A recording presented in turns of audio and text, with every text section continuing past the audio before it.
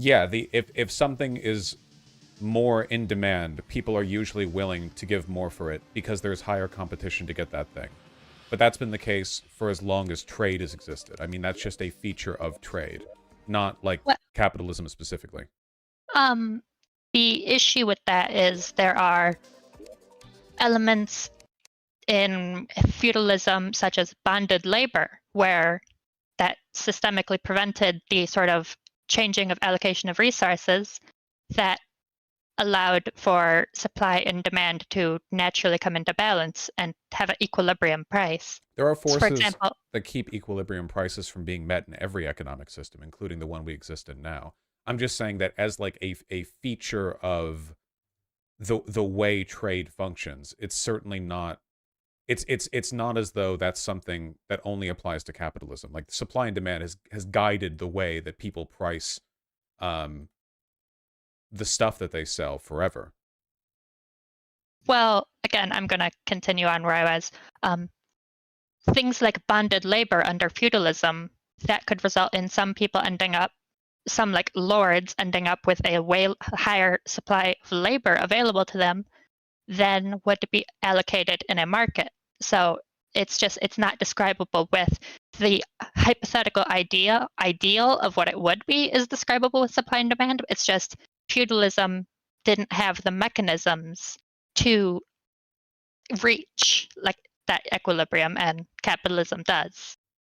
I don't I This doesn't have anything to do with what I said, so I don't really feel a need to respond to it. It's a Um, feature of all economic systems. We sometimes reach market equilibrium in capital. Even then, we don't know when we've reached market equilibrium, right? well, sure we do. No, there's absolutely no way of knowing the answer to that for sure, because When there's not a shortage or surplus. that isn't what describes a market equilibrium. It would be a That's precisely what describes market equilibrium. it would be when you've reached a okay. Well, then, pardon me if I have the wrong terminology here, but I was under the impression that an equilibrium on a given price point was when you reached the point that perfectly represented the balance between how much people want a thing and how much of it is available to be given. When you have a Yes, perfectly and representative price. that balance is reached through the price rationing mechanism, but the proper quantity and price is when people are willing to set when the market clears, when the amount being sold is equal to the amount being bought. Yeah, we don't know when we've reached that exact point.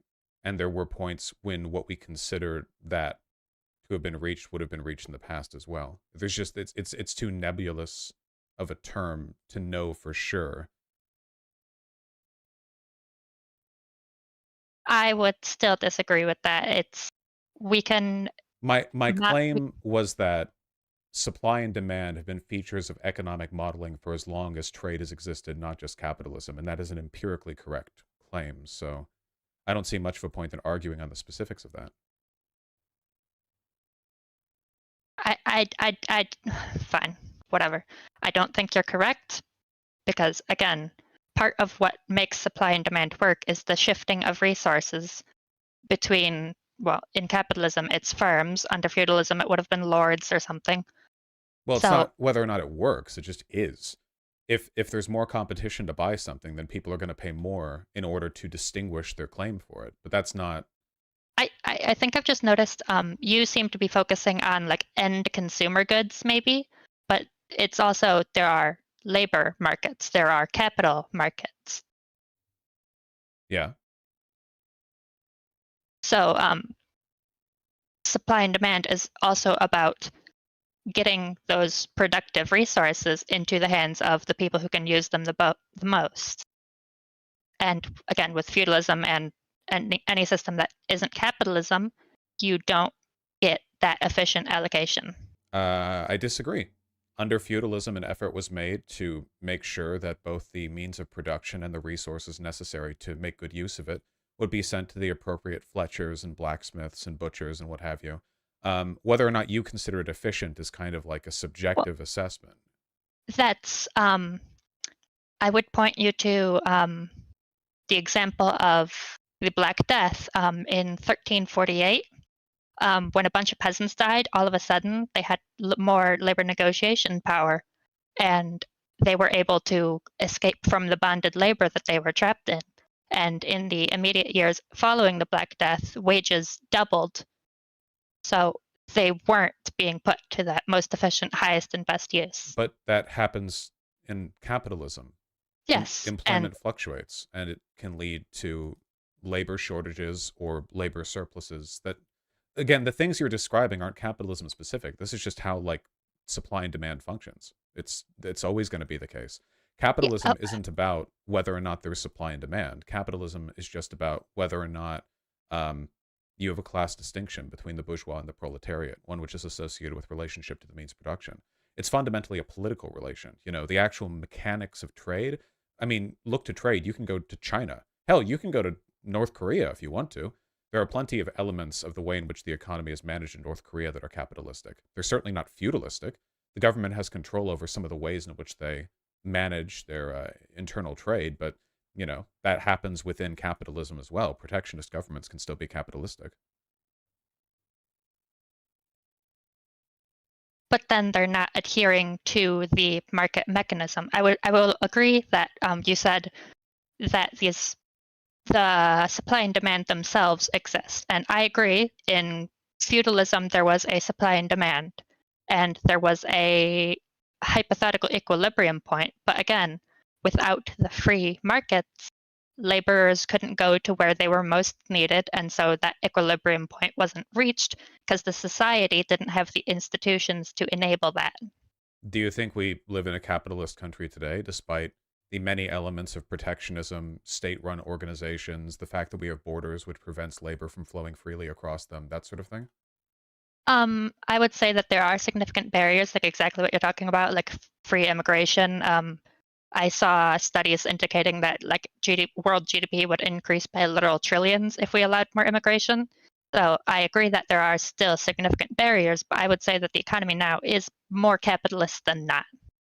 I don't agree that there's a fine, hard distinction point of to the left of this by 0.1 capitalism's you're a dirty commie, and to the right of this by 0.1 capitalism's you're Ayn Rand.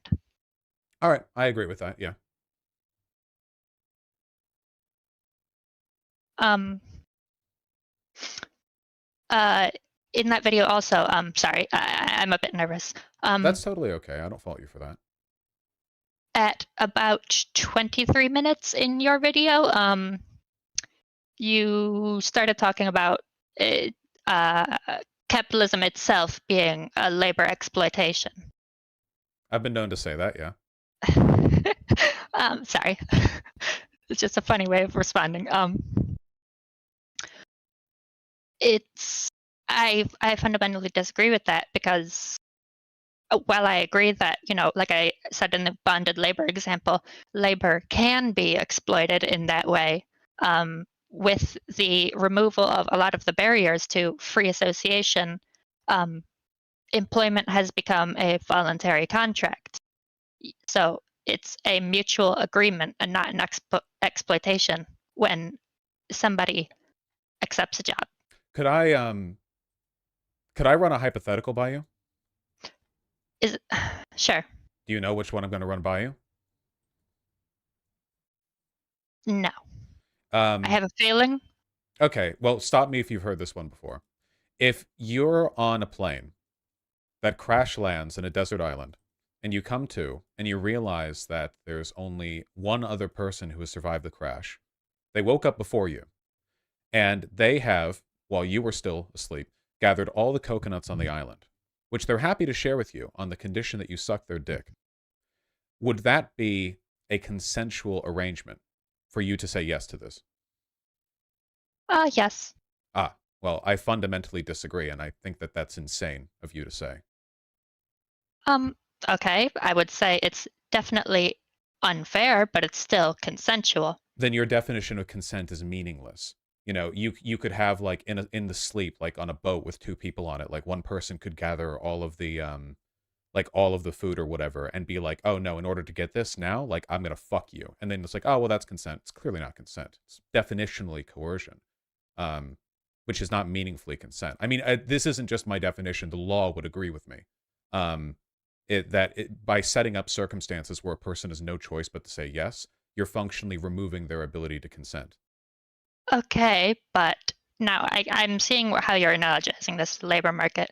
But people do have the ability to not work for an employer. There's nothing stopping you from becoming self-employed as you currently do. There is actually. If everyone could just become self-employed, they would become self-employed. The economy No, they doesn't. wouldn't. Yes, they would. The economy doesn't allow for 330 million self-employed people. Necessarily, hundreds of millions of people must abide by traditional authoritarian, capitalist business management. I mean, Well, maybe any individual could get lucky and live free of that, certainly. But obviously, if that was the case, we'd have no businesses or corporations. Nobody would be an employee. but it's mutually beneficial to the employee and the employer to enter into an employment contract. That's why employment at firms still exists. And it's mutually beneficial for you and the person with the coconuts. You get the Yeah. coconuts and they get their dick sucked. It doesn't make it any more consensual. Again, with the coconut example, it's consensual but unfair. Well, it's not. The law would agree it's not consensual. It's coercive. The conditions have been set up in such a way where you don't really have a choice. You do have a choice. You did it. Well, you could die, but that's not a real choice, is it? That's like saying a person's giving you a real choice when they put a gun to your head and say your wallet or your life. Vaush, you're self-employed. You did it. You made the choice. Yeah. Do you think that would apply to everyone? Every individual person can attempt to be self-employed, yes. Attempt to. But people have bills to pay and rent to pay and families to feed. Yeah, sure. And? So, meaningfully, then, the economy is not set up in such a way where this is a meaningful choice. If the economy, if things were set up in such a way that maybe you wouldn't have to suck the dick for the coconuts, but one in a group of several people who had just woken up would have to, that would still be a coercive system. Maybe you can luck out of it and not be the one who actually has to suck the dick, but somebody will have to. And the arrangement there is set up in such a way that some people have to take the fall. We're talking, after all, about a society with billions of people globally. I mean, we're not just talking about any individual rolling the dice on being a YouTuber. As much as that might be fun for that person, the fact that I did this doesn't change the fact that we're being watched now by thousands of people who are going to have to go to work tomorrow morning. And they can all try to be self-employed. Everyone can try. But obviously it doesn't work out that way. Well, in the Coconut Island example, somebody has monopolized the resources to becoming a coconut merchant.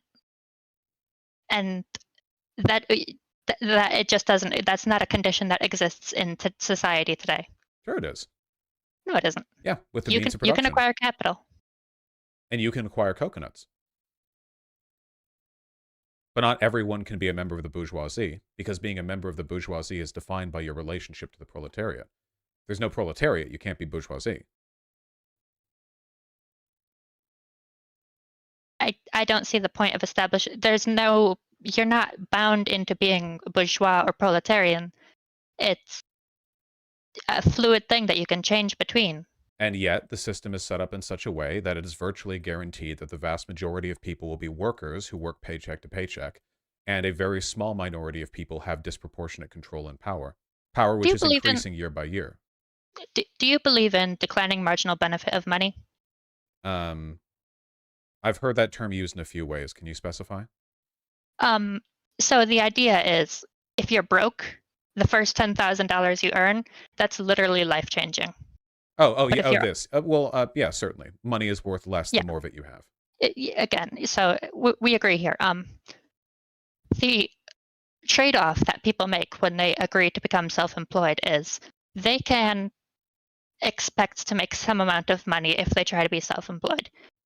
Maybe they have some amount of capital and they can expect to earn a wage of $40,000.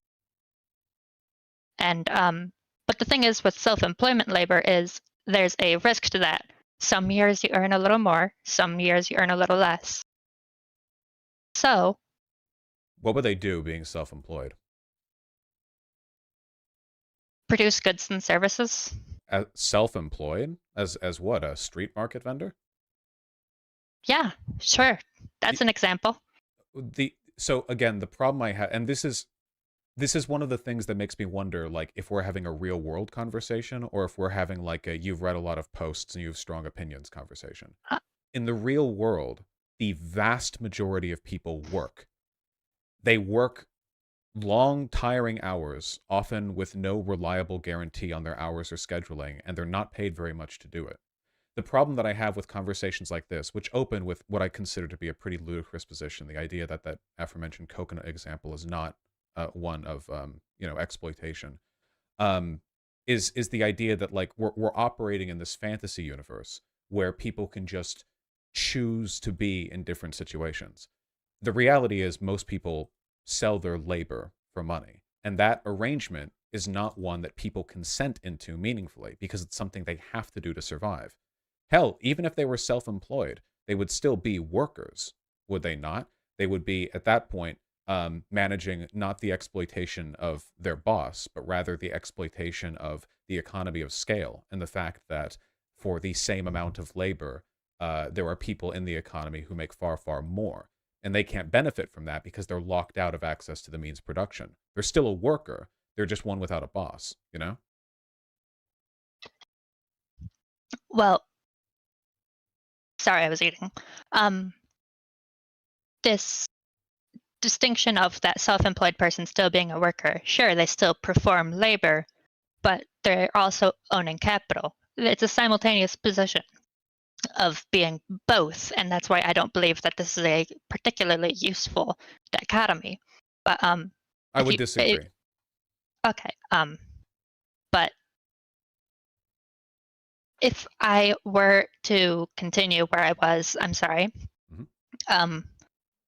This person who can, with my former example of a person becoming self-employed, if they expect an average income of, again, say 40,000, some years it's 10,000 more, some years it's 10,000 less. The years where they earn 10,000 less are, oh shit, I'm gonna go fucking broke sort of years. Where the years where they earn 10,000 more is just, oh, that's neat kind of years. Whereas if they, so there's the expected utility of a $4,000 income is lower than the actual utility of a $40,000 income. So it's not so much that they're forced into. You disagree with that? Completely. The premise here has nothing to do with what we're talking about. Well, I'm explaining why somebody would voluntarily enter into a contract. But no, but that's the framing here is what I take issue with. I don't think there is a voluntary. In a system where there is a coercive force that determines the decision to enter into such a contract, I don't believe that it's the term voluntary contract is a rapist term. It's for rapists. I don't believe in it. What we're really talking about here is social incentives. People are socially incentivized into engaging in certain behavior. And as long as those social incentives exist, as long as their incentives are meaningful, as long as they guide people's behavior, they must be treated as forces that operate on us. And if these are forces that operate on us in a way that lead to a very small number of people growing very powerful, and the vast majority of people being left in poverty and desperation, I think that that must be critically examined. Whether or not they consensually agree is, well, if you want to do that, sure, then the serf consensually agrees to the terms of the Lord by living and farming the land. They could leave if they wanted. I don't believe in this. I don't care whether or not people agree to the cookies on the website and the button down at the bottom. It's about what actually happens. But what is the compulsion? Because with the Lord, they have the force of law. They have, if you don't agree to work for me, I'll fucking kill you. You can leave. Serfs were often given the ability to leave. Admittedly, not in all cases, but if they wanted to, there were usually other people who could take up the lands and plots owned by the Lord. I'm sorry, I phased out for a moment. Can you repeat that? Serfs were sometimes given the ability to leave. Not in all cases, but there were usually enough people who wanted to be able to farm that there were other people, say farmhands, who could take control of a lord's plot of land should the existing serf leave. Serfs overwhelmingly could not leave. That's the definition of bonded labor. And people overwhelmingly can't just make an income doing self-employment, but we didn't seem to have an issue with that before. And what's more, I mean, even with that not being the case, here in the United States today and the world broadly, you are compelled by force of law to make money. Many cities are effectively criminalizing homelessness, and if you don't pay rent, you can be evicted. You have to make money. But most people are not on the verge of poverty. They choose to make money because they want more money, They're not forced because. to. Well, there's a distinction here, Vaush. There's the U.S. GDP is what, $70,000 per person? Somebody choosing to make $70,000 a year isn't being forced at gunpoint. They could easily make $60,000 a year. They have that choice, and that's not a Coconut Island compulsion. So that's not. So they don't have a choice. They have to work a job. You're saying like, well, they could choose to work one job over another. Like that's still being forced to do something. If someone holds a gun to your head and says, "Here, choose one of these 5 candies," you know, like you're still being forced to have a candy. Well, Vaush, yes, people are forced to do something. Well, that's not consensual. Well, I'm sorry, but you can't do literally nothing. Well, why not? Because you'd starve to death. Why? Because you're not collecting berries. You're not doing anything. There are other people collecting berries. Okay. And? So there are enough berries. Not necessarily. There are in the world today. What if they berries. do nothing too? Well, what if nobody did anything?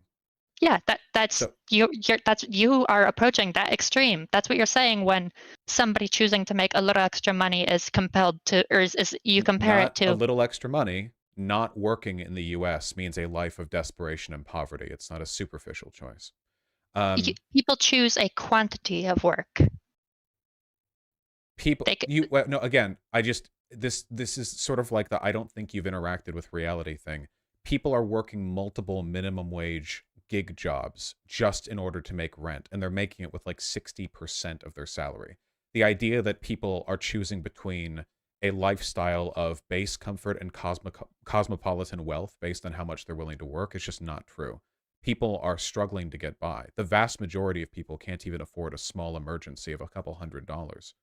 In the wealthiest That's bullshit, country, and you know it, Vaush. That's not bullshit. It's literally true. You can Google how many Americans can afford a $400 emergency.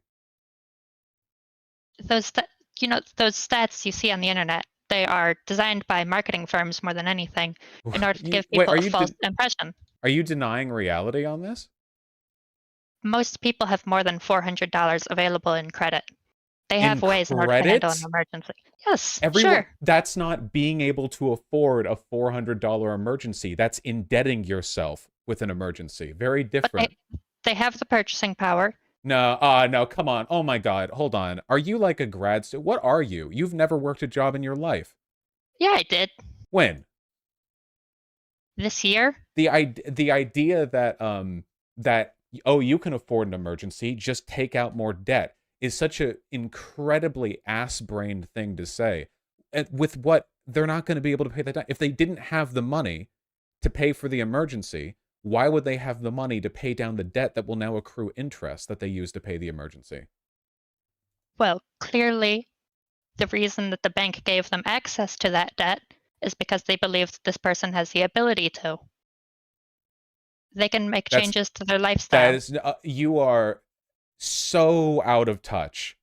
The idea that like in the email your framing was that I am like an out of touch socialist, but then your argument to defeat the defeater of like Americans being able to afford emergency is okay, well, could they take out more debt for it? This doesn't solve the economic problem. I think the problem ultimately is that if your understanding of these issues is determined entirely by this like hyper abstract, disconnected from people's real experience situation, what's the point of even talking about it? Like, what's your investment in these issues? Vaush, I just looked online for a little bit. The median net worth is $121,760, according to the Federal Reserve's 2019 Survey of Consumer Finances. Mm-hmm. They have that's an enormous amount of value that they can tap into to pay for things. So you realize that that net worth would include their house and their car and their personal possessions, right? So wait, do you think net worth is the same as like having money in the bank? Yes. What was the job you worked this year? I worked at Amazon. What position? Fulfillment Center Associate. Okay. Did you work a job prior to that?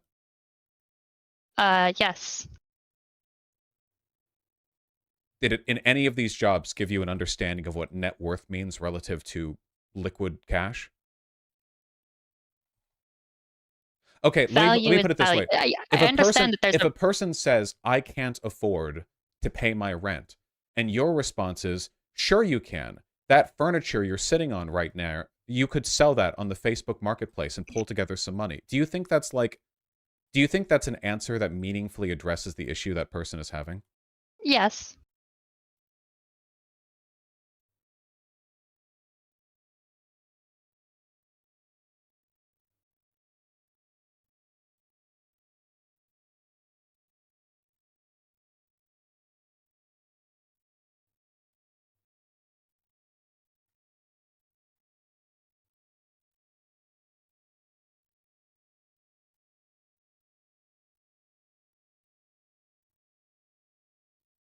It could be a troll, but she could also be like hyper autistic. It's hard to tell.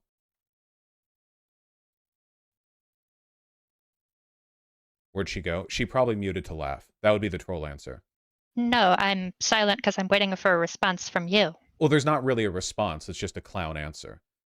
You don't see. The first response that I gave you in email was I don't know if there's a point to talking about this. It seems like it would mostly be me having to explain stuff to you. I didn't think I would have to explain like the concept of net worth versus liquid income. But okay, Vaush. Again, I'm gonna get you back to reality a little bit. You don't need to bring me back to whatever reality you think I clearly do. No, Again, you're not dictating the terms of the conversation. So, okay, sorry. In the context of this, in this reality that you're operating in, let me try this. Let's try to get this a bit more abstract, a little bit more theoretical. Okay, I think that society would be best if as many people as possible were happy. Is that a fair sentiment? Can we find some common ground on that one specifically? Yes. Okay. I think that extreme wealth inequality negatively contributes to human happiness in a number of ways. Where are we on that one? Yes. Okay. So, given that, I think that if we have people who are struggling to pay their bills, it is technically true that they could sell everything they have, or that they could, rather than working 40 hours a week, work 60 hours a week, or some other inane thing in order to pay their bills. But when people say, I'm unable to pay my bills, the appropriate answer to this is not, well, have you considered sucking cock off Craigslist to make a little extra money? Now, technically, this would make you more money. This is a way to boost your income. But the implicit belief when people are talking about this sort of thing is, I'm not able to afford these things, and I should be able to, given the amount of work I do. Because if you're going to say, well, you could just do more work, this is true of all humans on Earth. There is no one alive who could not be doing more work. There's always somebody who could be doing slightly more, right? So it's kind of like a meaningless answer. It doesn't actually give you any power to solve or even address these issues. And I'm sorry, what was the question you were asking with that? Well, with that being said, with the fact that we're trying to solve these issues, ideally, since we both seem to believe that society would be better if people were happy, do you understand why things like, oh, this isn't a problem, they could just take out debt, or, oh, they could just liquidate their net worth in order to meet, like, their bills, doesn't actually fix what we're talking about? So I would agree and disagree. at the same time. I'm sorry, let me explain. There are people on the extreme left side of the income distribution that they just don't have very much money, yes. But again, the average person, $121,000, selling their furniture to make rent isn't the average experience of the average person. Yeah, usually when people can't afford rent, they move.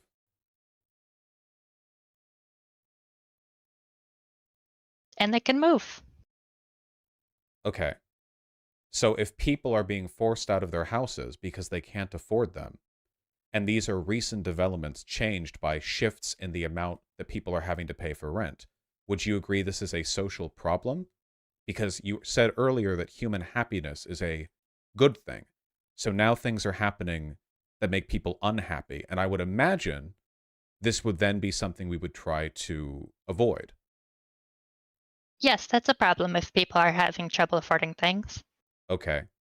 So do you understand then how saying stuff like, well, they could just sell their furniture, it doesn't see it implies that this is sort of a skill issue, when in reality what we're talking about is a broad social problem, a shift in resources. I think there's been a slight misunderstanding here. In the general case, yes, we should expand housing supplies. That way the prices get lower and more people can afford it. Ideally, there's some sort of, again, even in the Sabine Hassenfelder video that made me initially message you, she said that there are rules in place and things we put in place to help people out. So I agree that those are all necessary. We should have some sort of floor on the income you can earn. But so systemically, yes, I agree. There need to be systemic solutions. But in individual cases, people can make these decisions to sell their stuff to afford rent. But this is, respectfully, this is a retarded thing to say. In individual cases, anyone could do anything. It's a bullshit way of skating past actual issues. Like, in individual cases, you could say anything about anything. You could say, oh, well, in an individual case, I think that, like, well, here's a list of, like, 57 things. Sell your blood plasma, whatever. Obviously, there's always something a person can do, or in many cases, there's something a person can do. But if the goal here of the conversation is to produce good social outcomes, and you're suggesting things which, if done broadly, would bring about bad social outcomes, you're sort of avoiding the problem and wasting time.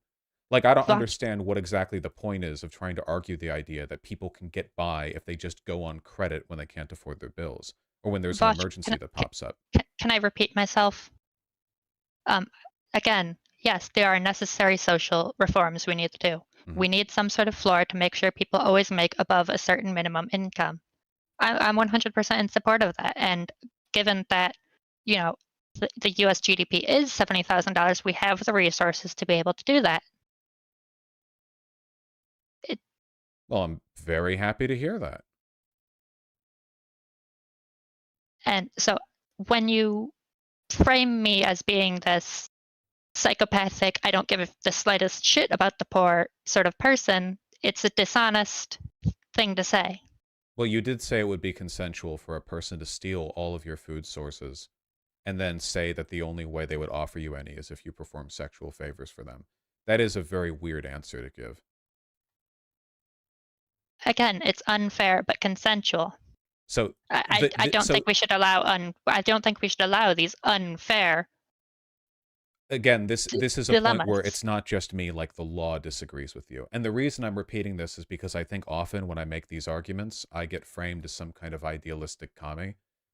But in reality, like, I think like a lawyer, like if you asked a lawyer that, they would be like, what? That's not consensual. Like, I feel like I'm taking the normal position here, and you're taking some kind of hyper-distanced, like, economic real, like some sort of heavily online position. But it doesn't matter ultimately. If we believe that social changes should be made for the better, I mean, shit, that's why I'm a socialist. So, with that in mind, were there any other technical inaccuracies you saw in my video on Sabine Hossenfeld? Yes, thank you for asking. You said a lot about the suggestions Sabine Hossenfelder made to price pollution instead of your suggestion of locking people up. And I fundamentally think that Sabine's position of some sort of pollution tax is a better solution. Yeah, I think tax is fine. I think that if people break rules that are set, they should be sent to jail. The main issue that I had was the carbon trading schemes. It seems that conservatives don't like the idea of framing it as a tax. I think that a tax would be, in most cases, the best possible solution. I think that the, arrests would be like a very specific sort of thing. But like in instances, for example, where illegal dumping is found, so often companies get away with a fine. Flagrant violations of rules like that should be met with prison time, not with fines. Well, I mean, sure, if there's a hard and fast rule, the penalty should be more than a fine. Yeah. People involved should pay some real penalty. But with pollution, for example, we've had it be extremely effective in reducing pollution by pricing things like sulfur dioxide emissions. And that has led to, again, a huge improvement of standards of living. And in the video, at least, you seemed to be a lot more apprehensive towards this tax approach. Yeah, I think chat, I got a couple of emails about this where they were talking about me conflating carbon credit trading with carbon taxing and a few other things. I think I stand by a lot of what I said. I think I would have, if I could go back and remake that video, I would have been more specific that I like the idea of a carbon tax. The issue that I have is with the credit system because it seems like that gets exploited pretty ruthlessly. And it makes businessmen rich, which of course I cannot abide. But yeah, no, overall, I think my issue with the arrests is it wouldn't be like arresting, 1 year in prison for every ton of carbon produced or whatever. More along the lines of flagrant rule violations, which happen pretty often, when corporations get fines for ecological mismanagement. It's not exactly a super uncommon phenomena. And no one ever gets arrested for this, even though people willfully decide to ruin the environment for their own personal gain. You're right that people get away with it. I remember a couple years ago there was some Swedish dickhead who bought like 1,000 acres of Amazonian land, claiming to be wanting to protect the land, and then he was caught doing illegal deforestation there.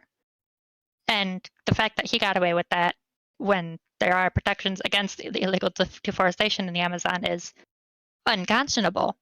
But it's a fundamental difference to say that when people break the rules, there should be a penalty versus what the rule and should be in the first place. Sure. Well, that's very like specific stuff. I mean, EPA guideline, EPA guideline technicalities are obviously require a lot of technocratic knowledge. I wouldn't pretend to understand enough to specify what rules I think there should be. Only that I know that under existing rules, corporations break them quite often with very little in the way of penalties. Okay, then. So reviewing this, we're broadly in agreement that a carbon pricing system or pricing for other sorts of pollution is more or less an effective solution here? Yeah, I think a carbon tax seems to do pretty well. Even the carbon trading has some limited utility, but I don't like it. And of course, we should arrest some people. Okay. I'm glad we could resolve that misunderstanding a little bit there. Yeah, later in the video, you talked about worker co-ops a bit. Love those. Explain why that would be better than just having a 401k. They're not really in the same category. I guess we could have a 401k. People really sure they are. And they're mutually exclusive too. A worker co-op is having equity in your own company. A 401k is having equity in the broad basket of all companies in the economy. Oh, sure. Well, I don't believe in stock trading. So I suppose, I mean, if you, by 401k, I assumed you meant like broadly a mechanism for investing into retirement. If that was to exist, then, sure. I don't think that stock trading should be a thing. As for a worker cooperative, I'm not so much interested in equity as I am the worker democracy, because I think that worker cooperatives could also essentially function in a government-run institution, which of course would not allow for equity. It's publicly owned, um, but would rather just be a matter of internal control. Though obviously for private firms, the equity is implied. So if it's government owned and there's no equity from the workers, in what sense is that even a worker cooperative? The democratic element, management would be elected in those cases. Of course, we can't have people working at like the post office, collectively own the post office. The whole point of a government-run institution is that it stays as such. And in that case, what we'd be gunning for is democracy. Probably very strong sectoral unions as well. I mean, there's lots of stuff that you could do to protect people in those positions without giving them literal equity. But then what's the benefit to the worker if they don't have any equity in the firm that they work in of a cooperative like that, other than just, oh, they get to do more work of managing the company? Why is that good? Well, the occasional meeting to elect their management isn't that much more work, but I think that democracy is worth its own reward, effectively. I think that in a worker democracy, the management is much more likely to not be a gigantic asshole because they know that they're directly accountable to the workers below them, where no such mechanism functionally exists in traditional autocratic workplaces. We do have research on people in worker cooperatives, and it seems that for the most part, they have better experiences and much higher opinions of management. So, in line with that, I think that that could be applied in pretty much any workplace. And people have a right to control their workplace, of course. Okay, but a market and rules can achieve similar outcomes, and it achieves it for more than just individual workplaces. It achieves it on a broad scale. No substitution for democracy. So it's more of an ideological disagreement with the very concept of people not electing their manager. It's not like a income-based, it's not like a people are being exploited argument that you're making for these worker co-ops. Authoritarianism is naturally exploitative. Call me socially liberal. I think that democracy should be a given. I don't think I should even have to make a case for it, frankly. People have a right to enfranchisement in the states that they live in. Likewise, I think that people should have control over the businesses they work in. And it does lead to better outcomes. Theoretically, you could achieve all of the positive downstream outcomes of a democracy under a monarchy. You could be like, oh, well, we don't need a democracy to get all these positive things. You don't want a democracy in and of itself. You want all the things you think you'll get from a democracy. Well, you could get that from like a benevolent monarchy, but we don't, do we? Right? Technically, Kim Jong-un could just do all of European social democracy, but that wouldn't make it a social democracy, and he would never do it either. Democracy is the best mechanism for ensuring the rights and beliefs of the workers are taken seriously. But they can do that at the ballot box today via proxy of regulation, via getting the party they want, the Democratic Party, into office. How will that make their manager less of an asshole? By passing a law, what the government does. An anti-asshole manager law? Well, I'm saying you can illegalize certain labor practices that are characteristic of being a dickhead. Sure, do that too. So there's no reason to believe, like, first of all, the amount of government bloat that would be introduced in trying to have all of the regulatory mechanisms and agencies necessary to determine whether or not all these standards would be met, ridiculous. Why not just give them democracy? It's the easier solution by far. I mean, it's less costly to the taxpayer because you wouldn't need like 50 federal agencies to determine whether or not your boss is being an asshole in one of any number of ways. You could just let these organizations run themselves. And it's organization operation at the local level, which is good, I think, especially when it comes to interpersonal stuff. Okay, so you made a good point there. I would agree that there is a local knowledge problem, that the central government just can't have access to all of the information of every single workplace to make sure that everybody's, has a good manager. But that's the reason why we have things like the NLRB and individual unions that can negotiate for that even without being a worker co-op. Why not just make it a worker co-op? Because that prohibits the free trading of stocks. Who cares? Great. Good. I want that. Yeah. People who make their money off of stocks are literally making their money off of nothing. They contribute no labor. They hire people to invest and reinvest their wealth. Occasionally, they may make direct investment decisions, but for the most part, it's just a way for a small group of people to exert ungodly control over the economy from a distance while contributing, inventing, or developing nothing on their own. I don't want stocks as a concept. And the world got along just fine before stocks. I don't believe that they're even necessary to manage the investment problem in modern economies. I think it's very possible to do this through a wide variety of systems of wealth allocation, of government grants. I like the idea that the only way for corporations to get off the ground is through the stock market is total BS. There are tons of companies that get really big while private, and then they go public, and it's not always the public good, right? I mean, oftentimes when they go public, it means that a small group of investors get big, but it doesn't meaningfully improve their product or the quality of their services. It's just how they make their money. Some people are able to scale their company without, an IPO, but the ability to hold and buy and sell stocks is a part of the allocation of capital resources. Well, you know how I feel about that. No, I don't. About capital? Yeah. I don't like it very much. I think it's kind of cringe, personally. So you don't like... I'm sorry, this sounds absurd to me. Define capital. Capital, currency used for reinvestment into the consolidation, improvement, development, whatever, of the means of production. Not just currency. Labor vouchers, for example, wouldn't be capital.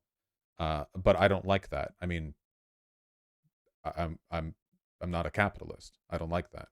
I think that there are very strong negative downstream effects to allowing for its existence. And not only because it facilitates the existence of the bourgeoisie as a class, but also, maybe even more importantly, because the existence of capital is essential to the tendency for capital to accumulate, for wealth to be held in the hands of a smaller and smaller group of people. Because the people with access to larger amounts or portions of the means of production have access to more capital, which they can use to consolidate further and further. We have fewer banks and companies in this country every single year as mergers, draw the pool down, and a smaller and smaller number of people control everything.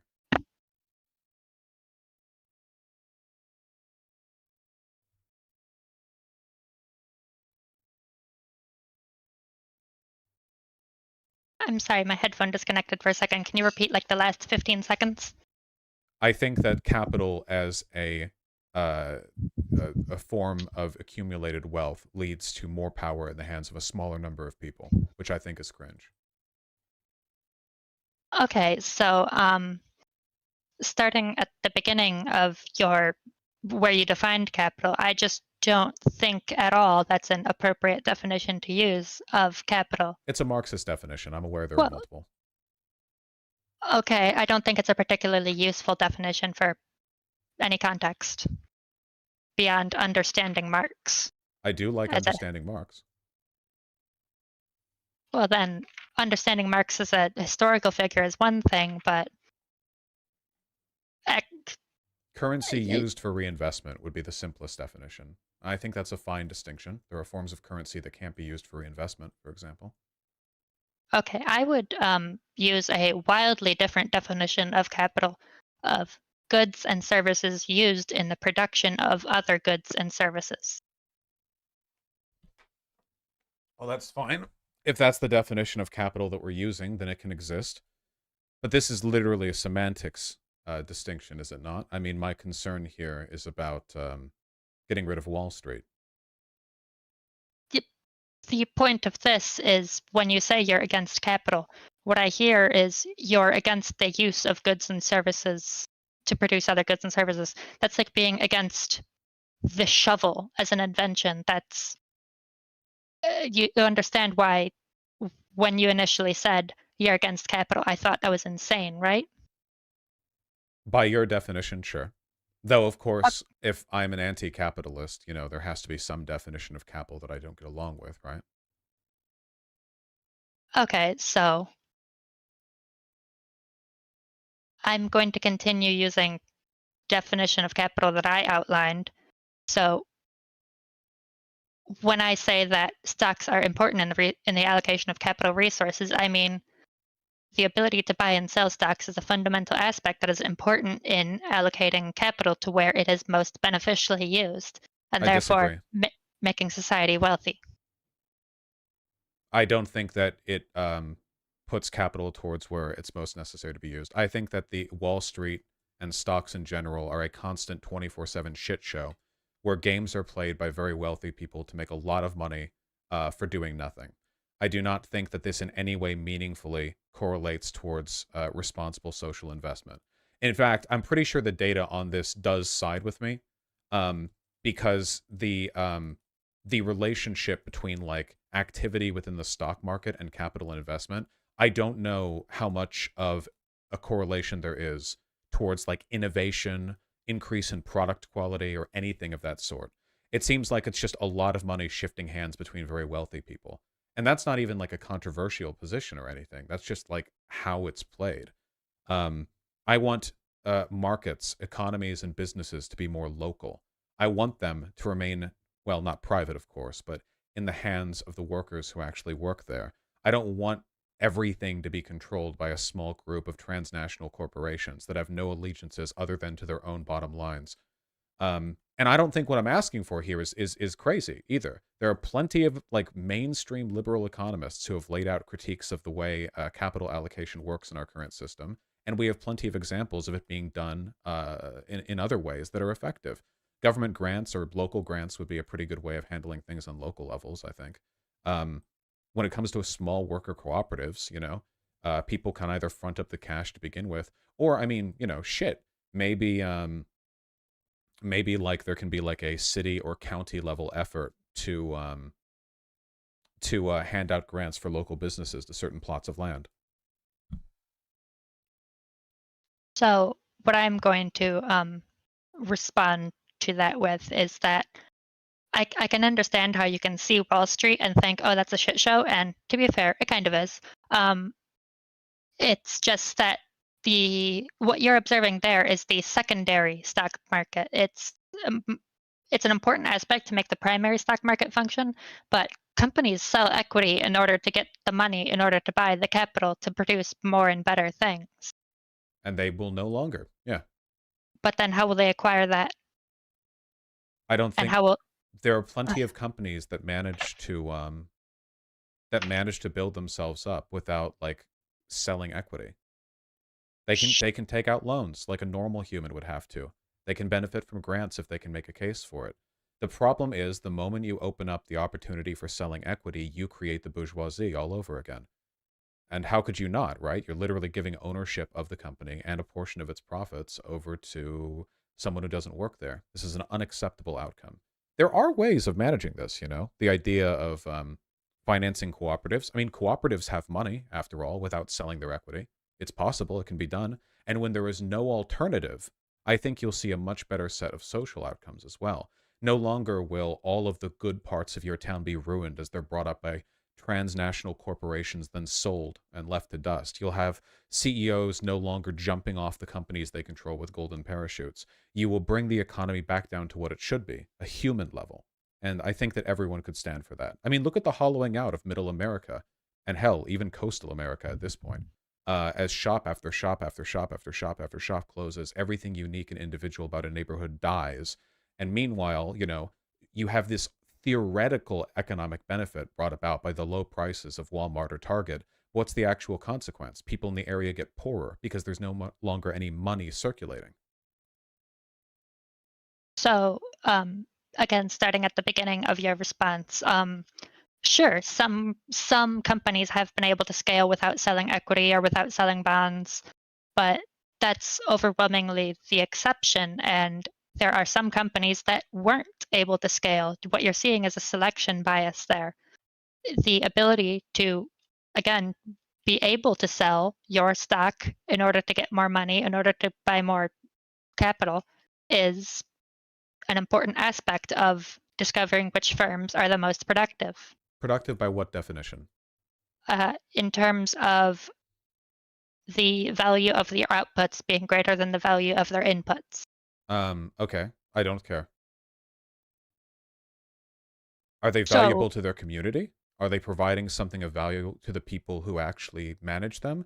Because the idea that there's a positive correlation between the stock market indexed price of a company and how much social good they do is ludicrous. Quite the opposite, in fact. I think it's essentially a zero correlation game. In fact, I would say there's inverse correlation. The average person day to day, I would be willing to bet, derives more enjoyment and more pleasure from the existence of local businesses that do not in any way have any shot of making it onto a listing. Now, of course, I'm not denying the need for broad corporations, for supply chains, for what have you, for such and such. For very large things that need to be done, I support decommodification. Let the biggest corporation of all, the government, handle it. Already democratic, at least ostensibly. And for things that want to be kept private, I think that it's perfectly possible to manage these supply chains without leaning on the idea that it can only be done through capital reinvestment. so you say this, you don't give a shit about productivity, and Of course I do.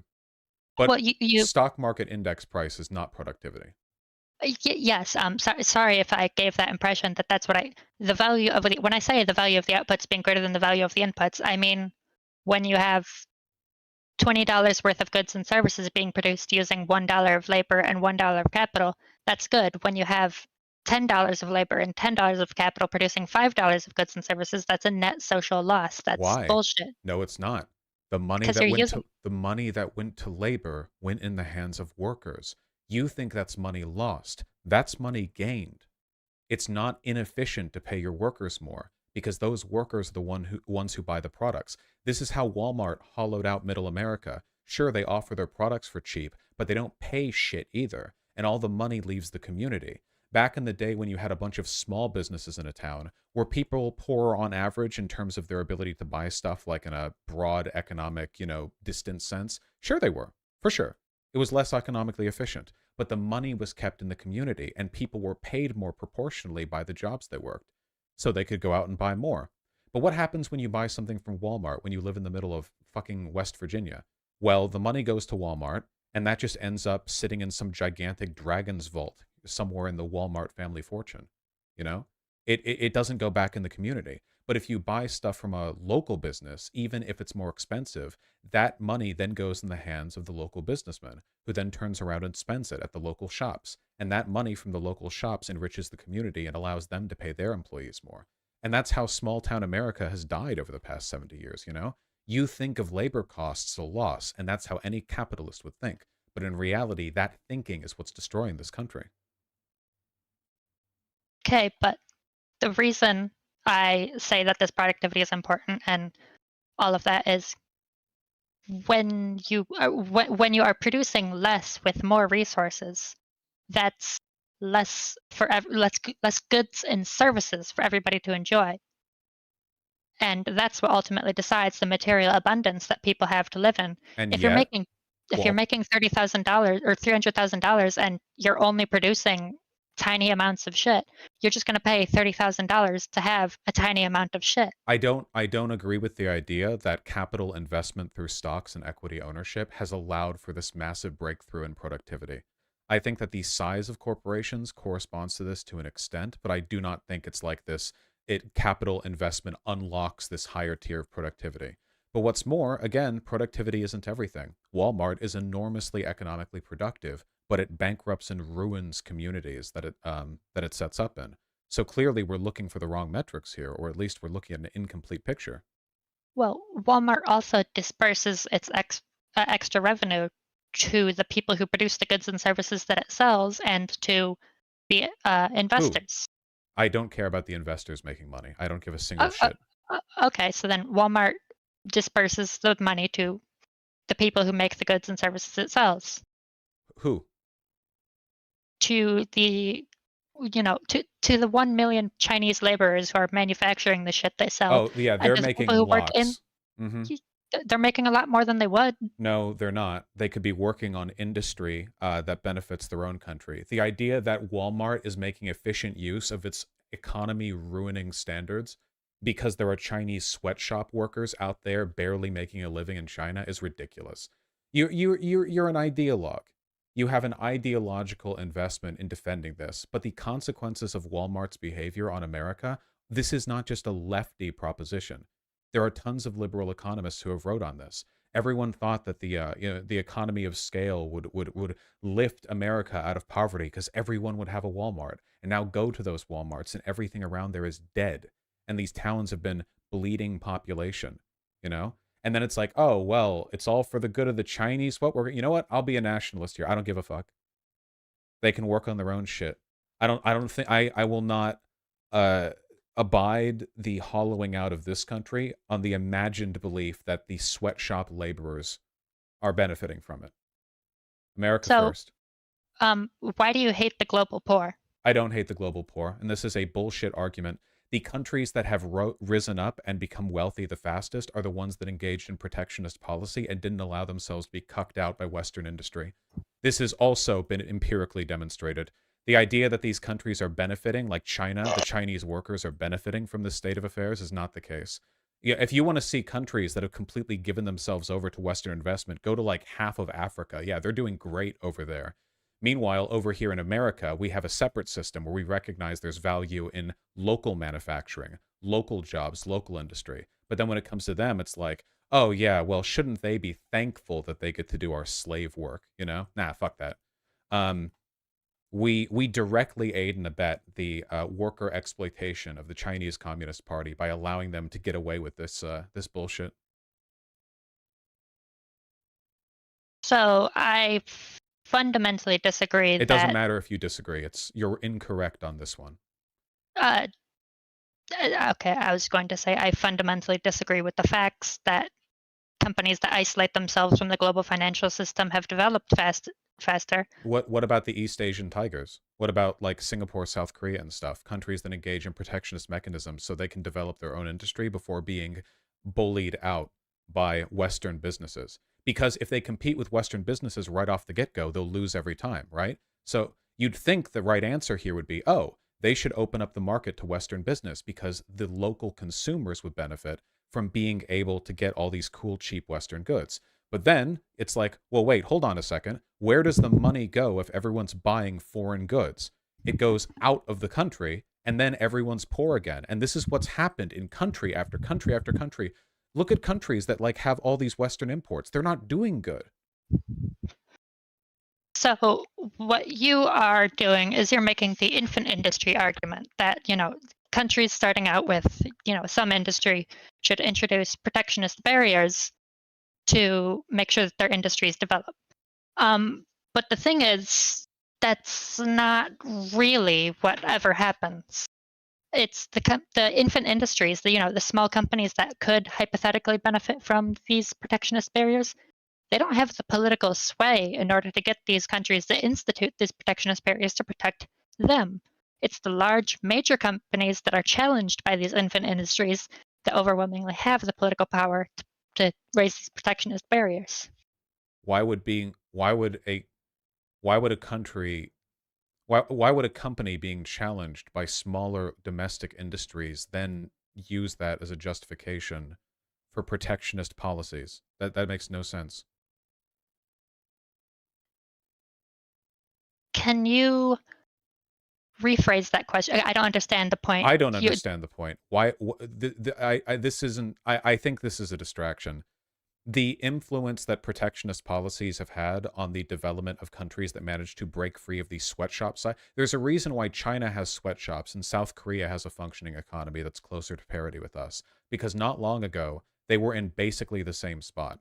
And it's because they took different paths. They made different decisions. So again, this is all a bullshit distraction from the point. No, we don't need capital reinvestment in the way that you describe for industries to flourish. And no, I don't hate the global poor for suggesting they should be able to have something better than sweatshops. The economy is more complicated than that. And very often you want things to be contained at a local level in order to increase not only productivity, but the circulation of currency internally. You also want to keep money out of the hands of the wealthy. All the wealthy do is store it. They don't spend it.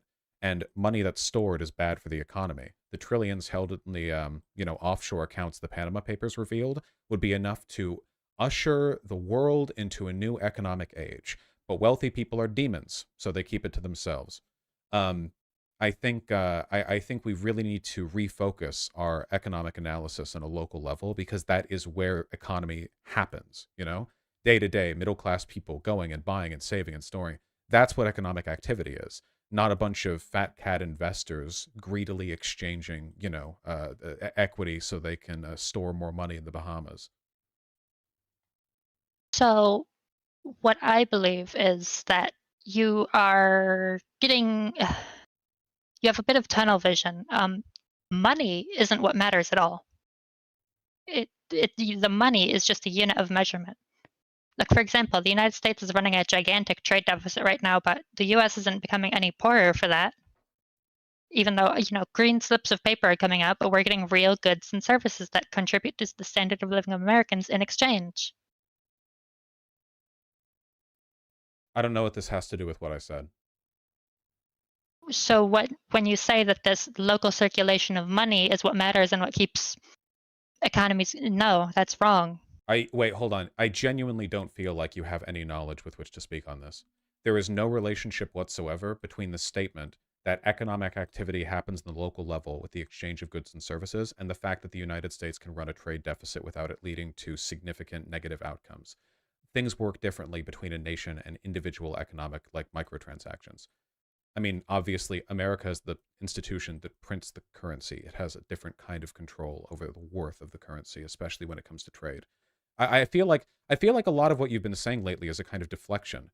If you have a fundamental issue with the reallocation of wealth, then speak to that. But don't pretend that I hate that. Don't be a coward. Don't pretend that I hate the global poor because I don't think that we should be maintaining an interminable relationship of sweatshops between us and China. Like, don't pretend that I don't understand like the the debt and global capital because I think that the economy should be understood as like a local force. I'm speaking primarily here, I feel, from analysis that I've done of largely liberal economists. The problem is that liberals are cowards. They're spineless. They're weak-blooded. And they don't take these things to their logical conclusions. We see a billion problems emerging from one group of people, the bourgeoisie. So what do we do with them? Well, clearly, they have to be legislated out of existence. And that's everything that I argue for.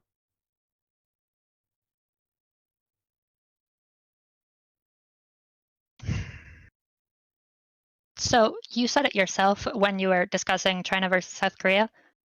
Not long ago, they were in the same position, that Korea was just like China, having a bunch of sweatshops.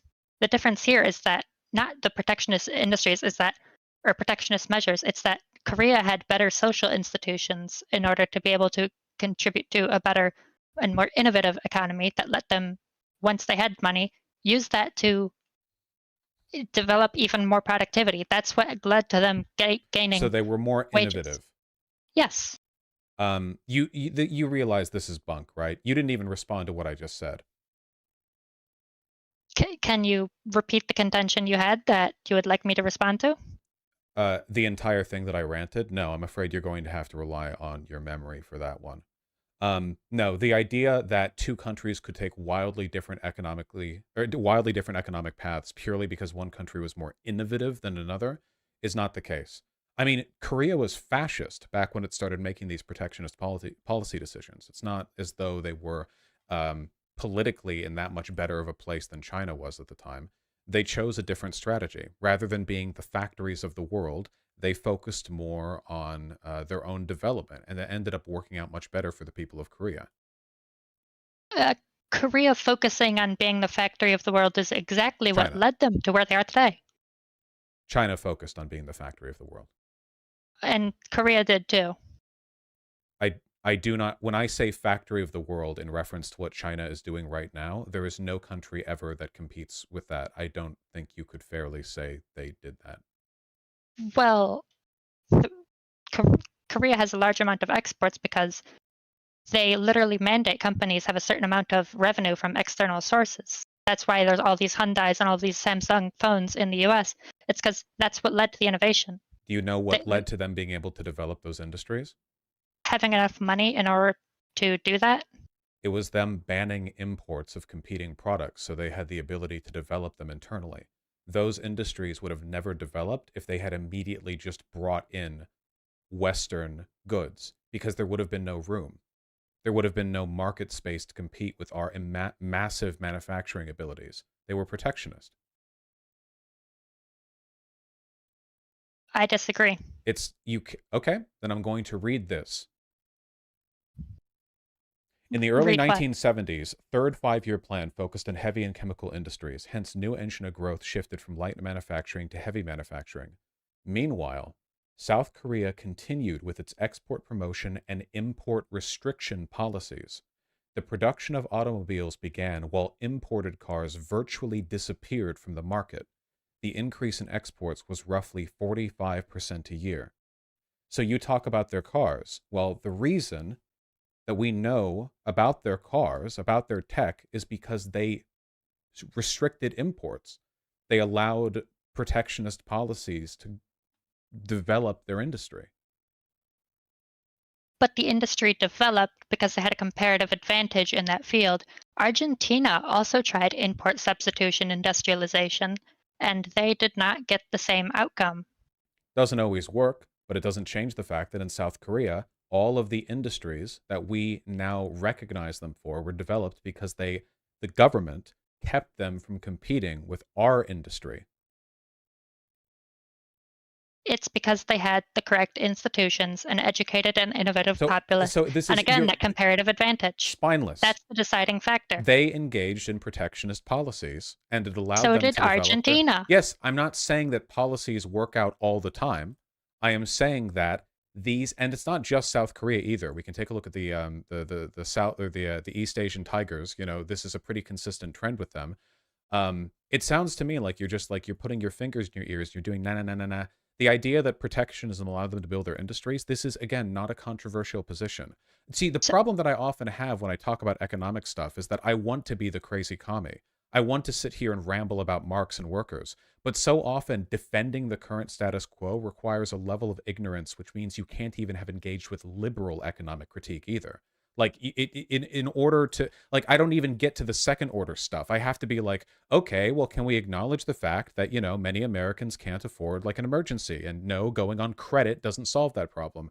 No, we have to acknowledge that there was a different economic path taken for China than for South Korea. Like, I don't even get to do the commie rambling, which is, you know, something I generally enjoy doing. I said that I would just be explaining stuff to you, but I don't think you care about this. I feel like this is a distraction.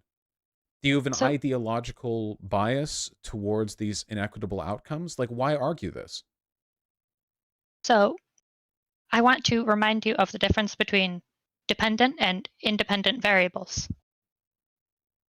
If you're seriously going to pretend that there isn't a ton of research and engagement with the idea that protectionism can be beneficial for the development of industry in smaller countries, like, there's not really a point in having this conversation. The only thing I can really say is, like, I don't know, read like basic econ stuff. This isn't like a me thing, you know? I'm not dying on this hill, and it's not my job to go over stuff like this. I don't think you're unintelligent, or maybe you're trolling or something, but like, it's very easy to not have these opinions, you know? I want you to take a look at the mean weighted tariff rate of various countries and see if there's any correlation. This is what defines protectionism. These more protectionist countries aren't on average wealthier. We're not talking about national wealth. China is wealthier than South Korea, for one. We're talking about the median GDP per person, in which South Korea is certainly outperforming China. For two, if you were to do this on a country-by-country basis, you know, obviously characteristics would determine or would sway massively. I think that if a country is really poor to begin with, I don't think there's much of a chance in either case. Like, if like, I don't know, Sri Lanka, or, well, not Sri Lanka, I don't know, if Sudan decided, oh, we're going to do protectionism to build our industry, I don't think it would make that much of a difference, because Sudan is a poor shithole anyway. Like, the country is so mega fucked in so many different directions that it's difficult. It's difficult to like understand, if any, or like what set of economic changes would lead to those kinds of conclusions. You know, like, what do you want to get those outcomes? I have no idea when it comes to Sudan. But that doesn't change the fact that And the only reason we're talking about this right now is because you disingenuously accused me of hating the global poor because I said that I don't think Walmart is good for America, a position almost so ubiquitously held by economists today that they're practically screaming about it in their papers. The idea that Walmart has not led to this massive like increase in living standards for Americans. Like all of this is a tangent to another point that you disingenuously argued. So So I don't care for it. You can read up on protectionism if you like. I stand by my positions. They will not sway in this conversation, certainly. can I make one comment? If it's to this, you can, but I won't engage with it. Yes, thank you. It is to this. I would recommend that you read The Great Reversal: How America Gave Up on Free Markets by Thomas Philippon, and it makes exactly the opposite argument about Walmart that you just made. When you actually look at it, Walmart, yes, has led to this lower prices, more material abundance for Americans effect. And yet, wealth inequality is higher than ever, and people can't afford their rent or an emergency or their bills. Sure, but there's other systemic factors in the economy. No, Walmart isn't the cause of that. so ones that I don't care about. This is always how it gets around, you know? It's always that, well, hey, everyone agrees that things are materially worse, and all these analyses show things are materially worse. And then it's like, well, by this really abstracted, inhuman definition that we've come up with, actually things are better than ever. Oh, well, thank you. You know, the people of America, thank you for your engagement with their real issues. What is materially worse from 40 years ago? I just talked about these things. You realize that like in terms of the ability to afford a house, in terms of like average rent costs, in terms of like proportional value of income with the minimum wage not rising with the GDP and with productivity, on there are so many levels in which the economy is worse than it used to be. Sure, goods are cheaper, but the fundamentals proportional to our income are certainly relative to the economic growth that we've seen, not catching up. This is why when you say you think some systemic changes would be good or beneficial, I think you're lying. You know, this is what everyone says. Like the Republicans say this. Oh, you know, I think we need real meaningful change to fix our economy. And then what changes do they offer? They want to lower the marginal tax rate on businesses. Like, oh, fantastic. Thank you. Thank you. You've really solved the problem. But you can't even acknowledge the problem. Vaush, I do not appreciate it when you accuse me of lying. Okay. So, what I'm going to say is that, sure, yes, the fact that people are struggling to afford housing is bad, but again, that's zoning policies that are leading to a housing shortage. Mm-hmm. That's not Walmart. Well, Walmart drained these communities of wealth. Again, I want to be a lefty, but like I'm arguing liberal shit with you. Listen, this is a fact, okay? Okay. Do you know about Black Wall Street? Yes, Tulsa, Oklahoma firebombed. Right. Okay. What was their strategy for keeping wealth in the community? To own the means of production themselves? To shop at black-owned businesses. Effectively, yes. Well, on a micro scale at least, to shop at black-owned businesses so that when black men made black money, they could go to a black business in their black neighborhood and keep it all in neighborhood. Because the problem they kept running into is even if all of these people went out and they made money and brought it back home to their black household, they would then spend it on taxes, on property and income taxes that went to white governments. They would spend it on goods at white-owned stores that would go to white people, and shortly, all the money would leave the black community, not be reinvested, and then kablamo, they're back as poor as they were before. So they decided to start shopping in the black community, and it worked. Likewise, what Walmart did was it undid that process all over America.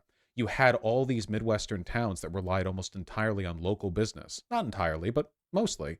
And then they all get their big box store. And the big box store might employ a lot of people at first, and it might offer cheaper goods, you know, but it doesn't pay very much. And when money goes into Walmart, it doesn't go back into the community. It just goes into the broad transnational capitalist hands that own the place.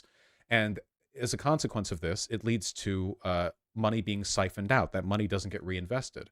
This is not like a lefty, like crazy crackpot lefty thing. This is what happened. It's a well-studied phenomena. So you've said a couple times you want to go on about crazy lefty stuff, and I want you to have a little fun. So I want you to Can make you an engage assertion. with what I said and acknowledge the Oh, fact that there is an economic tendency for big box stores and things like that to drain wealth from the communities they set up in? no. Okay, then read up on it because you're just ignoring reality. I mean, you might as well be like a Lysenkoist. You know, you're screaming that genetics don't have an influence on plant growth. It is an empirical fact. There's, like I said, the fact that Walmart has had these economies of scale that have allowed it to offer lower prices and have allowed it to This is employ what everyone millions of people were people in the saying. global This south people no has led to immense increases in you living don't believe standards. this. You're just saying it. It's dogma. This is what people said decades ago. This was what people said when they didn't know any better. I don't think you actually believe this. You're just saying it. It's NPC behavior. I'm sorry, what do you think I do believe? I don't think you. I think that you primarily believe in being contrarian. The first thing that you emailed me was, I disagree with your video. And when I responded with what, you said, oh, I said that before actually watching your video. I think you believe that you're smarter than Well, me and then smarter than the people watching. And I think that you came on here expecting to be able to own me for being a dumb commie, which I am, admittedly. But the problem now is that running up against not communist arguments, but a basic liberal understanding of how the economy functions, you can do nothing but retreat back like a coward to some vaguely held presupposed beliefs that may or may not contradict reality or what I have to say. I don't think you're stupid. I think you're being a coward right now. so what have I conceded on? What am I cowardly about? Your inability to concede is the cowardice. That's the point. You're wrong. The ability to concede when wrong is a sign of strength, showing that you're confident enough to acknowledge that you've made a mistake. I mean, I'm not going to get you on like the, edge case lefty stuff like, oh, abolishing stocks would be good for the economy. Obviously, that's a highly theoretical thing. But like doubling down on the Walmart thing, come on, this is cult behavior. I don't think you actually believe this. Did you read this somewhere? Was this an Amazon fulfillment module that they made you watch at the warehouse? I mean, what got you on this? Again, I've read the literature.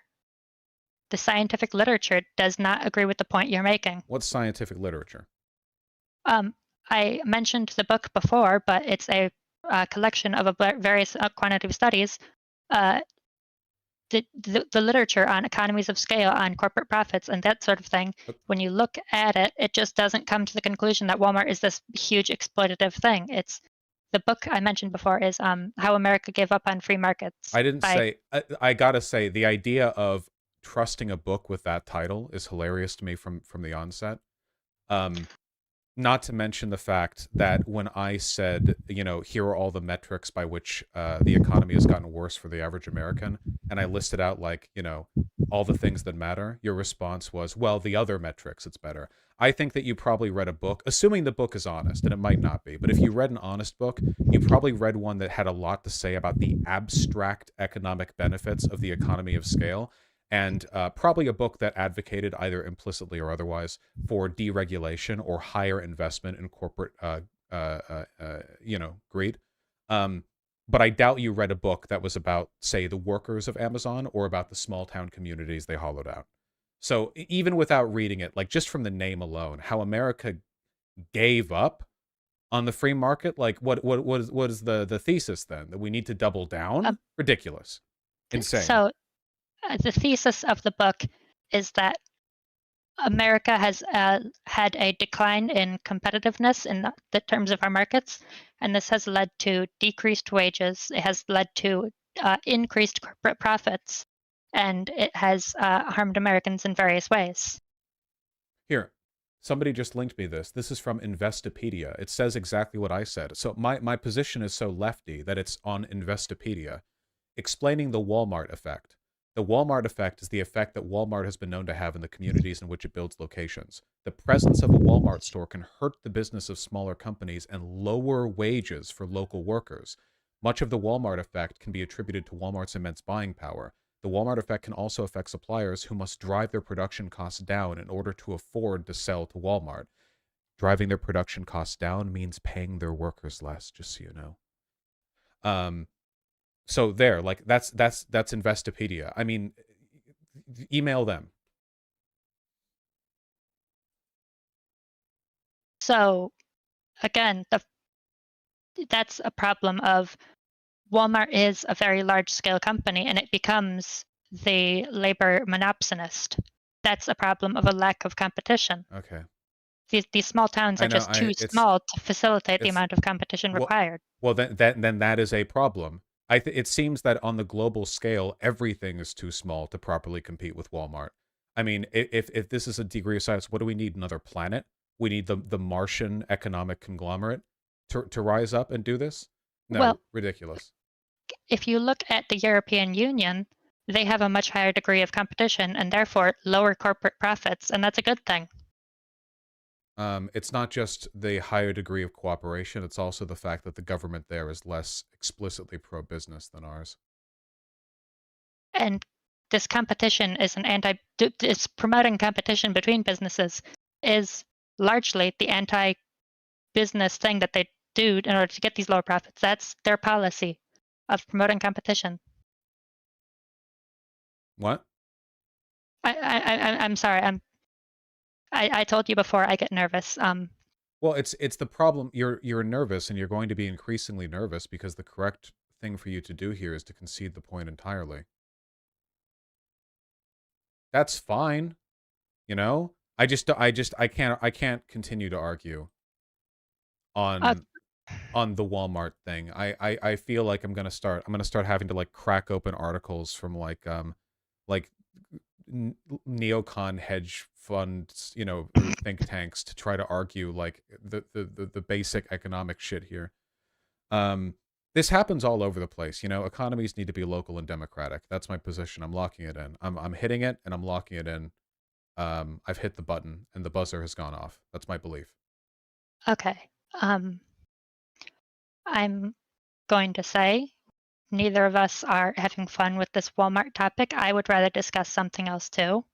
I think we can agree to disagree. And if I could leave my ending thesis statement, I believe that a globalized market leads to the sort of supply chain resilience and competition that allows for the low profits and that enable low prices that make our material standard of living higher. Look, I'm all for global markets. I just want things to be controlled at the local level. And I don't think those are in any way contradictory. We have local governments, and the United States of America is one of the largest governments, both in terms of power and landmass in the world. Um, you know, I'm not asking for anything crazy here. I just think that we need to understand that there is a balance to be had between the incredible power and influence of like globalized supply chains while also maintaining a healthy respect for the positive you know, outcomes that one can get from keeping things democratic at a local level. And competition is a farce. You know, capitalists don't want competition, of course, and there is a tendency towards monopolization given enough time in any market, and it's important to understand that if we are to understand how to control them. So I would say that you're correct that capitalists don't like competition, and that's why anti-monopoly policy is part of the rules plus free markets thing that is important to getting good outcomes from capitalism. Well, you know what would make it a lot easier to get good outcomes from capitalism? What? If we abolished the economic class that seemed to have a very distinct set of interests to our own. I think that would be very beneficial in the long run when it comes to making these kinds of positive changes. So I said it before earlier in this conversation, but it's not a class. It's a sliding scale of how many resources you have. It's just wealth. I think that it often overlaps with wealth, but if you would prefer to think of it as a wealth issue, then you can. It's not as though I want anyone to be able to be wealthy either. You don't want people to be wealthy. Of course not. Wealthy in terms of disproportionate social control, the ability to be like wealthy as a meaningful class signifier. No, I think that Okay. people should be comfortable. Wealth implies a level of power and influence outside of what I'm comfortable with. Okay. It's a slight semantic, I guess, disagreement there. I would say that you're saying that wealth is having resources above and beyond everybody else. I just say wealth is having resources. I want everybody to be wealthy. I want people to have things. I don't want people to have disproportionate power in any economic or political sense. I agree that a more equal distribution of resources is better. But you support the institutions that lead to that inequitable distribution. Capital reinvestment, Walmart, that sort of thing.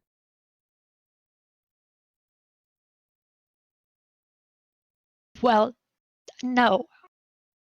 The markets plus we don't have the right rules in our capitalist system is the thing. We need markets plus better rules.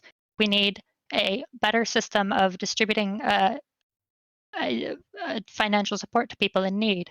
If you've ever applied for food stamps or anything like that, there's a tremendous amount of administrative hurdles in order to get that. We make it very hard for poor people to get any amount of extra money. So if we'd had a system with much less in the administrative burden, such as some sort of universal basic income, that's a better rule. That's the markets plus rules. Sure. I mean, there are other rules we could implement too, you know? Perhaps more radical ones if we wanted to be spicy with it.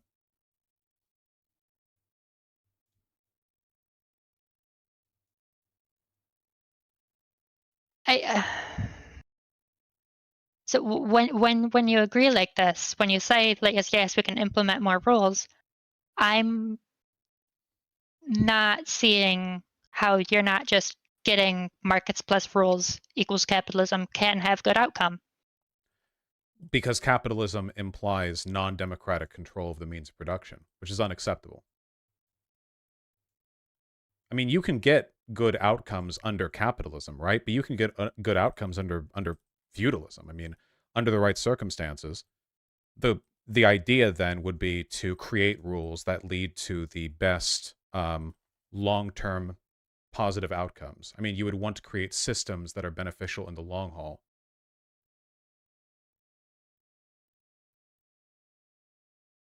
Okay, so you're saying that a system of markets plus rules can have good outcomes.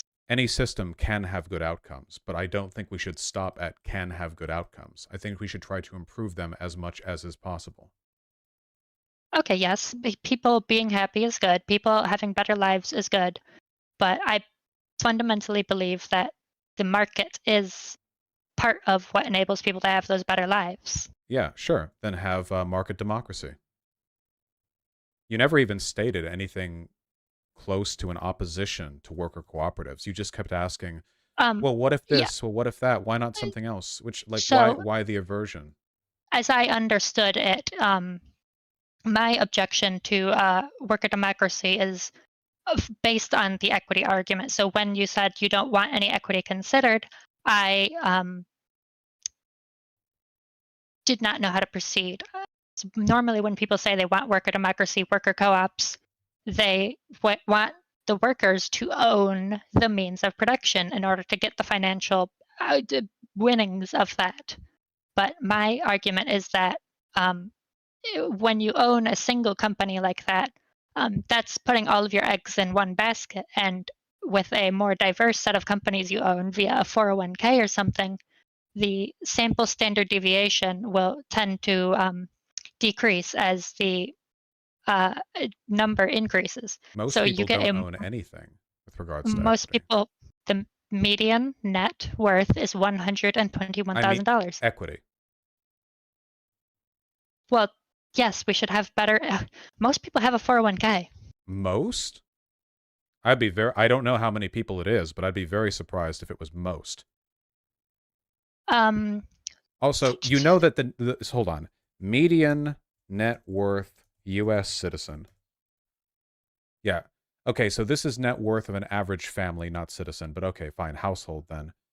Median debt household. The net worth already accounts for the debt because it's net worth. Just a moment. Average total consumer household debt in 2022 was 101,915. If the median person has enough net worth to cover their debt, why don't they just instantly pay their debt? Because they can make higher returns by investing that money or Oh my God, buying things that they want instead of paying off that debt. you're so unreal brained. This is wait, hold on. I recognize that argument. Are you a DGGer? What's DGG? Ah, damn it. That sounded dead on.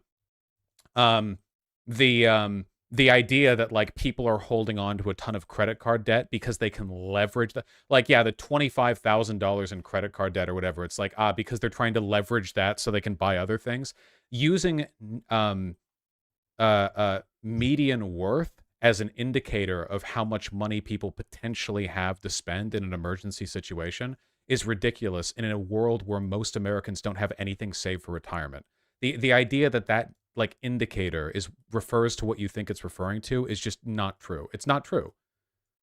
People are in a worse position than you seem to think they are. I feel like I'm repeating myself that the median net worth is 121,000. That means 50% of Americans have more than that. I don't think you know what that number means. Yes, that median net worth. Their assets over their debts. Okay, and considering the fact that their assets can include like their car or their house, and the fact that the median debt is over 100,000, the fact that the idea that like all of that is being leveraged, that apart from whatever is their mortgage or car debt or whatever, that like credit card debt is just being held and not paid off as some kind of like flippant economic mismanagement. So I'm going to say it's overwhelmingly not credit card debt that people hold on to for a long time. It's, a student loan debt has like what, 7% interest? People can focus on buying the things that they want. People can focus on investing that money instead of paying debt off immediately. This is not how anything works. It's exactly how it works. It is no, it's not. No, it's not. Not in reality. People use debt to smooth consumption over time. I feel like I'm talking to a person who's learned everything about a subject from the subreddit for it, and they're like, "Oh yeah, debt? Okay, the average American apparently has something in the ballpark of $6,000 in credit card debt." What do you think that they're leveraging that credit card debt to invest? So considering credit card debt interest is quite high, what returns do you think they're making on the investment opportunities that they're holding on to with that credit card debt? They bought things they wanted with that. Well, the return is the happiness they get from buying the things they want. Why do they have the debt if their net worth on average would allow them to cover it? Because they decided it was a better option. And again, that's a net worth. That's factoring in the debt. Yeah, okay, so if they have additional net worth considering the debt, then why don't they just pay off the credit card debt? Because they didn't want to sell the things they already had in order to acquire more things. Okay, so they're willing to deal with insane monthly credit card interest rate, which of course vary, significantly, but they're quite high on average. For what? Again, for the happiness of buying the things that they want. No, but like, why aren't they paying it off with their significant net worth?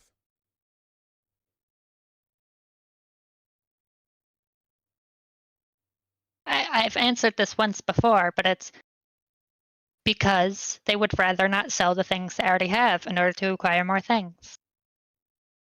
Okay, so that net worth then is so inaccessible, so non-liquid, that they are willing to incur the interest payments of thousands of dollars of credit card debt in order to hold on to it. It's not necessarily a matter of liquidity. It's just what their preferences are. Okay, if their preferences are leading to thousands of dollars of credit card debt that they're not paying off, do you think we might have an economic issue here? I've already said that there should be a more equitable system of resource distribution. What does that have to do with what I'm talking about right now? Resources distribution is income. Okay, what does that have to do with what I'm talking about right now? People should have the money in order to pay off the debt that they have. Okay, people should have more money. Yeah. Okay, I'm glad that we agree on that.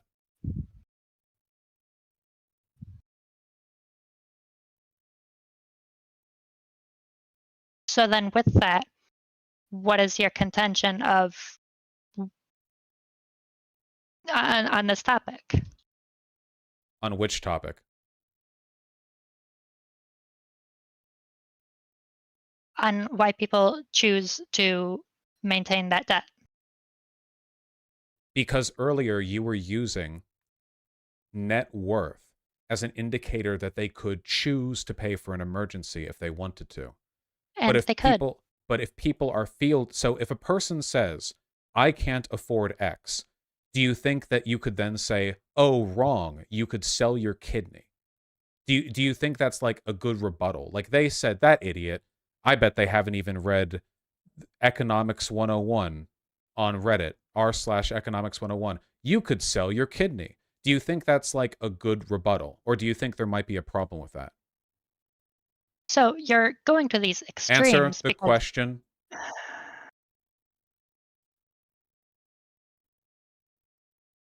You're going to these Answer extremes. No. Answer. Hold on, No, this is how I'm no. answering. Answer the question. Do you think it would be a good rebuttal if they're like, oh, I can't afford this debt. I got in a car accident, a fender bender. I can't afford this repair bill. And then you're like, you've got 2 kidneys. You're wrong, idiot. Do you think that would be like a good rebuttal? Would that be a correct answer on your part? People don't have to sell their kidneys. Answer the question. The answer is that the question is inapplicable to the... Answer the question. People having to sell their kidneys is bad. Okay. What about people having to sell a random assortment of household objects in order to pay off the cost of an emergency? That is significantly less bad. Okay. Can you explain to me again, really quickly, with a yes or no answer, would you be correct in that response? In what response? Saying the person was an idiot because they have 2 kidneys and they can sell one. I already said that that was bad. Oh, I didn't ask you if it was bad. I asked you if that was a valid response. No. Okay. Now, what if a person said, oh, I can't afford this. I like literally can't afford this. And you say, hold on, that bill is for $1,000. However, you have at least $1,200 worth of non-essential furniture that you could sell. So you're wrong. You can afford it. Do you think that is a correct answer? Yes. Okay. So this is the fundamental problem here, all right? It's that when people say, I can't afford X, what they mean is, I can't afford it with the liquid currency that I possess. Not, I can't afford it if I'm willing to pull out all the stops and sell these non-essential things that I already own. Normally, if a person is in a position where they have to sell possessions of theirs to make ends meet, that itself is an emergency. The fact that you were willing to use median net worth as an indicator of whether or not people can afford to pay for their emergencies is the problem. Because can afford to, in this context, makes about as much sense to me as arguing, again, well, haha, you have 2 kidneys. We're not really addressing whether or not they can afford it. It's a meaningless definition of whether or not we can afford it, you know? You could sell your body. Well, sure, I guess anyone could, but that doesn't really answer the question, does it? It makes it hard for me to believe you care about improving people's standards of living when the definitions that you use and the phrases that you jump to are so implicitly dismissive.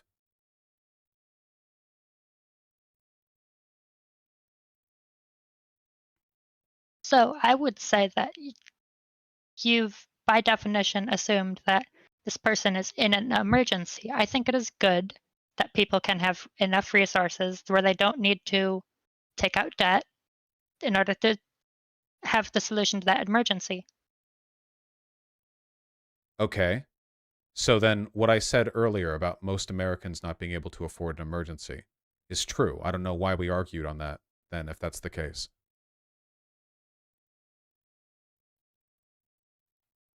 But they can.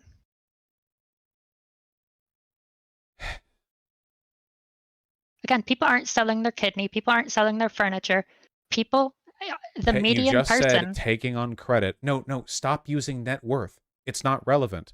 If we've agreed that we shouldn't be taking on debt or selling furniture when we talk about whether or not someone can afford something, net worth is no longer the stat we should be looking at.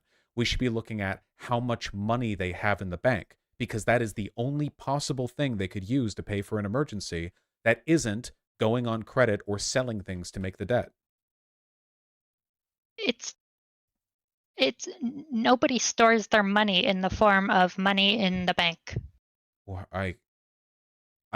okay.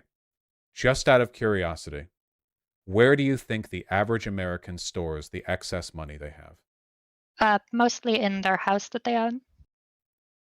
You think the average American owns a house and that they store their excess money in cash in their house? No, not in a pile of cash. I mean the value of their home. Okay, okay, we just said that we're not talking about selling. We're talking about money they have on hand. The house that you own is the most non-liquid possible form of wealth that you can have. Like, there is no less liquid form of wealth. It is a hardened diamond of wealth. And So no, because we were talking about liquid currency with which to pay for an emergency. Why did you just go to a house when I said liquid currency, when that is the most not liquid currency? Because liquid currency is an irrelevant metric. It is the only relevant metric when we are talking about being able to pay for an emergency without selling things or without going on credit. That is the only other place you can have. You have to have liquid currency. If you're not selling something, it has to be liquid currency. But the things people would on average sell aren't their kidneys. It isn't their furniture. Oh It's my some God. stocks they own. Oh my God. They have a retirement account that they can break into. A retirement account. You Yes, think a the average 401k. you realize you can't just break into a 401k, right? Yeah, you can. Sure, you pay a higher tax rate when you get your income out of it, but you can.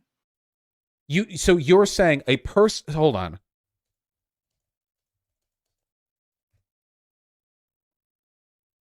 Hefty penalties and tax consequences, finding to tap their retirement funds are okay. So when a person says, I can't afford this, you think it's a valid answer to say, oh, you could just withdraw from your 401k at a heavy penalty.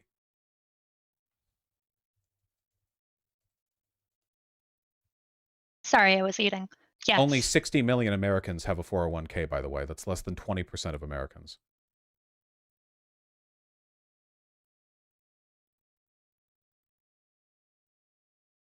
That seems incorrect. Who doesn't have a 401k?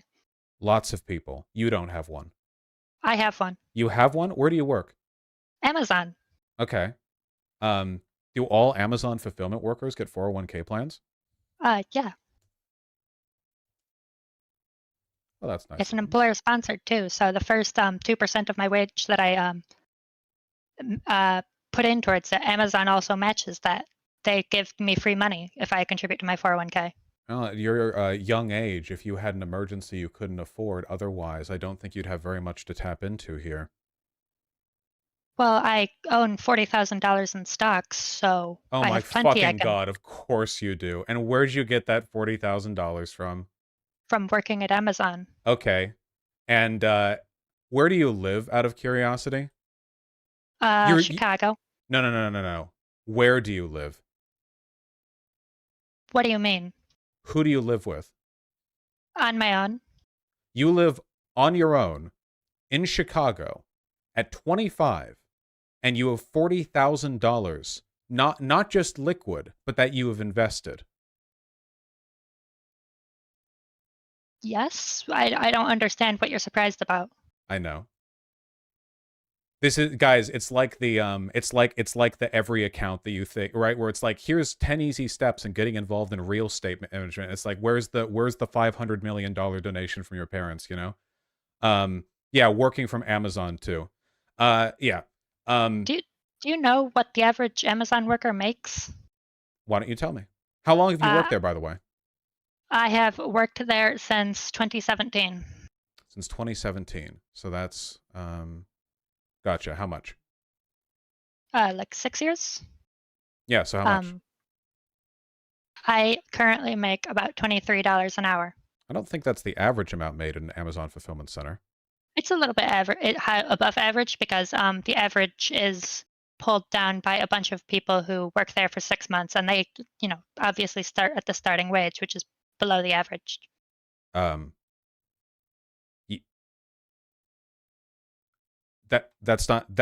That's just what the wage would be. If you work at a place for 6 months, that would be the wage. That's not the average wage then. Yes, I said that's below the average.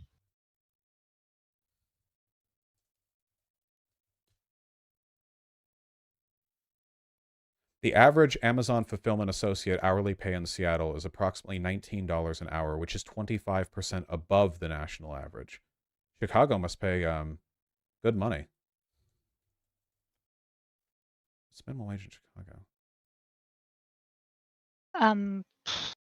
13.25, I think. It's 15 here in Seattle. Average hourly pay from ZipRecruiter is $16.50 an hour at a warehouse job in Chicago. Well, it's difficult to trust those sites anyway. Well, regardless of what, I think you're lying, by the way, but regardless of what, you're either lying or you're so friendless that you have literally nothing to spend your money on other than reinvestment. But the average American does not have 40K in stocks, and the average American does not have a 401k to pull from, and the average American cannot afford an emergency of just around $1,000, and that does not change if they have a 401k they could suffer heavy penalties in withdrawing from. When you say you can't afford something, that means you don't have the liquid cash to pay for it. If you have to sell something to pay for it, that means you couldn't afford it and you had to make a sacrifice to pay it. And I don't think people should be making sacrifices in order to meet daily demands, needs, debts, and emergencies. People make trade-offs all of the time. Yes, they do. Everyone has. It's a meaningless answer. It doesn't speak to anything that I have said. Notice how you claim to be in favor of social changes that improve the living situation for the average person, but then every time anything specific comes up, you sound like a fucking you know, like a top hat wearing pig capitalist sneering at the worker for demanding more. You seem very contemptuous of people who you think are below you. What have I said that sounds contemptuous? Pray tell. This entire conversation is dripping with the vibe that you think you're smarter than the average worker and that their problems are self-inflicted due to poor economic management. Well, I don't think it's poor economic management. They just have different priorities than me. Priorities that lead to them being in debt and working multiple jobs and not being able to afford things and being forced out of their houses and so on and so on. Do you think their priorities might just be worse living situations? No, I believe in many ways their priorities are better living situations. Because I'm not applying any moral judgment to this. Not applying any moral judgment, but and you claim to want better standards of living for these workers, you know, but at the same time, all these people could just afford, you know, to solve their problems, to not work that hard, to not have to work multiple jobs, to not have to move out of the houses in which they live, and they're just making, what, poor decisions which lead to it? No, it's not making poor decisions. It's just making different decisions. Different decisions which lead to them being evicted and having high credit card debt. Sometimes, yes. So this is what I mean by contemptuous, and it's a poor job at masking what's the contempt? I'm not understanding. I agree. What is with the contempt? What the fuck? No, what is contemptuous about that? You have a laughably poor understanding of the plight of the average American worker. And in spite of, in the case of some of the specific stuff that we've discussed, empirical and widely accepted evidence of things being skewed against them, you have instead obstinately refused to acknowledge the extent to which this game is rigged on any level. Like, you claim to want better conditions, but it's all just like skill issue with you. I believe that that's an inaccurate characterization, because I've said things like the lack of competition in the American economy leads to lower wages and higher corporate profits. You're doing it again.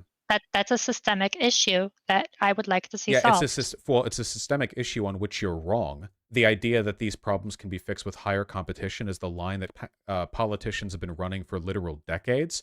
Pro-competition, pro-competition, pro-competition. And what's happened? Nothing. Like, this is the line that's led to all the harm that we're talking about here. The American populace right now has the highest standard of living they ever have had. The what? The American populace right now has the highest standard of living that they ever have had. By what standard? By the Human Development Index. Okay, and what metrics are they looking at? They're looking at education. They're looking at median wealth. They're looking at various things like this. And yet, for some reason, health outcomes, they're looking at all of these things. And yet, for some reason, the average life expectancy right now is lowering. People are having a harder time finding gainful employment. Underemployment rates have skyrocketed. People are having a harder and harder time affording rent. This is what I mean by contempt. There are plenty of contempt. There are plenty of metrics that you can look at. Economic journals you can read. I'm not asking you to be all lovey-dovey, feely-feely here, okay? There's plenty you can read, hard data you can read to indicate that things are getting, in many cases, worse. But you have two contradictory values that you're trying to push here. On one hand, you claim to want things that are better for the average worker by pushing for more economic competition, because that's been so effective in terms of dealing with these issues. You know, we've definitely done a lot to fight the inevitable monopolization of our economy. But then, at every level, you patronize and condescend the experience of the average worker. You say you want things better. Why? According to your worldview, they're better than ever. And all the mistakes they make that lead to them being evicted or having credit card debt or not being able to afford an emergency, well, that's just poor economic management on their part. Oh, sorry, different priorities, ones that lead to them in poverty. So there are a couple things that can simultaneously be true. Things are better now than they ever have been, but they're not good enough. Okay, that's great to know. You do know, of course, that the plight of the worker has never been meaningfully improved by people whose first ideological priority is defense of the status quo. You argued that I hated the global poor because I don't think that we should be defending Walmart because they support sweatshops in China. I don't think you have any serious positions outside of feeling smarter than the people you talk to. Something in which you've spectacularly failed in this conversation, if your goal was to appease any audience, by the way. If you want to have real positions on these issues, like actual genuine positions, you have to work out the inconsistencies, because you cannot simultaneously say that you care about improving the standard of living for the average worker and then also talk about how not only are things better than they have ever been, which is wrong, but also, all of these articles explaining how things have gotten worse, well, they're just hand-wringing. I don't appreciate this hostility that you're directing towards me. The American worker doesn't appreciate the contempt and derision you've directed at them. What do you mean contempt? I haven't. Then you never will, and that's fine. But okay, can I say one closing statement if you're going to be like this? Sure. There are barriers to the productions of goods and services, such as zoning laws that prevent housing construction, that lead to specific bad outcomes, such as people not being able to afford housing.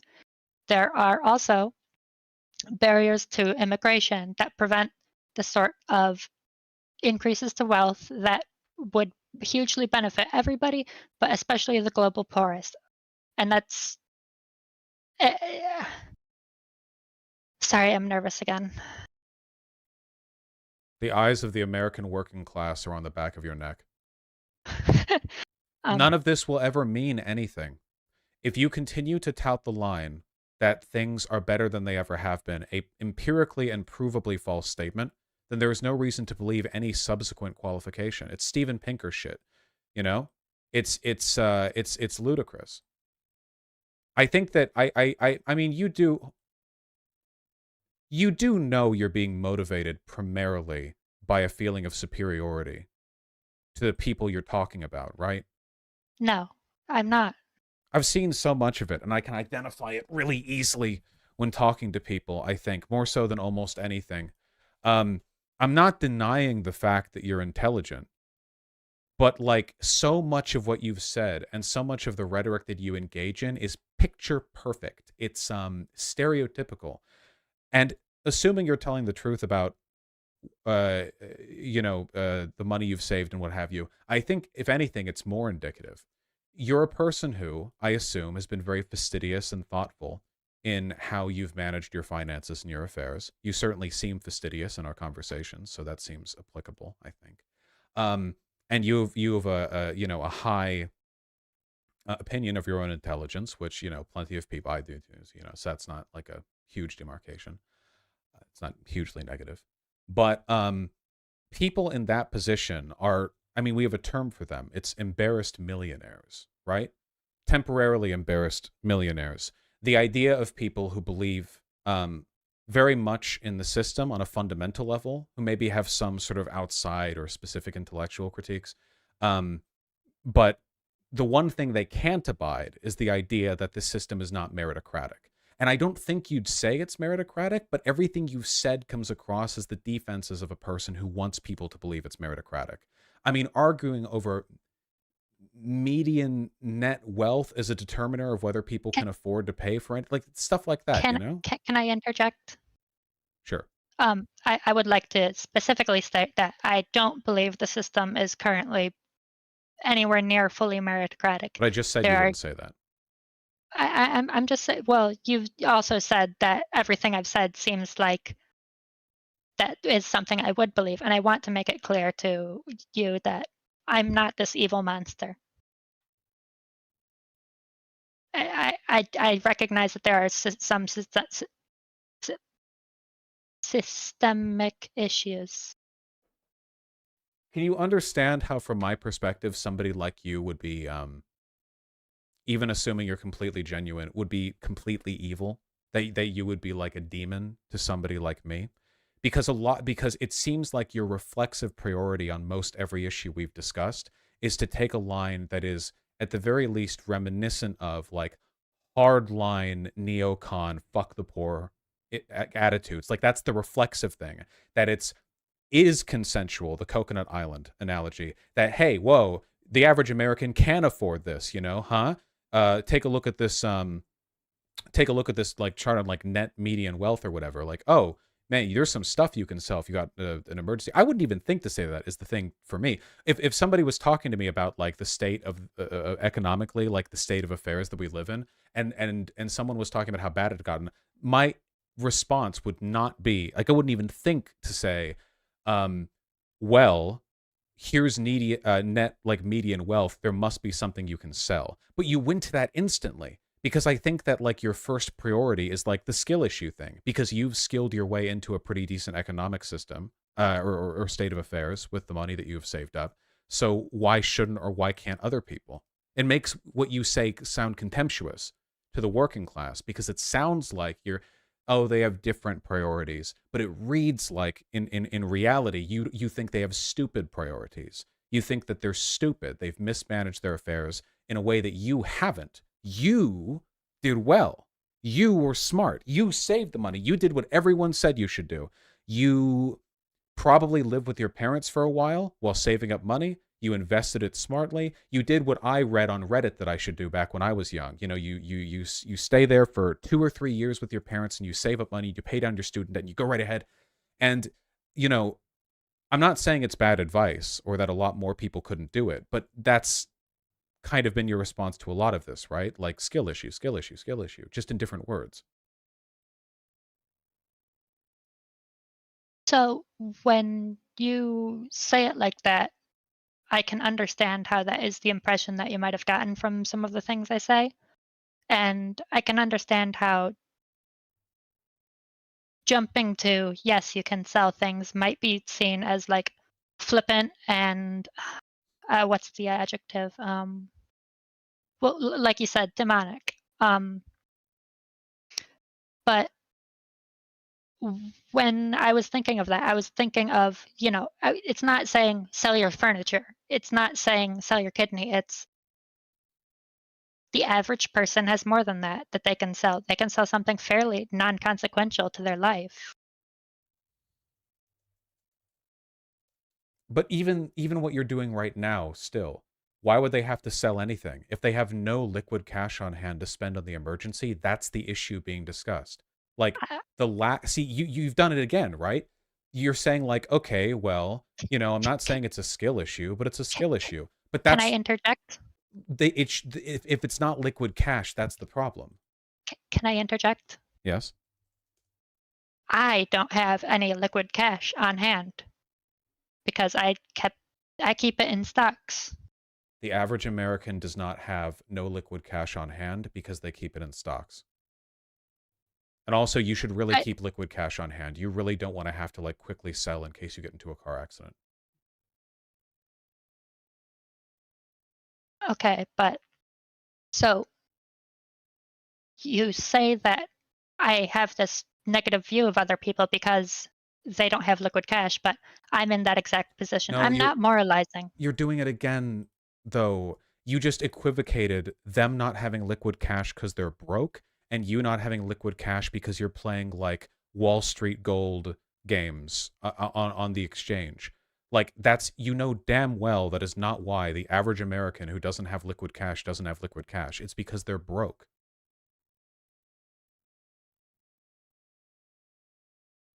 Yes, some people are in really unfair positions. Some people have not had a fair shot in life. Some people have been victims of racism. Some people have been they're undocumented and so they can't get that. But the reforms I want an open borders that undocumented people can work in the United States freely. I want a less racist society. I want to eliminate the barriers that have been put in place by society to prevent people from getting into my position. Yeah, but I think the thing is that when you say this stuff, I think you're doing it from more of a libertarian perspective. You didn't buy into liberal economic critique either. I think that like if like you say you want more competition, but then you defend the ultra monopoly Walmart, you know? You say you want better working standards for the American poor, but then you say things are better than they ever have been, which is demonstrably false. You say you don't want to come across the demon, but then when it comes to talking about people's debt, you sound like a Fox News article saying, "Debt? Well, why don't they just sell their iPhones?" You know, it's at every personal level, you leap towards something that indicates great personal bias. Even if intellectually you defend all these things, like the only thing that I know for sure is that the consequence of your political beliefs, given the fact that you defend Walmart and can't accept the effect it's had on local economies, is that you're fine with monopolies. By more competition, what you mean is less government barriers to corporate power.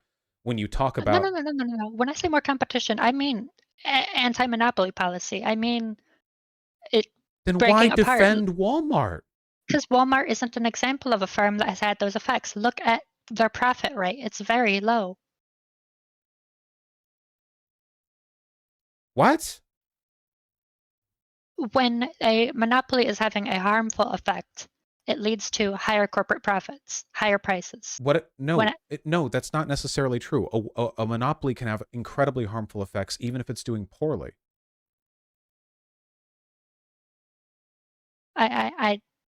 I disagree. No, you can't disagree on that. Nobody who complains about monopolies is like, well, the problem with monopolies is when they make too much money, they're dangerous. No, the problem with monopolies is that they drain local economies. They lock out competitors. They have like back end negotiations they can do to this is what I mean. You don't want things to be better for the American worker. You want a specific set of economic policies that you've adopted, in all likelihood because you think holding them makes you smarter than the average person. And your policies would be ruinous. When you talk about the poor, you sound like a sniveling neocon, a 75-year-old white man on Fox News. And when you do this, well, I actually want systemic change, the systemic change you want would make things worse. So I want to say, for example, it's literally just specifically Walmart. If you asked me about United Airlines, I would say that they should be broken up. If you asked me about Apple or Google or Amazon, I would say that they should be broken up. Why United Airlines? Their profit margins are even lower than Walmart's. United Airlines has made a fundamental in the last 30 years, I think. They have consolidated industry in a way that has harmed the consumer experience of using the airline, and they have increased the profits. Okay, but airlines operate at an incredibly narrow margin because of all the expenses that go into that kind of industry. If we're talking about these margins... It's a narrow margin, but it's higher than it should be given the nature of that industry. It should be even lower. This seems like a very arbitrary determination. You know that a monopoly can be bad even if it's not making money, right? Sure. But what? What about that? Well, that would be the category Walmart falls into. Well, Walmart makes money. Yeah, but well, that's my point. You were the one that said they didn't make enough money to categorize themselves as a monopoly. They make $1 billion in revenue, but on a very high amount of expense. But this is irrelevant to whether or not monopolies are harmful. Where have they used their monopolistic market share in order to gain price setting power? I don't care about price setting. This is what I mean. No, none of this you are so locked into your into the framework by which you analyze this. The problems with their monopolization are present everywhere. I mean, to start, the fact that they are able to use the economy of scale to drive prices far lower, which means that the suppliers have to pay their workers less, and it means that they pay their workers less. I mean, a ton of Walmart workers are subsidized by welfare, and the fact that it means that they can lower prices beyond what local industry can do, which drives them out of business. Like, all of these are problems associated with price setting, but those aren't the only ones. Like, monopolies are just bad in general. So when you talk about their ability to set workers' wages, that's a monopsony, not a monopoly. I agree that Walmart very often has monopsony power that's problematic. Okay. Maybe I'm too focused on the specific definitions of words. You realize that monopolies develop monopsonies, right? Like, the more omnipresent any given firm is in an industry, either locally or like in terms of broad availability, these are like, this is total semantics. You know perfectly well that when we're talking about monopolies here, we are talking about industry giants that have grown too powerful and control too much of the market share.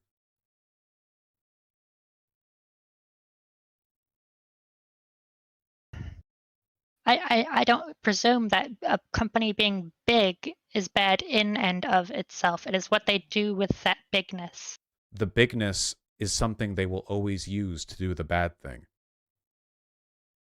Not if there's a sufficient rules-based order to the market. Which has been doing wonderfully so far in an age of unprecedented monopolization. And I've said that I want the rules to change that. Okay, but you said it wouldn't apply to Walmart. So why would I care about the changes that you want if you don't think Walmart, one of the main groups that should be broken up, should benefit from them?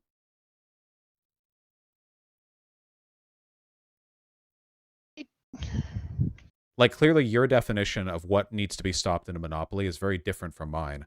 I think that, like, if your rules, if applied, would lead to a situation just as nightmarish for the average worker, and then I would point that out, and you would go like, oh, but look, according to this one chart, you know, their overall purchasing power is increased, so things are actually better than ever, you know? And then you would, like, conveniently ignore the fact that more and more people are working, like, multiple gig jobs just in order to survive, and then they would all go back to their workplaces. And then they would argue for workplace democracy. And you'd be like, what for? Just lobby the government. And then the government is completely controlled by corporate lobbies, like it always has been.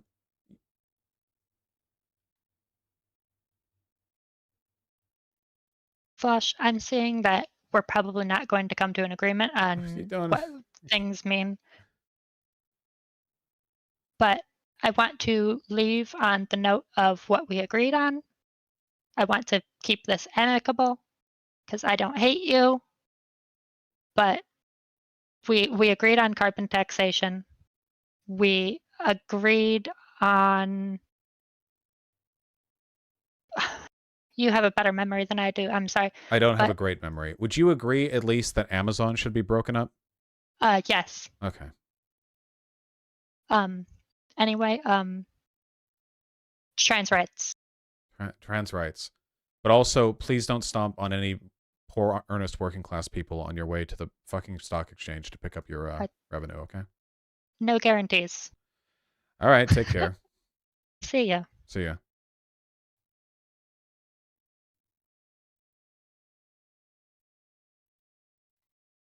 We can fix her. You're only saying that because they implied they're trans. Oh man, that was... Yeah, what about it? Yeah, okay. All right, there you go. She's actually a working class hero. What was that? Dude, fuck. Oh my god. Some people are going to say that I was mean for that. And I mean, I don't write her or anyone off. I don't want to, and I don't try to. And obviously, like, I'm mean to people, but like, okay, I stand by that. The problem is that, like, so much of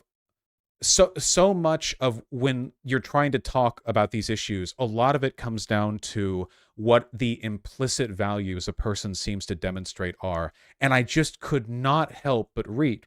And I hope a lot of you understand what I was seeing there. I hope a lot of you can read that a lot of what she said came across to me as extremely contemptuous of poor people.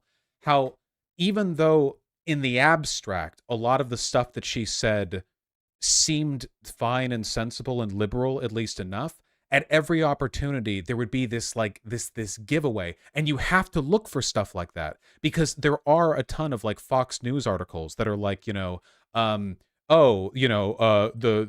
people say that the working class are struggling, but it turns out 90% of poor homes have a refrigerator. You guys remember that famous article? And then it's like, and then you look at that and it's like, okay, the article is correct. 90% of American homes do have a refrigerator. I can't argue with that. But what is this article really saying?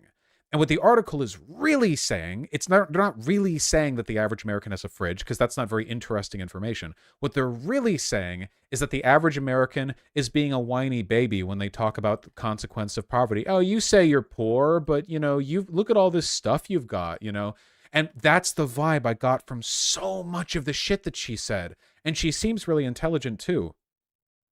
So the vibe that I get is that she is, okay, at first I thought maybe she's like a mommy and daddy money kind of person, right? But, oh, whoops.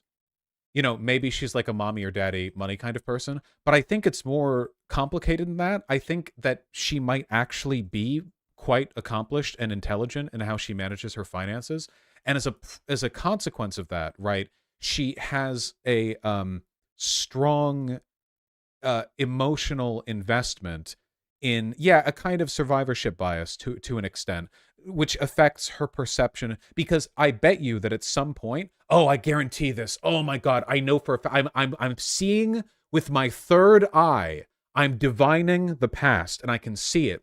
I guarantee you that she has had friends who got into financial trouble for their own fuck-ups. Like, I guarantee you she's had friends who have gotten themselves into economic trouble, and then because they made stupid decisions, and in her head, she was like, well, what the fuck? Like, is that really anyone's fault but your own? And and maybe those friends really did fuck up, and I get that, and I get that.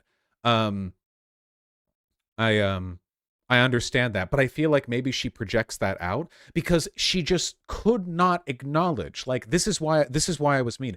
She could not acknowledge the idea of Americans suffering through poverty and engage with it. She distracted from it at every opportunity. Like, whenever I would talk about like the average person not having much liquid income, and she was like, well, I don't have any because I have 40K in stocks. Or like the average American's paycheck. It's like, well, the average American can't be paycheck. Look at this median net worth. It seemed like she wanted to really avoid dealing with the idea of a poor American. Like, she didn't want to engage with that because there's something about that is like discomforting. Does everyone understand why I'm saying what I'm saying right now? I feel like that's something that was like influencing how she talked about these issues in a negative way. I don't think she like hates poor people, but I think it's very telling that she could not deal with that reality. Like, I mean, hold on. I didn't want to like run through a bunch and just like listed her, but like, holy shit. Okay. How many Americans food insecure? 34 million Americans are food insecure. A tenth of the population have trouble like getting, like, knowing where their food's going to come from, or whether or not like for sure they'll be able to get it, or like there's difficulty or anxiety in getting it. So yeah, some are in here now watching. Yeah. Over 33.8 million Americans lived in households that struggled against food insecurity or lack of access to affordable, nutritious diet. Like, food isn't like a guaranteed thing for them. Like food insecure means that availability and access of food is to them not a given. Like, for most Americans, maybe they're suffering with money issues, but you always know you can get your food if you need it. You can get your rice and beans, whatever. But 34 million Americans, you know, don't fit in that category. And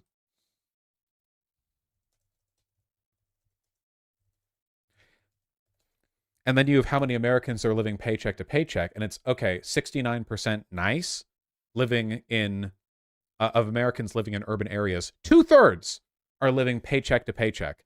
And I feel like if I had said this to her, she would have been like, okay, well, they say they're living paycheck to paycheck, but if things really came down to it, you know, they could always, like, I don't know, sell a nice lamp they have or whatever. And it's like, that's not. It's always 60% plus. It's always like around 60% living paycheck to paycheck. And then she said, like, oh, well, they actually can afford an emergency. You know? They actually can afford an emergency because they could put it on credit. And it's like, what do you think afford means? By definition, if you have to put something on credit in order to buy it or pay for it, you can't afford it. That's the point of credit.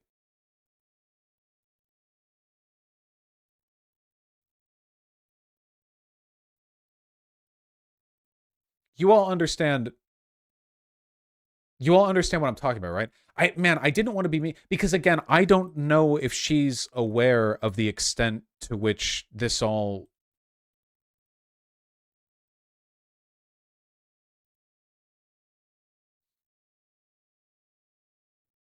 You weren't mean, dude. Maybe not. I'm getting my ass kicked over here, dude. Master mode, hard mode in Terraria does not fuck around. Jesus Christ, you die in like 2 hits to anything.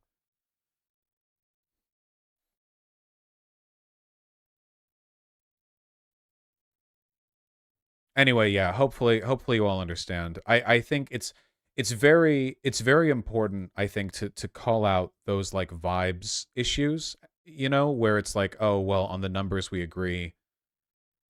I think it said a lot that she wasn't able to acknowledge that protectionist policies were economically beneficial to South Korea as well. I think that's really indicative. So protectionism for a country like America is not a good idea. And the reason for that is because America is already an economic giant, and we don't really need to protect our local industry for any reason other than, I don't know, to be really nice to our local industry and fuck our local industry. Okay, they're fine. But if you're a poor country, or more likely in the case of South Korea, a poor country with the potential for a lot of industrialization, and you want to be like really big into car manufacturing, like let's say you're South Korea and it's 1976 or something, and your country is currently a fascist dictatorship, and you really, really, really want to be like a manufacturing giant. Well, here's the thing, okay? You can be producing American cars. Have fun, bucko. Have fun in your sweatshops. But what they thought over in South Korea was, okay, hold on. Look, I think if we really gun for it, we can make a good car. We can make good local industry. But we can't do it if we open up our markets and every local South Korean just runs out and buys an American car that gets imported.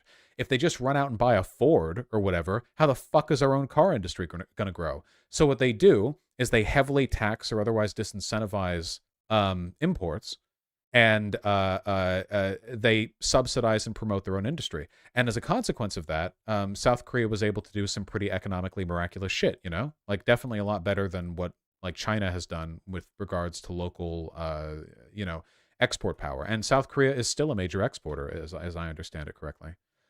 Singapore did this. Like, this is pretty commonly known. I don't know why she would disagree with that.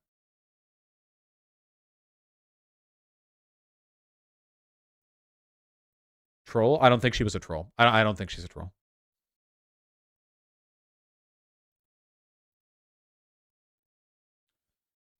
I still don't understand her love of Walmart. I don't think she loves Walmart. I just think that I think that, okay, I think that she's autistic, and I stand by that. And I think that she thinks of the economy as a complex little, you know, watch, like a little mechanical device. And that if you're very smart and if you're very thoughtful, you can build out that machine in a way that's very productive.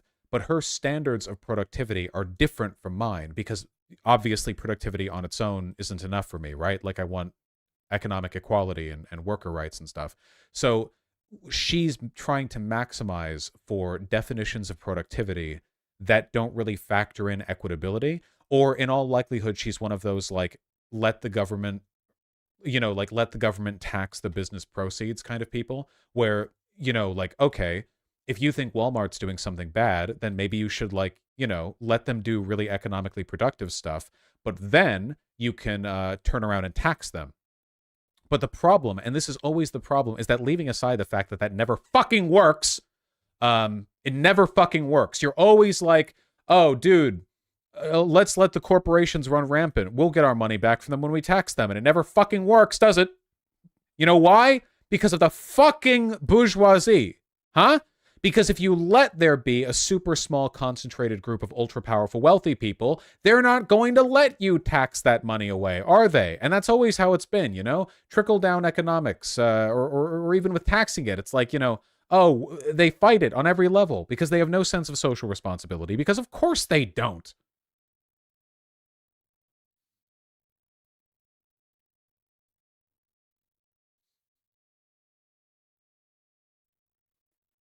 You think therapy would help her? I don't think that's responsible messaging. I don't think there was anything psychologically wrong with the chick that we just talked to at all. I think that I think that yeah, I think that she has a specific set of definitions in mind when she talks about, like, economic good, and she's maximizing for those, and she's uncomfortable with any framework that goes outside of whatever maximizes those.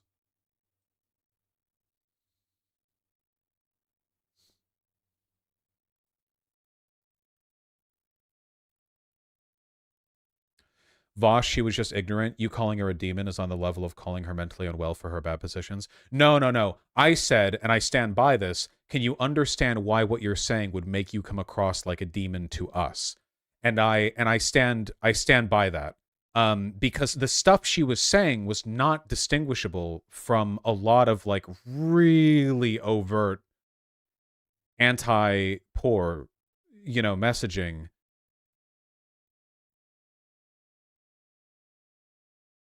Fuck, dude, I have that fucking Twitter space shit in like 40 minutes.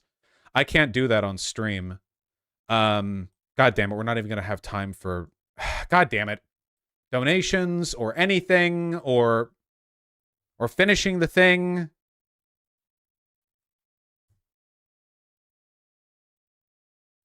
Oh, that's interesting. Can you hear Vaush okay? Talk for me, Bush. Howdy. What's up, man? All right, yeah, I can hear. All right, perfect. All right, Clint, you can go ahead and introduce yourself. Clint Russell, host of Liberty Lockdown. I am a second-generation libertarian, big anti-war, non-interventionist guy. Obviously, a protege of the Scott Hortons and Dave Smiths of the world, and starting up a show with Luke Rudkowski tomorrow. So that's me. Awesome. All right. Just a second. I'm just pulling up my notes. All right. So thank you both for joining me. So Clint and Vaush are going to be debating the war in Ukraine. Vaush, you will have the pros. Clint, you will have the cons.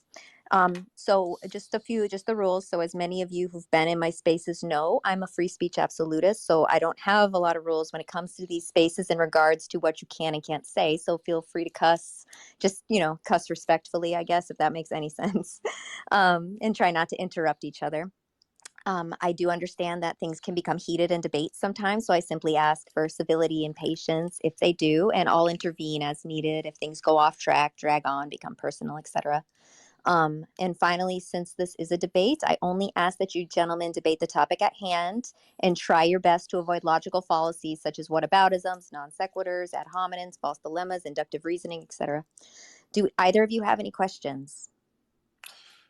No, I think that about sets it. All right, awesome. All right, Yeah, I'm good. perfect. All right, so let's kick it off. Ukraine became a battleground in 2014 when Russia annexed Crimea and began arming and abetting the separatists in the Donbas region in the country's southeast. Russia's seizure of Crimea was the first time since World War II that the European state essentially had annexed the territory of another. And on the 24th of February of last year, Russia invaded Ukraine again in the escalation of the Russo-Ukrainian War.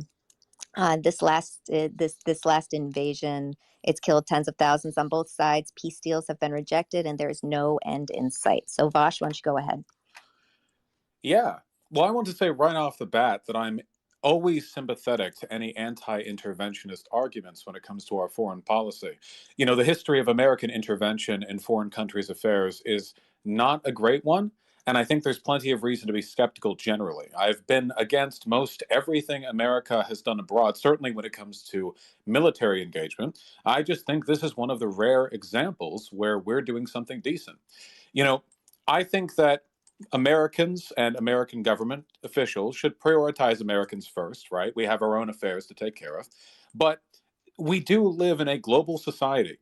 There is no ignoring what goes on around the world, and we have to acknowledge the fact that our withdrawal from international engagement only cedes ground to others. I think that what fascism has done to Ukraine, both to its population and invasion, and what it's done to Russia in the form of the Putinist regime, is a net negative globally. I think it causes incredible harm around the world, and I think that it's good for us to support our ally by providing them arms and intel. There are, of course, ways in which this can go poorly, but at the moment, right now, I think that there is genuine benefit for the American and Ukrainian people, and God willing, the Russians down the line, the Russian citizens, that we see a Ukrainian victory in this conflict.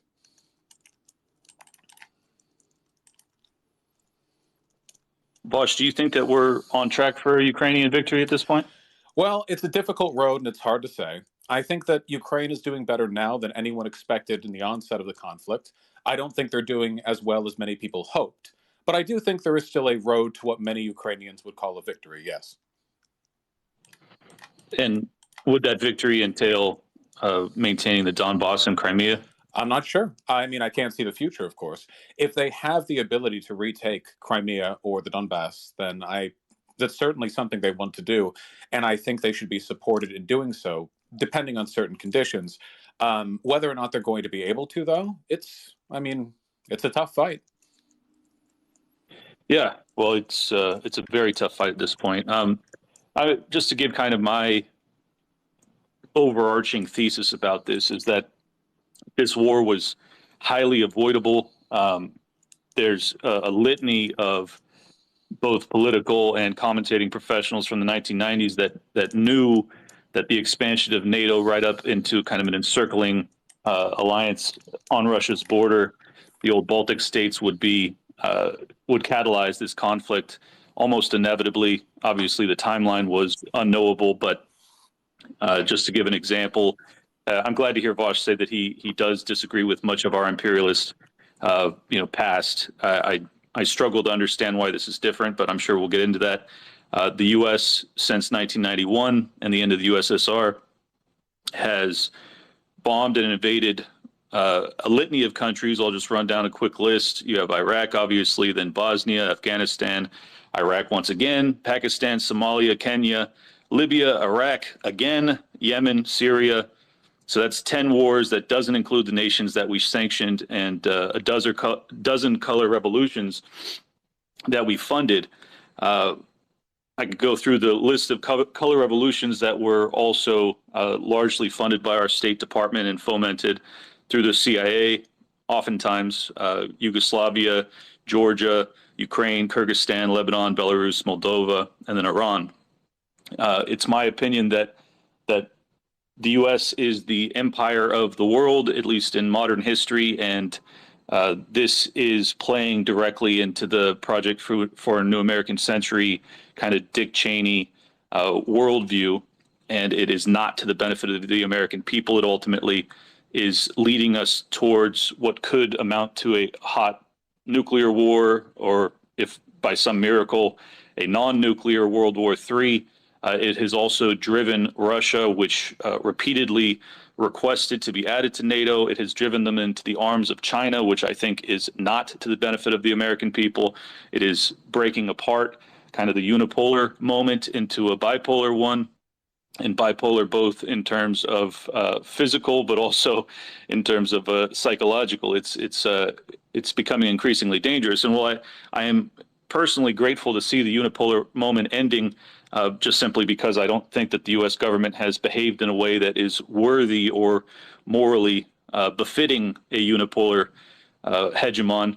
It is also a moment of great peril in that there's going to be a kind of a reshuffling of the power dynamics on Earth. You have the BRICS alliance, which is now creating a competing currency system that looks to undermine or at least go head to head with the U.S. dollar. Given that the primary export of the U.S. economy for the past 30 years has been our inflation, that will be truly catastrophic. So the risk-reward benefit on this is completely lopsided, and I apologize for going on for so long, but that is my operating thesis. Yeah, so I think the problem here is that we're running into the same rigmarole. First, and I hear this all the time, you talk about a bunch of other conflicts. Well, this isn't those conflicts. This is this one.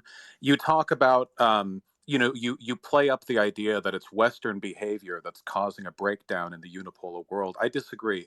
The idea that Russia was trying to join NATO right before this conflict, Russia briefly bantied with joining NATO, and that was something that we entertained. But it didn't play out for a wide variety of reasons. Ultimately, this breakdown in communication, this failure in our international diplomacy, it is a product of the fact that Russia's regime has pursued an ultra-nationalist, fascist agenda. Like the idea that this all gets laid at our feet. It sounds almost like an America last attitude. You know, you talk about it's not beneficial to the American people, but then what do? You play up the idea that BRICS is really going to establish like a contrary economic bloc. The idea that we're the ones to blame for the breakdown in diplomacy when Russia is the one that is constantly and nonstop engaged in threats, both nuclear and across borders. Russia is the one that actually engaged in the invasion. No, I think ultimately, when you look at all the problems that we've had with Russia and you draw them down to a common denominator, it's pretty clear. The problem is with Russia, it's with Putin. And if we want to deal with these issues, we have to help the Russian people arrive at different leadership. That may sound harsh or interference oriented, but hey, what's the reason why we have no ability whatsoever to engage in any kind of diplomatic relations with North Korea? Well, it's certainly not the United States, right? Their government relies on that distance. It's a strategy for them. And that's the problem that we're dealing with here, too. So, yeah, I say we have to acknowledge who's to blame here, and we have to leave all of that aside when it comes to the real material issue of assisting our ally. You know, Ukraine, even if everything said here was true, Ukraine doesn't deserve to suffer and to have its population annihilated, its land taken, just because, 30 years ago, America pursued a strategy with NATO that Putin didn't like? Well, let me start by pushing back against one thing you said. You're basically endorsing the toppling of Putin. I assume you mean through CIA means. I don't know exactly what you're hinting at, but I believe that to be a truly psychotic perspective, given that they still have 6,000 nuclear warheads and some of the most advanced arsenal on Earth. Not to mention their submarine fleet. It's an extraordinarily dangerous thing to push for. But on top of that, this belief that you're going to topple Putin and then have some sort of liberty-oriented, non-fascistic, ruler rise up in his stead is largely delusional. But also, if you look at the other history of nations that we've toppled over the past 20 years, you don't see that. That's not what comes about. So what is it in this circumstance that makes you finally believe that the US's decisions in this process to replace him with someone more befitting of our preferences would actually come to pass? I just don't see it. I didn't say we should topple him or imply anything with the CIA. It's a fascist regime, and Putin is banking on success in Ukraine. It's a centerpiece to his current domestic strategy. You said we should help the Russian people find a way to replace him. What does that mean? He's a dictator. If he grows sufficiently unpopular that people oust him, then that's the responsibility and the right of the Russian people. I don't like autocrats, but I'm not saying the CIA should do that. That's the right of the Russian people. And the Russian people right now are blanketed nonstop with pro-Russian propaganda. I mean, it is completely insular. I mean, you see this in many countries where their entire internal propaganda network is oriented around oppositional foreign policy, North Korea, Iran, to name a few. I think the only thing we can really do there is we can, well, for one, not let our ally get invaded and conquered. I think that would be good. But also, a failure militarily will probably be detrimental to Putin's regime, makes him look bad. I mean, he plays the strongman card, doesn't he? Okay, so your point is that if our support of the Ukrainian military, if they were to push back Russia, that would be enough to potentially topple him. I think that it would contribute towards his unpopularity. We're already seeing signs of weakness from him. That business with Kadyrov, and then later with the Wagner group, where Lukashenko had to step in. The whole thing made Putin look pretty weak. And right now, of course, he's running a deficit war economy. He's providing pretty strong financial incentives to soldiers. The economy is keeping up as it is now. A lot of this has to do with the fact that Russia has a very small economy, but a very large net export market for oil and natural gas, which, economically it's complicated to like unseat stuff like that. But I think that narratively, when you take a look at how Putin's talked about his country, it's been all about glorious revival and opposition to the West.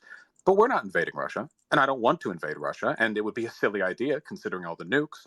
I think that this invasion of Ukraine is a desperate bid to try to reclaim a bit of former glory. And I think that he should lose, not only because it is right, but because it might destabilize a strong man's, boasting and power grabbing. Well, you and I agree that this is a bit of a desperate bid, but I think that we should be respectful of that desperation, particularly. God damn it. Sorry, I got a call. Can you hear me? Yeah, I hear you just fine.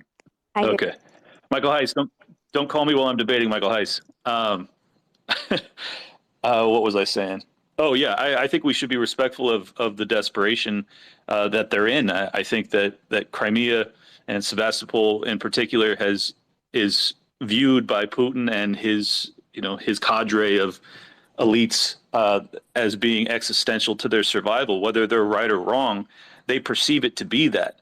And I think that people don't like to do this, but I think that if the shoe were on the other foot, everyone would expect the U.S. empire to react in the exact same fashion. If we only had one year-round warm water port and it was in Tijuana, and all of the same confluence of events came to pass, undoubtedly the U.S. government would invade Mexico and claim the Tijuana port for themselves. So it's just a level of hypocrisy to dictate 6,000 miles from our border that we can have both the moral authority, much less the gall to tell them that they shouldn't be doing this. Now, I will agree with you wholeheartedly that this war is tragic, and I absolutely do not support Putin in his invasion.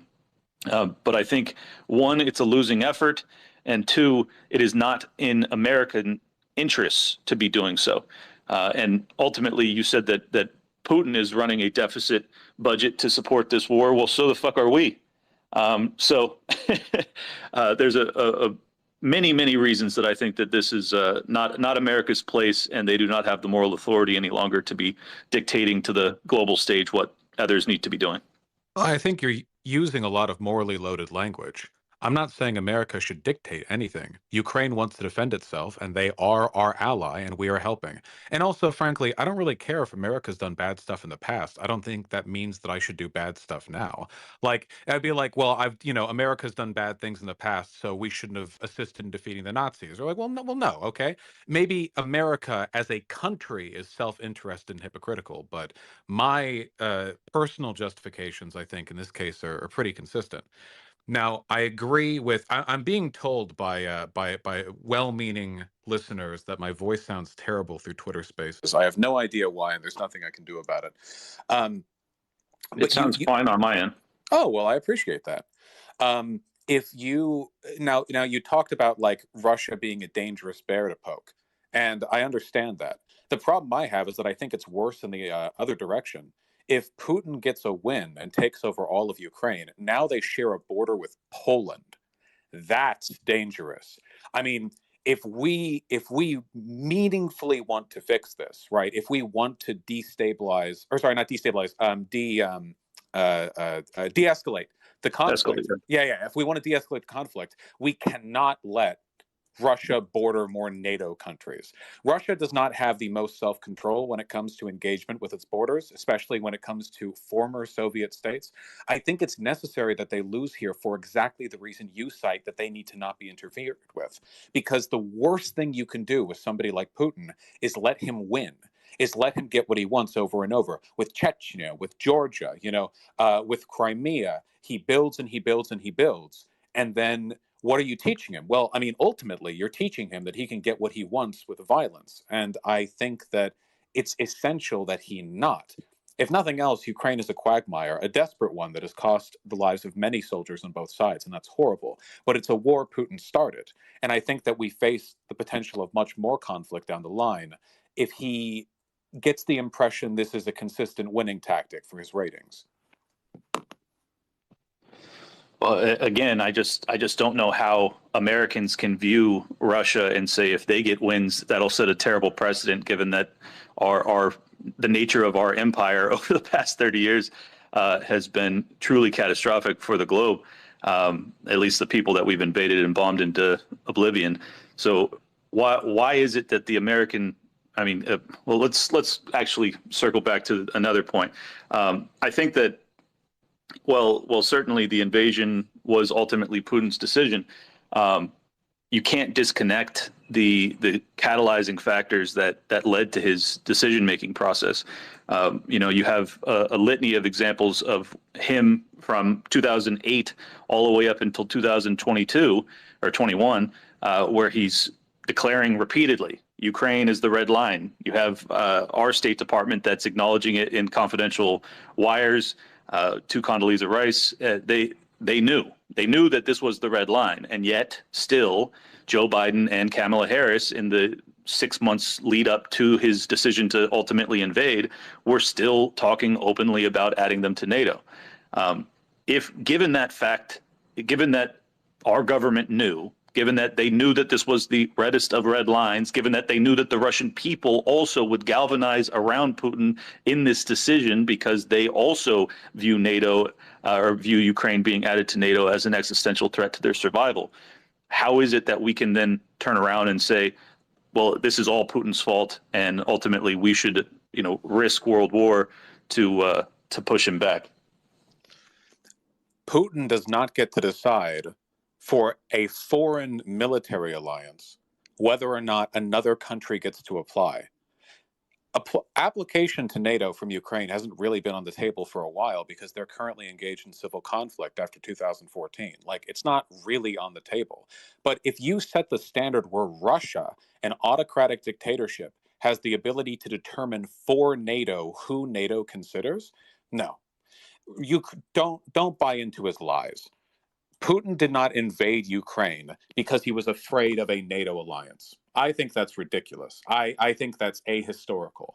The odds of Ukraine joining NATO went down after 2014 because of the ongoing engagement within the country.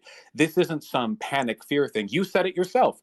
America would invade Mexico if they were looking for their only warm water port. Well, that's what this is for Russia. They want the land, they want the zeal, but this is not really about threat. Of course they play up the threat. That's all they do. Go listen to Iran's public broadcasts, and what do you hear? Every single day, Iran says, oh, America does this, America did that. Now, did America do bad things in Iran? Sure, yeah, we did. But in 2023, right now, is every specific government decision from Iran a direct consequence of us? No.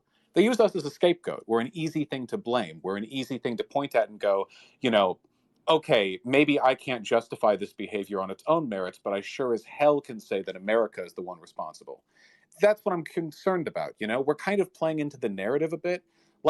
Imagine what it would say about not just America, but Ukraine, if Russia, the country Ukraine is afraid of, would be able to take them off the list for self-defense. I mean, that would be, why not give them everything at that point? Well, I mean, so you acknowledge that America would do that, but you don't think that Russia should be allowed to, and America should be the one dictating that they don't. No, I mean, I oppose. It's both. Essentially the Monroe Doctrine kind of conceptual framework. But instead of our Monroe Doctrine, it seems that you're advocating that our Monroe Doctrine spans the entire globe, and that they have no right to dictate the policy of their bordering nations. No, wait, hold on. No, Russia does not have the right to dictate the policy of its bordering nations. Certainly, I don't know why you keep implying that I'm okay with all of the bad stuff that America does. Well, because you're advocating for America to do this. So no. No. Wait, I fundamentally reject this framing. Ukraine was invaded. They request America for aid. That is not America dictating the rules or the boundaries abroad. That is not us exercising moral authority. That's not true. You know that there was peace negotiations that were happening in the early stages of this invasion and lead up to it that were shuttled by Boris Johnson at the explicit direction of the State Department. So how can you say that we are not dictating policy there, especially given that the outcome of this war is almost certainly going to be what that peace negotiation would have ultimately yielded? First of all, I'm not Boris Johnson. He wasn't even he's not even an American, so I don't know how I'm meant to account for that. But what's more, when it comes to this invasion, we are not the ones dictating that Ukraine be invaded. That was Russia. And we are not the ones who initiated the request for aid. That was Ukraine. We are providing aid to an ally. I don't like this constant, well, how can you as an American? I'm not an American alone. I'm Vaush. I have my own opinions and beliefs. And if America was to invade Mexico for a warm water port, I would take issue with that as well. Great issue. I would be thrown in jail for treason, the extent to which I personally would disagree with that conflict. But if you're to argue this, well, how do you have the moral authority? What you're essentially saying is that nobody has the right to push for anything good internationally because every country's done bad things.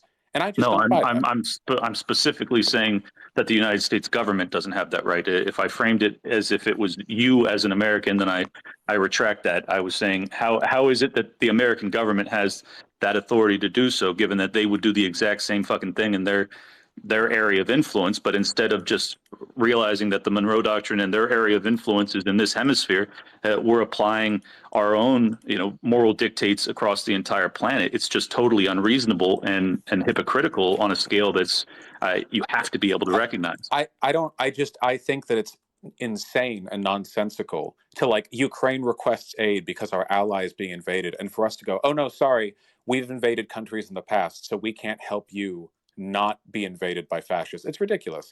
I feel like the obsession with pointing fingers and accusing people of hypocrisy is born out of an unwillingness to engage with the actual moral conundrum.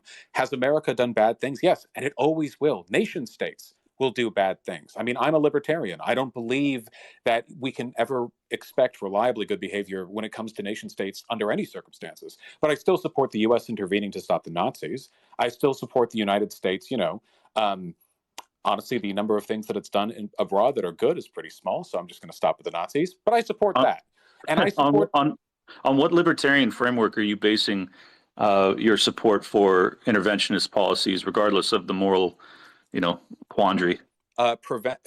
Providing aids when requested by an ally because they're being invaded by fascists is a classic. We're helping them against a violation of the non-aggression principle.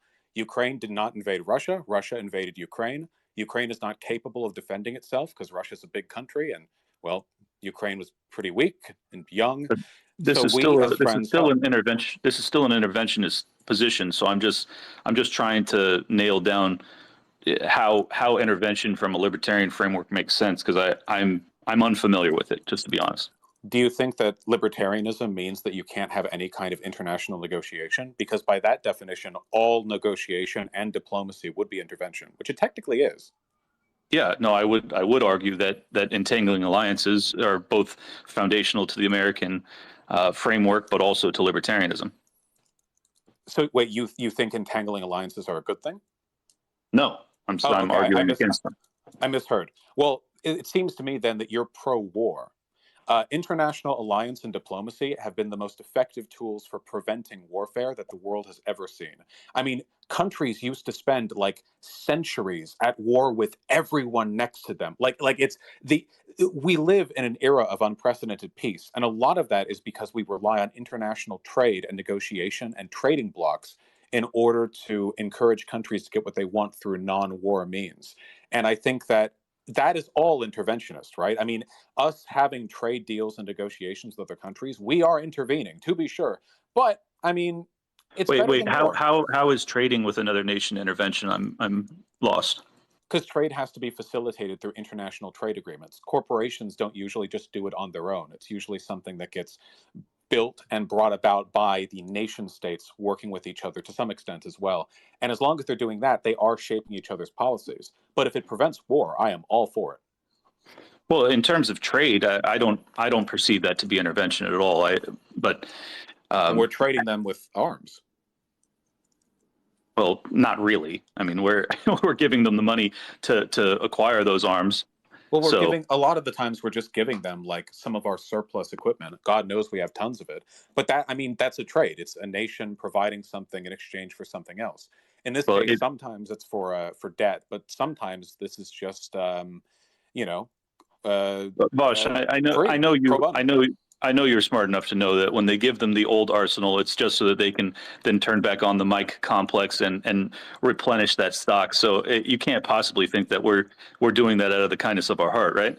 I don't think any nation does anything for the kindness of our heart. I think it's in the geopolitical interest of the United States to see Russia lose in Ukraine. I also think that it's in the interest of Ukraine to see Russia lose, and I think it's morally right for Russia to lose. So no, I don't think it's out of the goodness of our heart. Okay. Well, I will agree with you that the entangling alliances, particularly NATO, has decreased, the World War phenomenon that we saw with obviously one and two. But I would argue that that is more a product of the nuclear arsenal that came about, at the tail end of World War II.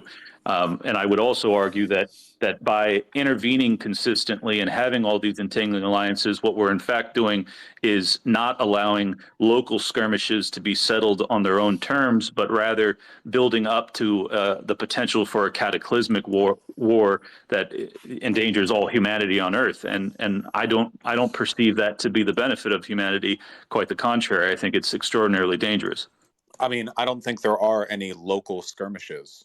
I don't think that's a real thing, right? If you want local skirmishes, you can go to like Africa, right? Where you have like the Sudan conflict and everything. I mean, that exists, sure. But when it comes to war, war is war. And a lot of countries have nukes these days. I don't think the absence of alliances would improve the situation. I think what we need to do is make sure that everyone is playing the same game. We need to essentially break Russia and Saudi Arabia to a large extent too, countries that maintain their economies based on resource trading. We want everyone to be playing the same econ game, right? Like the reason why America and China will never really go to war with each other, we'll see how the Taiwan thing plays out, but I really doubt they will, is because we're so economically codependent. Russia is not economically dependent on anyone because their economy is so small that it's easy to internally maintain, and they just sell all their natural resources. They don't need to engage in like a complicated network of mutual exchange. As long as we're all playing the same game, we're safe. And Putin's regime is a major impediment to that. I mean, we talk about the irresponsibility of the West when it comes to our NATO preferences. Sure, fine, fine. But like Putin threatens nuclear war every other week. And why?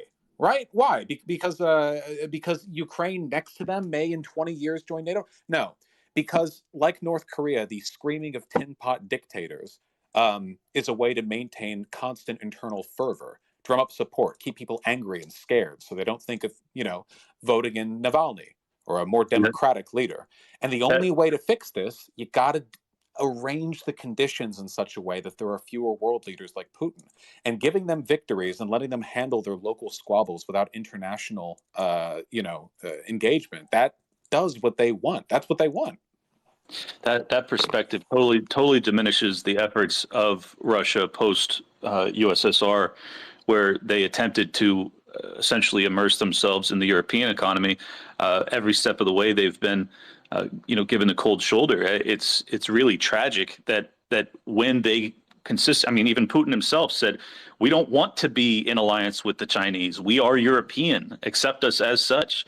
And they've been told repeatedly no. And when he's threatening nuclear war, you laugh it off. I take it quite seriously. If he views this to be as existential as I believe he believes it is, well, then we ought to be listening. And that also includes the expansion of NATO, which we promised repeatedly we would not expand. And then we did, to the tune of 20 nations and thousands of miles encircling their entire border. It's just not anything that the American government would ever permit to happen to them. But when Russia does it, you describe him as a tin pot dictator and a fascist and a lunatic and all these other things. And it's just not fair to the Russian people. It truly is not.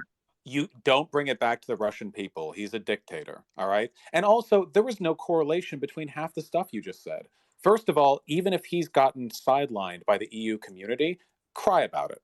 He's threatening nuclear war. You think this is the language you're engaging in unwittingly appeases him. This is appeasement rhetoric. If you were to say, come on. Why is he doing that? Why is he doing that, though?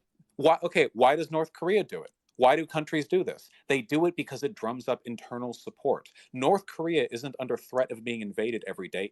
They threaten nuking Japan. Do you think Japan's going to invade North Korea? No, of course not. Tin pot dictators do this. We see them do this. It's not new. You really think, like, this is you playing into his dynamic. You're doing his propaganda. You think Putin really thinks threatening nuclear war is a valid response to what?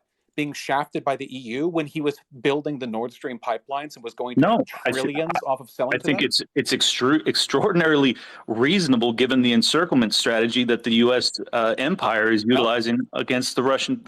What? What encirclement? No. What? What encirclement? I mean, we have our military, our Navy on his eastern seaboard, and then we also have NATO alliance that's encircling him on the west. Wait, where? What? What do you mean where? Yeah, okay, so Russia is the largest country on Earth by far. It is so large that you could accidentally encircle Russia simply by existing on Earth in multiple locations. It is massive. What you're describing, I assume, is our presence in Japan and our presence in Europe. First of all, this is hardly encirclement. We don't encircle them towards their largest borders on the north and the south. To their south, they find allies and unwitting compatriots, and to the north, they find nothing but the cold, frozen wastes they seem to enjoy living in. Yes, we're encircling them in the most hospitable and habitable areas of their landmass, and you're dismissing that as if it's just some rantings of a lunatic. That's not. First of all, okay, yeah, it is rantings of a lunatic for a couple of reasons that you won't be able to answer. First of all, nobody is thinking about invading Russia. The idea that he's operating out of some kind of legitimate fear of the territorial sovereignty, well, then there's no reason to be threatening nukes, and the encirclement thing is BS. Encirclement implies the reason it's so existential. The reason it's so existential to them is because the nuclear deterrent strategy only works if they actually have some time to react, and we're diminishing that time. We're increasing the chances of a human error, a misread of the radar. This is all extraordinarily dangerous, and you're dismissing it. Wait, we haven't been moving nukes towards Russia since the Cold War. We've moved nuclear capabilities away. The idea that there's some first of all, the idea that we have moved nukes so close to Russia that we could stop them from retaliating when they have the largest country on Earth and they have nuclear silos that are so heavily dotted across the landscape that it would be impossible to hit them all is ludicrous. You just said they don't fear invasion, but now you're implying that we're setting up for some kind of first strike, like 2024 comes No, I'm not implying that. What threat justifies Putin threatening to nuke the world? What justifies that? You say it's a legitimate fear. What makes that fear legitimate? Because we are increasing our alliance territory on their western border. And they have explicitly said that it's the reddest of red lines for them. You dismiss it out of hand. We're not allowed to form alliances. So wait, we form alliances that they don't like, and in response, they legitimately fear military aggression enough to threaten to nuke the world. It's not just the fear of a first strike. It's not just the fear of invasion. It's also the fear of not being able to participate in the global economic system, which they have great reason to fear that, given that they've been kicked off of SWIFT and ultimately had sanctions and a whole litany of basically the entire we fired a financial nuclear arsenal at them already. So yes, they are very concerned about this, as they should be. That wasn't them. That was our response to their invasion. Yeah, that was them. Yes, you can't blame us for kicking them off SWIFT when they invaded Ukraine. I can blame us. I can blame us when we knew that adding Ukraine into NATO was the reddest of red lines. They have not been added into NATO. You keep going back to that, but it's because you have the President of the United States openly stating it. You have the Vice President of the United States openly stating that the door is wide open. They said it in fucking 6 months leading up to it. That's not an acceptable position to have. The American government would never allow for that with anything in our hemisphere, and Russia you know it. Does not quit with the hypocrisy arguments. They're weak-minded. Russia does not get That's not true. It's valid. They're weak-minded. It's not weak-minded. It's valid. Russia does not get to dictate whether or not the countries they're eyeing for invasion are allowed to seek defense by joining other military alliances. And the idea that Russia's been trying to get up with the EU, as if Yanukovych in Ukraine, their puppet leader who got ousted after he tried to become a dictator, he got ousted in Euromaidan after he abandoned the EU to join. Yeah, if history started 15 years ago, that point might be valid, but it didn't. It started in 1991 when USSR fell. I'm talking about from 1991 all the way up until 2005. You had multiple leaders of Russia that were attempting to become more in alignment with the EU economy, and they were fucking laughed off repeatedly. They were not laughed off. It's more complicated than that. Also, Russia was making bank off of selling natural gas and oil, the largest pipeline in the world for Russia, meeting all of Europe's energy needs. And they fucked it up They fucked it up by invading because Putin couldn't keep his hands to himself. They had a pathway. Now, am I saying we're blameless? No, of course I'm not. This isn't about defending America. It's about the fact that Putin's fear-mongering, his I have no choice but to threaten ending the world, is bullshit. And I think, and by the way, I think it's very cowardly of you to accept that framing when you are correct in accusing the United States of being generally quite bad. You're willing to acknowledge the US has done this and this and this, but then when it comes to Russia threatening to, again, nuke the world, then it's like, oh, well, how could he not when Ukraine might have joined NATO in 20 years? I think that's bullshit, and I think you're playing cover for it. I'm not at all okay with it. And sure, it is cowardly. I don't want to die in a nuclear fucking war, Vaush. But So, you are making it worse. You are justifying the logic that the person who would fire the nukes is engaging. no, I'm explaining the logic, not justifying it. That's He's different. lying. He wants Ukraine for the land and the territory and the clout. He wants it because strongmen need invasions. Saddam Hussein did the exact same thing. Strongmen need invasions to justify their power. But you're accepting his framing at face value, which is what he wants, which is I'm not pro-war accepting his position. framing at face value. I'm accepting the fact that his framing is supported by many of the leaders in the United States government, including our State Department, for 30 fucking years, Vaush. You can't dismiss it. Our State Department has said that he needs to threaten to nuke the world because No. Ukraine may or may not join. That's not what I'm saying. I'm saying But his that's what he's framing, saying. his framing about expanding NATO and that Ukraine was the reddest of red lines was supported by our State Department. This is not some fucking myth that I'm concocting that's some sort of Russian propaganda attempt. It's a fact. It's a fact, and you know it. It's a fact that he said it. I don't think we should respect it. Why should Russia get to decide whether or not the ally they're looking to, or the neighbor they're looking to invade, join another military alliance? Do you want to give them that next? Maybe next they'll say, now our red line is that Poland is part of NATO. Poland is part of historical Soviet territory. And the fact that we now border Poland, now that we've conquered Ukraine, is a red line for us. If Bosh, the West doesn't do something about this, then we might get angry. Like, would you give them that? The reality of their demands before the invasion is essentially what we're looking at as the outcome of this tragic war where hundreds of thousands of people needlessly died. And it's all because the fucking peace treaty was shuttled by Boris Johnson at the direction of the State Department. Incorrect. And yes, it's true. And It's ultimately, what is going to be the outcome of this is that the Donbass region is going to end up being autonomous. Crimea is going to stick with Russia, and that's going to be the end of this. So and when that happens, avoided my framing right there. I just said, like, would you accept it if they started going, "Oh, Poland is a part of NATO. That's our historical territory. This is our new red line." I would like to see the United States government exit NATO personally. I think that it is. No, answer the question. If Putin says, after successfully conquering Ukraine, now Poland is our red line, this is our territory, actually, would you go, oh, well, yeah, I guess it is like historical Soviet territory. And to be fair, we did say in that one time that never got recorded on paper that we would not move NATO over to Poland. So my position will be consistent in that I do not believe the United States government should have entangling alliances, nor should it be intervening in the politics 6,000 miles away. You're America last. Yeah. No, I'm America first. I'm a non-interventionist. You're not a libertarian. You don't understand non-intervention at all. Bro, you hate the American people. You're like, America should give up power everywhere, and Russia should get to invade whoever they want. Russia should get Ukraine. They should get Poland. Fuck it. Give them the Baltic states too. Because after all, if America ever did anything as audacious as, I don't know, that's an absurd. Against fascism, that's an absurd framing of my argument. These nations all have a right to defend themselves. They all have a right to defend themselves. But we shouldn't help our allies. Correct. Okay, well then that's an America last position because Russia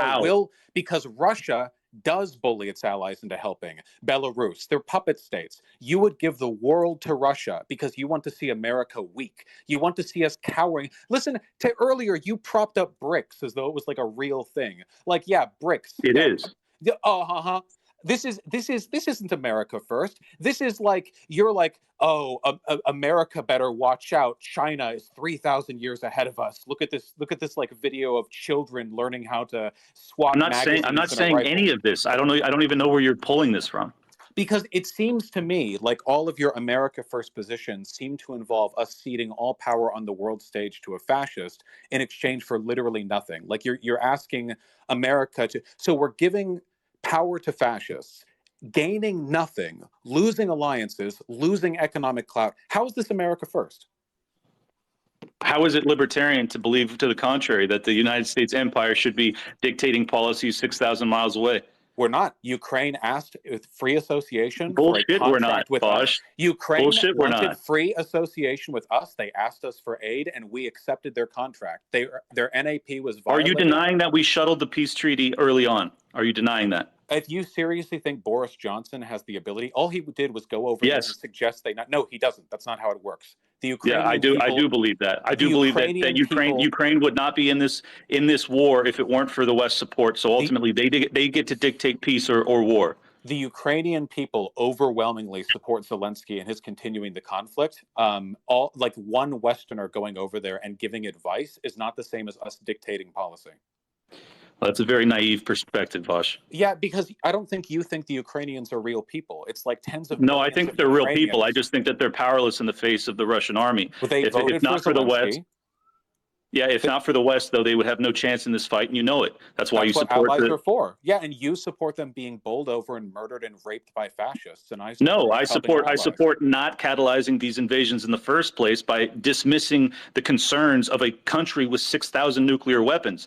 Yeah, if you had this is actually appeasement rhetoric. Yeah. listened to their concerns, there's a distinct possibility that this invasion never happens. Well, but you dismiss we that. can't turn back time. Now we're dealing with this. I think that your framing of this is totally incorrect, by the way. The idea that this was because of NATO. I think Putin's just flatly lying, so people like you will pick up that rhetoric and pretend that Yeah, he's something so kind of like is our anti-imperialist State Department. So is regime. Condoleezza Rice. They're Yeah, all lying, yes. Bob. Yes, I'm aware, but I'm not trying to. But you're the one repeating State Department lies. The Russian State Department. What?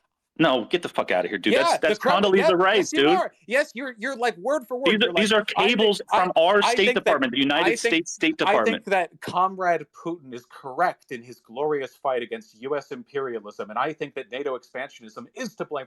Like, you are repeating State Department lies. You're just doing it for a different government. That's the U.S. government that acknowledged this repeatedly. I don't know what you're talking about. The U.S. government believes that Ukraine not being denied NATO membership off the bat is the reason why Russia invaded, or the U.S. government has acknowledged that Russia has said that's a red line, because those are two very different things. The U.S. has said that it's a red line for Russia. They say it's a red line. Should we allow foreign dictators? It sure looks like it was, huh? It sure looks like it was a red line, huh? No, because it's been 30 years of us possibly having Ukraine as part of NATO in the future. So what, just any time in the past 30 years this might have happened? No, it was after the Maidan Revolution, that the coup, that they ultimately took a much more antagonistic stance, including taking Crimea. Yeah, so, but Ukraine has been potentially in the future eligible for NATO membership since the dissolution of the Soviet Union. Why now? Yes, because they were manipulating the politicians in Ukraine, and then after the coup, they didn't have a friendly politician there anymore, so they realized that it was imminent threat. They took Crimea, they took Sebastopol, and then, you know, Bob's your uncle. So it sounds then like the real red line for Russia was not controlling Ukraine, and the moment they no longer had, well, okay. So if you agree then that it's not about Russia actually being worried about its safety and it's just about politically controlling its neighbors, then I agree with you completely. Well, it's not entirely that, but yes, that's a huge part of it for sure. So they're just a bully that wants to control their neighbors, and we, the United States, are supposed to abandon our allies because they want to bully harder. What is that? What is it? Yeah. The U.S. government should should probably stop bullying the entire planet. If that's the case. I agree. I am principally against bullying, but you seem to be in favor of it as long as the U.S. isn't the one doing it. No, I'm saying that the U.S. government doesn't have the moral authority to be bullying back. Who cares? I don't give a shit about moral authority. It's either things are good or bad. Well, I do give a shit because it's ultimately my tax dollars or the inflationary, destruction of my life savings that is funding this. That doesn't have anything and to do it's with also moral risking. authority. It's also risk. What? That's not a moral authority issue. We're just arguing over whether it's good or bad. I don't care if America has done 999 bad things. If they do a good thing, I'll defend the good thing. I'll keep at it too. Well, you can argue that it's a good thing in defending the ally, but you'd have to then acknowledge the bad thing, which was catalyzing this war and this conflict in the first place, which you won't do. Yeah, I don't think we did. I think that Russia was pretty much always going to head down this road as long as Putin was the leader. When strongmen are leaders of countries that don't have much economic exchange with other nations, we're pretty much like, you've set yourself up for failure right there. If Russia were to have fomented a revolution or a coup to have a less friendly political establishment in Mexico, would you find that to be an acceptable thing to do? What coup? The Maidan Revolution. According to George, what's his name, Friedman of Stratfor, it's the most obvious coup in the history of the world. I don't agree with that at all. The Ukrainian people didn't like their leadership. Well, I agree with you. They didn't like their leadership, but it's a little bit more complicated than that. If you want to make it as simplistic as possible to fit your framework, that's fine. But the rest of us dealing with the reality of the situation are going to acknowledge that this war, it was catalyzed by U.S. intervention abroad, 6,000 miles away, unnecessarily. They don't have the moral authority to dictate what Russia should do in response. This is what they wanted. This is what they wanted from the jump. No, it's not even remotely. All of this was caused by Russia, and you're so like held. All of it was caused by Russia. As John McCain, the warmonger of warmongers, is standing at the Maidan Revolution with a microphone, fucking advocating, saying America stands with you. This is what I mean by you being America last. You're like those white guys who keep bragging to everyone in earshot. No, I'm America first. I think John McCain's a fucking nightmare of a human being. America because you are so desperate to blame every element. No, I hate our empire. I love America. Let me finish. America did not cause the Euromaidan. Russia tried to have a pet dictatorship over in Ukraine by allowing Yanukovych to enforce the black protest laws. What was it, Black Tuesday? They encouraged him to do so. This is Russia doing this. And then we replaced him with our puppet regime. It's the same bullshit. No. See, this is how you keep making up because you hate America. You want to blame us. You want to accept moral fault for everything. Vaush, it is such a bizarre framing to say that I hate America because I don't like our empire. I don't like our empire. You just don't like America. You seek to blame it for everything, like the self-apologetic white man or the self-hating male feminist. You take America. No, that's what I mean. It's pathetic. America did not create the regime after Yanukovych was removed, not even remotely. You're the Ukrainian people. I like you. You're getting upset because you don't like this framing. The Ukrainian I don't like the framing of saying that I hate America because I don't like our empire. Let me finish. Let me finish telling you how un-American you are. You haven't let me finish in ages, man. Yanukovych was outed because he was a puppet dictator, and the Ukrainian people have consistently engaged in higher levels of democratic engagement. Yeah, I wasn't finished. Of democratic engagement and lowered levels of corruption constantly. Now, your goal here is to promote Russian state propaganda by blaming every change on America. Everything. America did the coup because McCain spoke one time at an event. Oh, actually, America was the one who shot down the peace treaty because Boris Johnson went over there. The Ukrainian people did not want a dictator. The Ukrainian people do not want to be invaded by Russia. The Ukrainian people have a very different take on these events than you do. As the ones actually being invaded, I think their perspective is very worthwhile to listen to.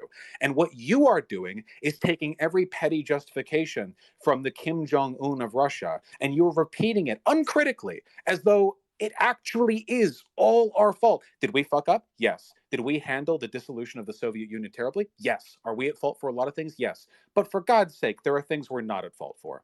And I think it's really disgusting and anti-American to legitimately lay this at our feet, especially when it comes at the expense of a Ukrainian self-defense.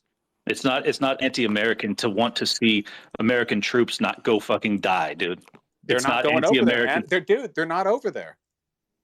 But you want us to see actually, that's not true. There are political and economic influence everywhere. You said you don't want us to have alliances. Yes. You don't want us to have trade alliances. You don't want anything. No, I did not say trade alliances. You framed that as intervention. I don't believe that to be the case. We're trading arms with Ukraine. You have issue with that. That's not trading arms, dude. Stop being so fucking. That's such bullshit.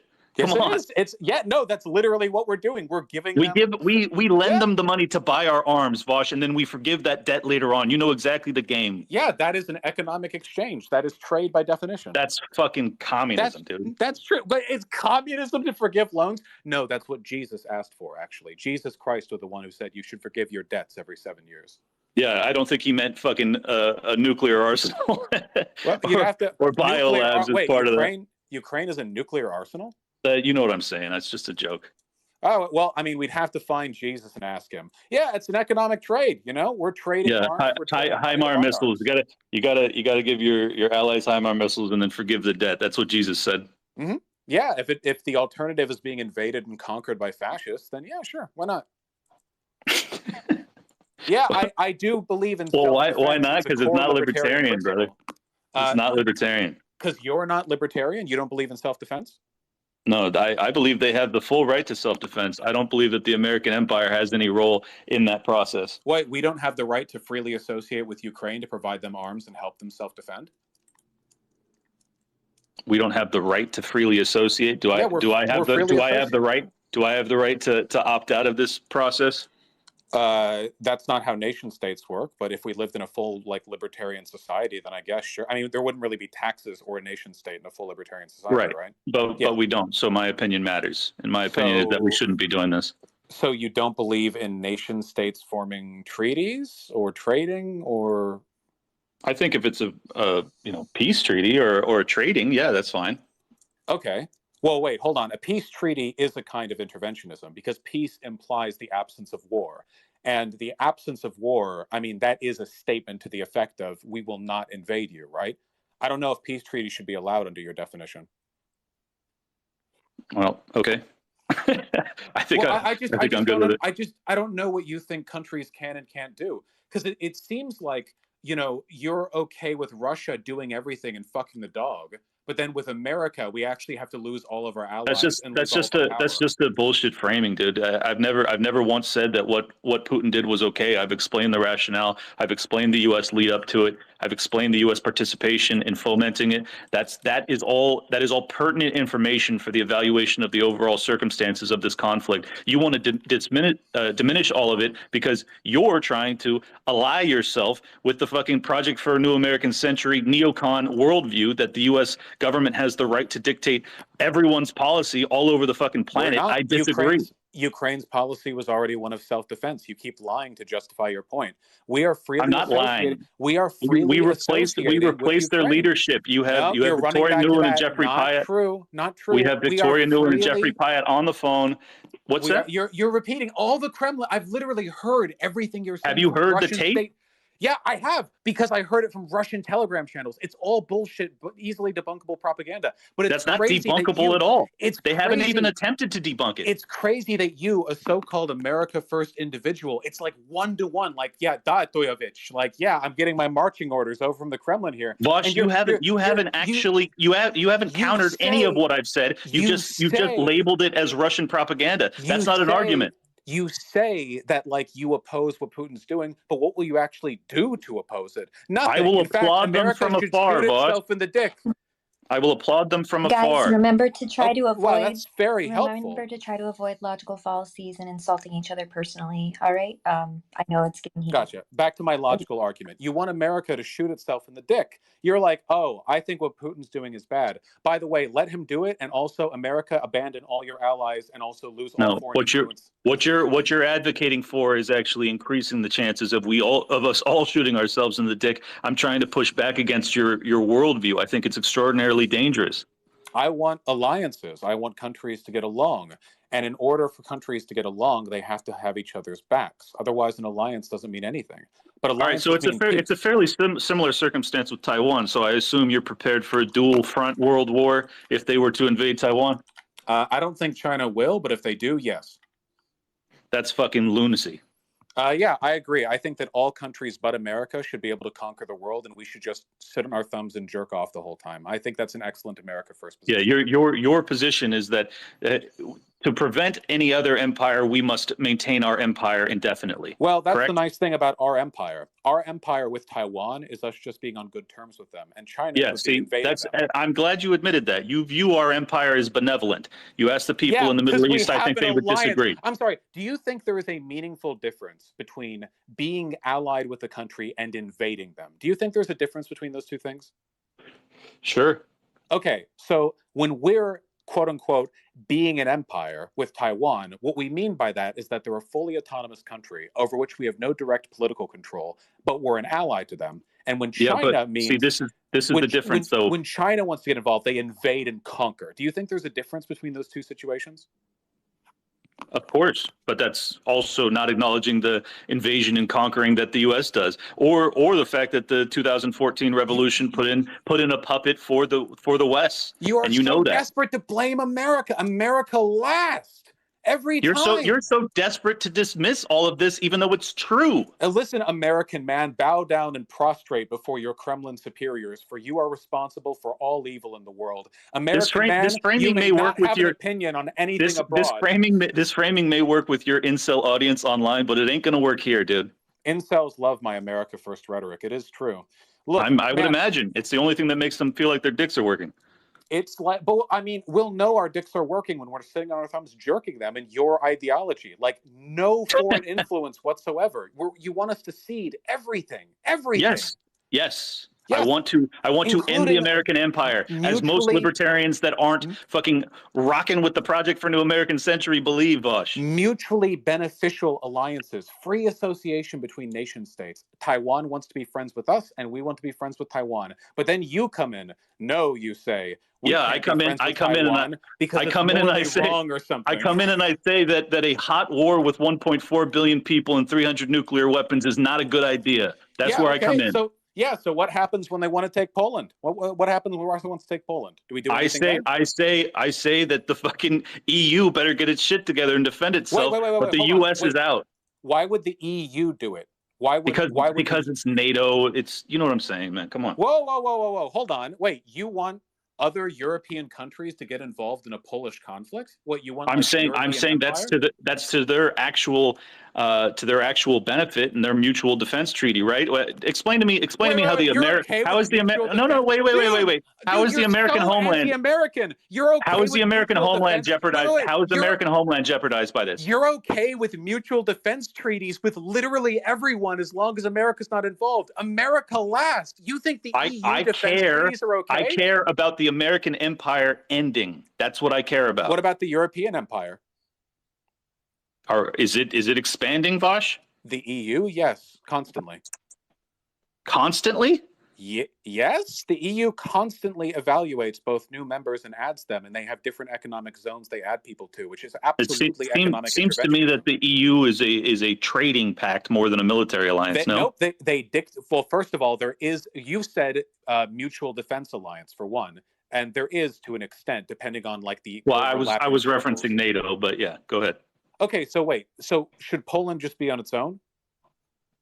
No, if those other nations want to be still in NATO and defend each other, I think that alliance makes a hell of a lot more sense, because if you're of the belief, which I'm not, but you honestly, I think you're lying. You've even said that this is an act of desperation. You don't think that Russia can even prevail in Ukraine, but now there's this danger of them taking over Poland and then rolling over Europe. I think it's all nonsense. But if you want to play in that framework, well, then it makes sense for the European members of NATO to work to defend one another. It doesn't make sense for the United States, which sits 5,000, 6,000 miles away, to be a participant in any of this. You don't think that America has an interest in the regional stability of Europe?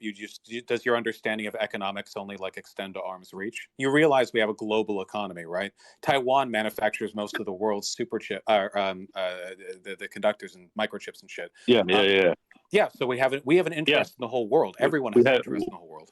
All right. So you believe in the American empire as the global hegemon? That's fine. No, I don't. No. You misunderstood. Every country has an interest in the goings-on of the entire world. Every country. Yes, it would have an impact on our economy, undoubtedly. Doesn't change the fact that it's immoral for us to be dictating policy all over the planet. No, you keep running back to the same talking points. We were because asked it's true. We were asked to provide arms for Ukraine, and we are. That's it. That's not us dictating policy. Oh, that's it. That's it. It's just as simple as that. Yes, that is not us dictating policy. That is them asking. If you dismiss the entire first hour of our discussion, then that's it. We just gave them weapons. Policy, if anything. And also, by the way, we do have a decades-old mutual defense pact with Taiwan. So that would also, again, not be us dictating policy. That's just us fulfilling a half-century-old promise. Yeah, just a half-century-old promise that leads to World War III. Okay. Sounds great. So you do genuinely just believe China and Russia should get to eat the world? No, I genuinely believe that the worst possible outcome for any of this would be World War III, and I want to avoid it at all costs. Me too. I think that I'm doing that. So tell me, if Russia took Ukraine and then wanted to take Poland as well, you think? Do you think that Poland can't defend itself? It doesn't matter whether or not I think. No, I've already said that I want the U.S. to exit NATO. So, yeah, wait, that's not relevant to what I'm saying. So, do you think? Yes, it is relevant. Do you think Poland should defend itself? Sure. Why? Because they have a right to defend themselves. At the expense of World War III? I don't know what you mean by that.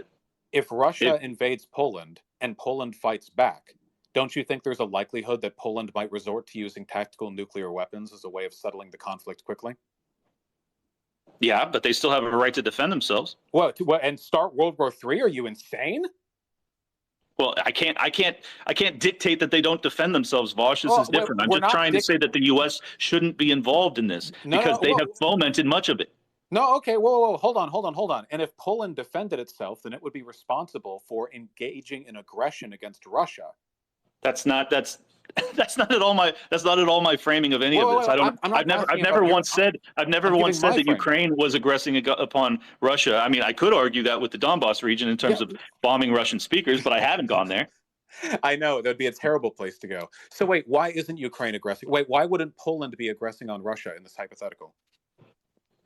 Well, if they're being invaded, it's not aggression, it's defense. Okay, well, you can be aggressive in defense. It's totally possible, right? Like striking within enemy positions. But with regards to Poland, isn't it irresponsible for them to defend themselves? Is it irresponsible for them to? No, I don't believe it is. I don't believe that it's irresponsible for Ukraine to defend itself if it wants to. Why not? However, I do think it's irresponsible that they didn't go to the negotiating table and accept that peace offer in the first month of the invasion. I think that was irresponsible, and I don't think that would have happened if not for the West and the State Department's advisory. So let's say Russia does a blitz on Poland and takes a decent amount of territory right from the get-go. And then they propose a peace deal where they get to keep most of Poland's territory, but Poland continues to fight back. Do you think that'd be irresponsible of them to do so? Honestly, I lost the hypothetical at some point in there. If Russia blitzed Polish territory and took a lot of it, and then so you're saying they've already taken all of Ukraine in this hypothetical? Yes. Yes. Okay. Go ahead. And now they want to take Poland. And they've blitzed Poland's territory. They've taken a lot of it in the opening few days of the war. And then when Poland starts to really mount a defense, Russia says, okay, here's a peace deal. Do you think it'd be irresponsible of Poland not to accept it? Potentially. It depends on the circumstances. I'd have to evaluate it in the real time. What if the peace deal involved Russia holding and keeping all of the territory that it gained in the first few days of the war? Well, that's not exactly the case in the situation in Ukraine, so I don't know if this analogy actually applies. No, I know, but like if it was that case, do you think it'd be irresponsible of Poland not to accept it? It depends. If they think that they can prevail in a fucking hot war with Russia, then maybe they should continue to fight. I don't know.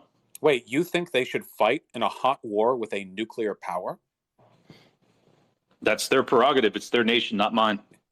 Wait, hold on. You think that they have a right to initiate World War III potentially? I think they have a right to defend themselves. I do, yes. And start World War III? Well, if you think that leads to World War III, they still have a right to defend themselves, yes. Okay, so what we're running into here is a completely incoherent ideology. I don't know if this is like an America Last thing or what specifically leads to it. The problem here is that that's just a fair encapsulation. That's an unfair encapsulation of my belief. I'm saying I want the United States to not be dictating these policies. I know. If they want to negotiate peace, they should negotiate peace based off of their circumstances.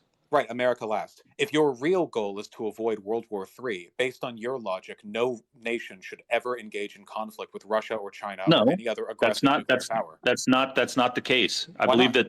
that the potential for World War III increases when you're talking about the two, or really the three largest nuclear powers on Earth that are now antagonizing each other and using much of this as proxy fodder. And it's tragic. It's resulting in the death of hundreds of thousands of people, many of them innocent.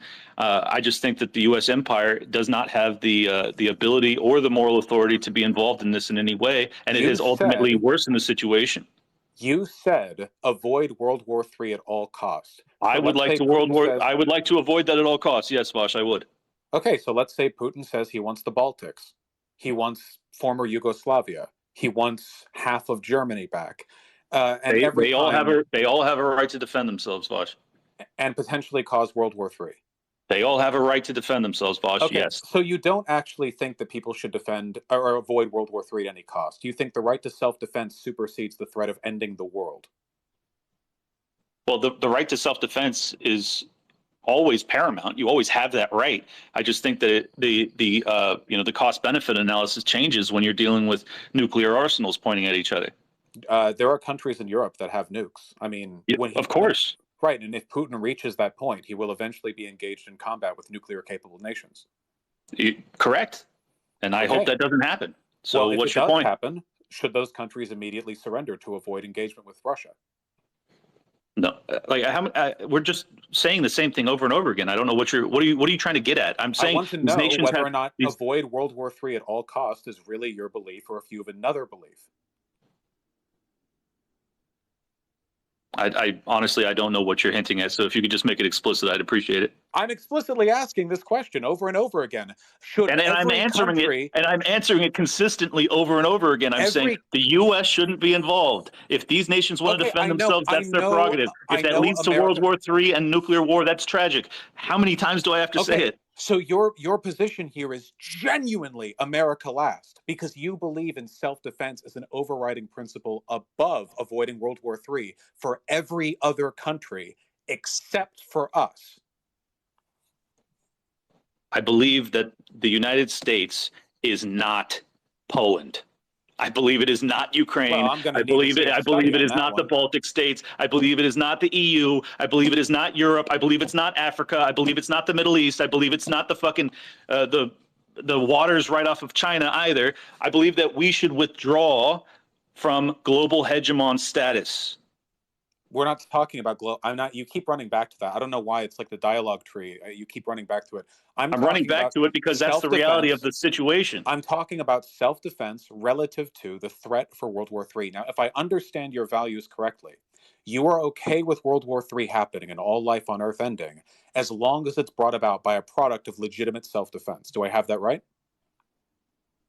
No, you don't have that right. I'm not ever going to be okay or happy about World War III. I'm just saying that I believe that the U.S.'s involvement in all of this is increasing the likelihood of that actually coming I to know pass. you hate America, but I'm not talking about America. I'm talking about general principles with regards to national self-defense and World War III. So you are okay with nations Let's flip this on you, Bosch. defending themselves. Let's Wait, but you flip this can't. on. Wait, Let's so flip this on you you because are. no, So I've already you answered. are I've answered you okay. fucking 20 times on But the you same keep topic. not. I don't think you understand the point. It seems like for you, self-defense is a higher priority to avoiding World War III. So my argument then would be that nations that are allied with each other have mutual self-defense, and that the existence of mutual assured self-defense is the greatest preventer of war in human history. So my argument is that what I'm proposing avoids World War III and promotes self-defense.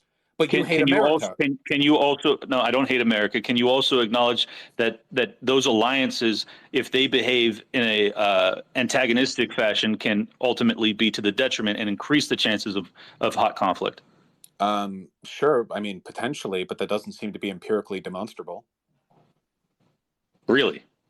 Yeah, it seems like the formation of alliances decreases the total amount of conflict. Well, yes, I'd say on net, yes, but there are examples where that's not the case, correct? Well, yeah, I mean, sure, of course. But I don't think Okay. that there would be less conflict around the world if all of these alliances just broke down. You spoke positively of BRICS. Okay, I mean, I don't think they're doing much at the moment, but theoretically, I support a challenge to U.S. Like the international dollar. I think that's fine. With regards to Russia, for the record, I didn't speak positively of BRICS. I just brought it up. I think you overstated their potential influence in the global affairs. Well, they now have over 35% of global trade is under the BRICS umbrella, so it's not nothing. Yeah, but that's not BRICS trade. Like, they've all agreed to it, but they're still bound by the U.S. dollar and our economic hegemon, right?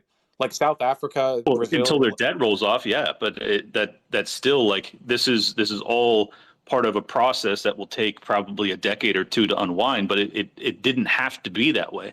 If not for this antagonistic approach with Russia, which drove them into the arms of the Chinese and ultimately scared the shit out of anybody else that was trying to dictate any sort of policy with their neighbors, and realizing that the U.S. would never allow any of that. That like they're now banding together to undermine the U.S. dollar's reserve currency status, which will ultimately be to the detriment of the American people. And I think that's, well, it's probably inevitability. It's still unfortunate. Okay, so I mean, the main economic driver in BRICS is China, and they're still one of our major trading partners, and they always are going to be, at least until things meaningfully change. Well, I mean, always until they invade Taiwan, and you support World War III with them. So I don't know. Well, hold on. We've established you're actually the one who's okay with World War III. I'm trying to prevent it. We've established that I'm the one that's okay with World War III. That's a real interesting framing. Your ideology is all alliances should be broken and the world should be left to the handling of half-mad. I believe that the entangling alliances. I believe that the entangling alliances for the U.S. are used as justification ultimately to fund the military-industrial complex and increase their control over global dynamics, really, not just trade, but control broadly, including pipelines. And I ultimately think that the empire is falling, and this is the lashing out phase where we risk. This is what World War III. This is so strange to me because I feel like this reads to me like the way a lefty pamphlet might talk about how the U.S. empire is falling. Yeah, because I'm actually anti-war, Vaush. It's American different. Global hegemony is stronger now than it literally ever has been in all of human history. The hegemony of the U.S. dollar and of our trade and of our influence, and this is empirically demonstrable, never been this strong before. So yeah, you just have to totally ignore the 33 trillion in debt that we have, and I guess you're right. What does our national debt have to do with the U.S. international dollar being the center point for global trade? What does that have to do with anything? That's a different. Do you really not understand? Wait, I'm sorry. Wait, hold on. Are you pretending to be ignorant? Wait, hold on. Explain to me directly the relationship between U.S. national debt and the U.S. global dollar. I'll explain it to you quite simply. The inflationary pressures will ultimately make people migrate away from the U.S. dollar. And the only way that the U.S. government can maintain their debt is to print. But it hasn't. And we've been printing for decades. That's not true. And we're more powerful than ever. That's not true. We've experienced the worst inflation in your lifetime. Yeah, and then it lasted a year, and then Biden passed a bill, and it went back down, and now it's at 3%. And also, that's not the same as the national debt. That's a totally different number. That's like completely. You realize that you know that they have to maintain that debt, right, Vaush? National inflation, national debt, and international hegemonic currency status are three somewhat related but largely disconnected factors when it comes to a country's power, right? They're extraordinarily related. If you want to diminish that, it's just your ignorance, not mine. It's a fact that we are more powerful economically on an international scale than we ever have been. Maybe that'll change in the future. I mean, I don't know. I can't see the future. But it's just weird to hear this American empire fallen, glorious Chinese dollar. Now, and it's like, what the fuck am I listening to? This doesn't sound like reality. It certainly doesn't sound like America first. I want to operate in reality where we acknowledge I think you actually... I think actually you're the one that's detached from reality. You're not able to see the tides changing, and that's fine, but it doesn't change the fact that I'm right and you're wrong. I don't get all my news exclusively from Russian Telegram channels, so it's possible that I'm not. I've never even been on Telegram, but okay. What source do you get your Kremlin talking points from? They send it to me with the rubles when they send me the checks. Oh, rubles! Oh man, and never mind about the whole U.S. international currency thing. That's rough. Look, I'm pulling your chain just a little bit on that one specifically, but I really do think that the problem is that ultimately your ideology doesn't really have an answer for imperialism. You want America to be weak, but you don't do anything or have any answer to No, I other want America countries. to be strong, but I want it to be strong in national self-defense, not in global empire. Okay, then who gets to have the empire? The nations have a right to defend themselves, Vaush. I've been very clear on that. Okay. Your vantage point that Russia is going to roll across Europe, I think, is delusional. I think it's nonsense, and I think you know that, which makes this even more bizarre. That's what people said about Ukraine until he invaded. Now, hold on. Wait, I really want to know though. What answer do you have to like international empire? So like what happens if every country withdraws and they do their own like isolationist thing, and then inevitably, because of course this is going to happen, countries like Russia and China start invading neighbors and growing stronger? What is my answer to that? Those nations better defend themselves. Okay, so no nation next to China can defend itself against China except for India and possibly Russia. So your answer then is just good luck, have fun? Yeah, and your answer is that the most lethal empire of the past 50 years, you're going to just continue to support it because you think it's the benevolent controller. Let me tell you what your ideology will lead to. If you got everything you wanted, all it would mean is that the biggest, baddest dictators in the world would start gobbling up their neighborhoods, and nobody would ever be able to resist them because they would hyper militarily industrialize, same as Germany did. No individual country would be able to stand up against them, and the world would be gobbled up under one or two empires, including eventually us. Vaush, you've done an incredible job convincing me that you're a neoconservative. I wish you would drop the libertarian label. Explicitly answer why that wouldn't happen without getting snarky about it. I don't have the right to be snarky after you've said I'm un-American and America last repeatedly. I don't have the right to be snarky in response. Accurate assessment of your position. It sounds to me like you want everyone to withdraw so the biggest, baddest dictators can gobble up all their neighbors. Explain how your ideology would prevent that. I can't explain how it'll prevent it because it's going to be up to them to defend themselves. I can't see the future. Okay. I don't know what they'll do. Okay, wait. So your answer is, Lamau, you better win. That's how you would do it. You realize that would just mean the whole world would be constant, nonstop conflict as nations constantly vie to invade each other or preemptively defend themselves by invading their neighbor. And it's might makes right everywhere all the time, and there would no longer be any international cooperation. And inevitably, some country with the nukes would end the world.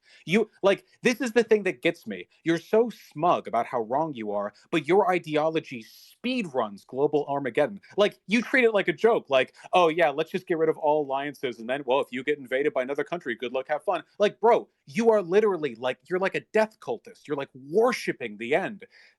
No, you're worshiping the U.S. empire. You're worshiping the U.S. empire. That's what you're doing. Desperate. All you have is America bad, America bad, America bad. That's all you have. Your ideology is literally, let's speed run World War III. And all you can do to say in response to that is, well, at least when the world ends, America won't be in it, right? Christ.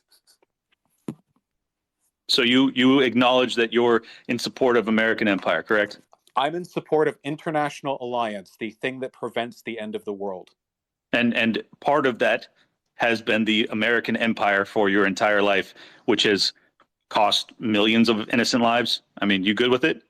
I mean, you think that's been to our benefit? Is that America first? Wait, first of all, so again, like, it's crazy. The only thing you have to say is, well, you know that America bad, right? It's insane. Vaush, your entire argument boils down to the American empire must reign supreme, so that the Chinese and the Russia don't rule across their neighbors. You support the neoconservative worldview. That's a fact. You have nothing to say for your dogshit ideology other than, well, wanting international alliances makes you a neocon. You're John McCain. Your ideology would bring about more death than any ideology in human history. The Holocaust, nothing compared to it. Yes, you literally said.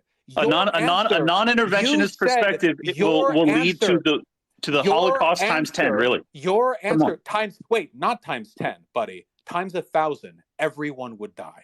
Your answer to what do we do internationally about this just goes to show how much you believe in the U.S. empire. Your answer That's literally, it's like a buzzword. You're like a broken NPC. I'm talking to somebody who was built by Bethesda right now. American Empire, American Are you Empire. denying that I'm it's real? talking to you Are you right denying now. that it's real? I am talking to you right now. Are you denying that the U.S. empire exists? He can't walk away from it. He can't. He's like, I need to talk about this specific subject. That's all I have. I need everyone Because to know it's I hate the America. one thing you can't deal with. Please, the people listening don't know enough that I hate America. I need to talk more about how everything is good as long as America suffers. Nuclear war, good as long as America suffers. International conflict, good as long as America suffers. Whoa, you want to prevent nuclear war? Well, huh, buddy? You want to keep nukes from falling on America? You fucking neocon? Well, yeah, you know what? I do want nukes to not fall on America. I do.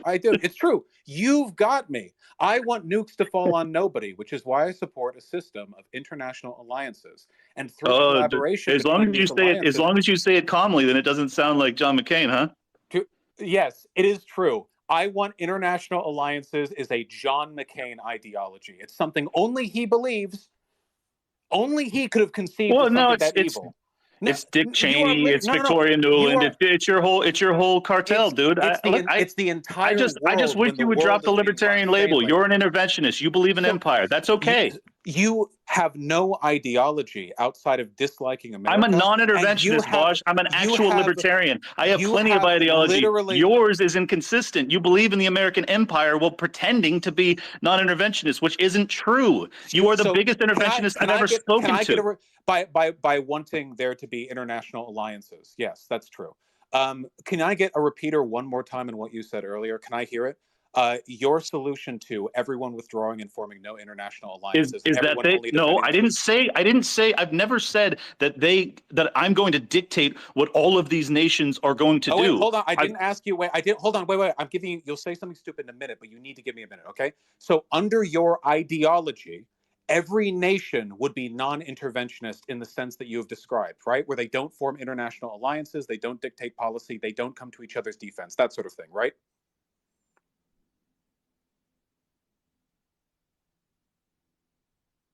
What is this? Is he dead? Oh, Clint, are you there? Am I dead? No, Vaush, can you hear me? Is it over for me? No, I can hear you. Okay. Clint, are you there? Did I lose you? I'm going to drop Clint down and then bring him back up. Gotcha. I'm getting close to my end time too. We're at 90 minutes, so I would have to. Okay. Yeah, we've been having fun. No, I know. I just wanted you guys to do your closing statements. This has been really good. Hold on. I'm going to dropping Clint. And I'm going to bring him back up. He realized that X is an American company and he left. He left in a most expeditious fashion. Oh, be nice. Okay, there we go. Bringing Clint back up. I invited you to speak, Clint, if you can see that. Would you want to do a closing statement and stick around for a question or two from the audience? Yeah. I have time as long as it's decently quick. Yes, of course. No. You just had a glitch. I'm just going to have you guys do your closing thoughts because we're coming up on 90 minutes, and then just take a couple questions from the audience if you're okay with that. Yeah, sure. All right, wonderful. All right, Vaush, closing thoughts? Yeah, look, international affairs are messy business, but I think it's pretty clear with any understanding of the historical record that completely withdrawing from international agreement and leaving everyone to themselves is basically just, letting all of the big, mean countries gobble up all the small ones. It guarantees constant war. We did this for most of human history, and most of human history was constant war. If you were a man growing up, at certain points in history, quite a few of them in England or France or what would later become Germany, then war was just like, oh, that's the war I served in, then that's the war I served in, and that's the war my pop served in, and such and such. That's because without any kind of unifying force guiding these countries' behavior and helping them operate.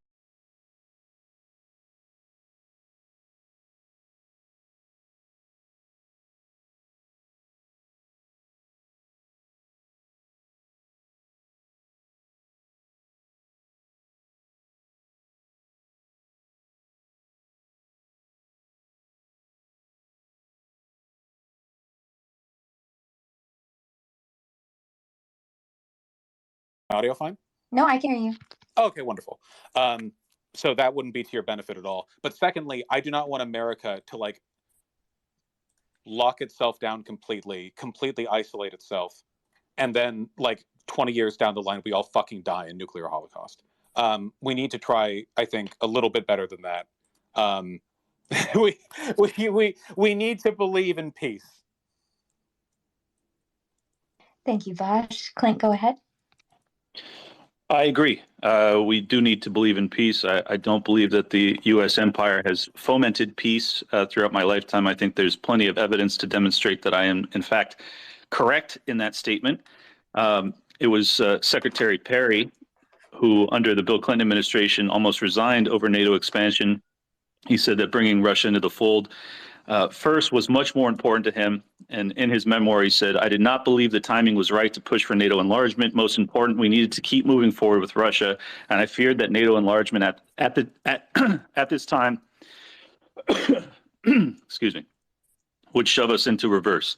I believe that a regression here could squander the positive relations we had so painstakingly and patiently developed in the opportunistic post-Cold War period. I knew that NATO membership would and should eventually come to the Eastern European nations, but I believe that we needed more time to bring Russia in first." He has lamented that as the gravest failure of his career in politics.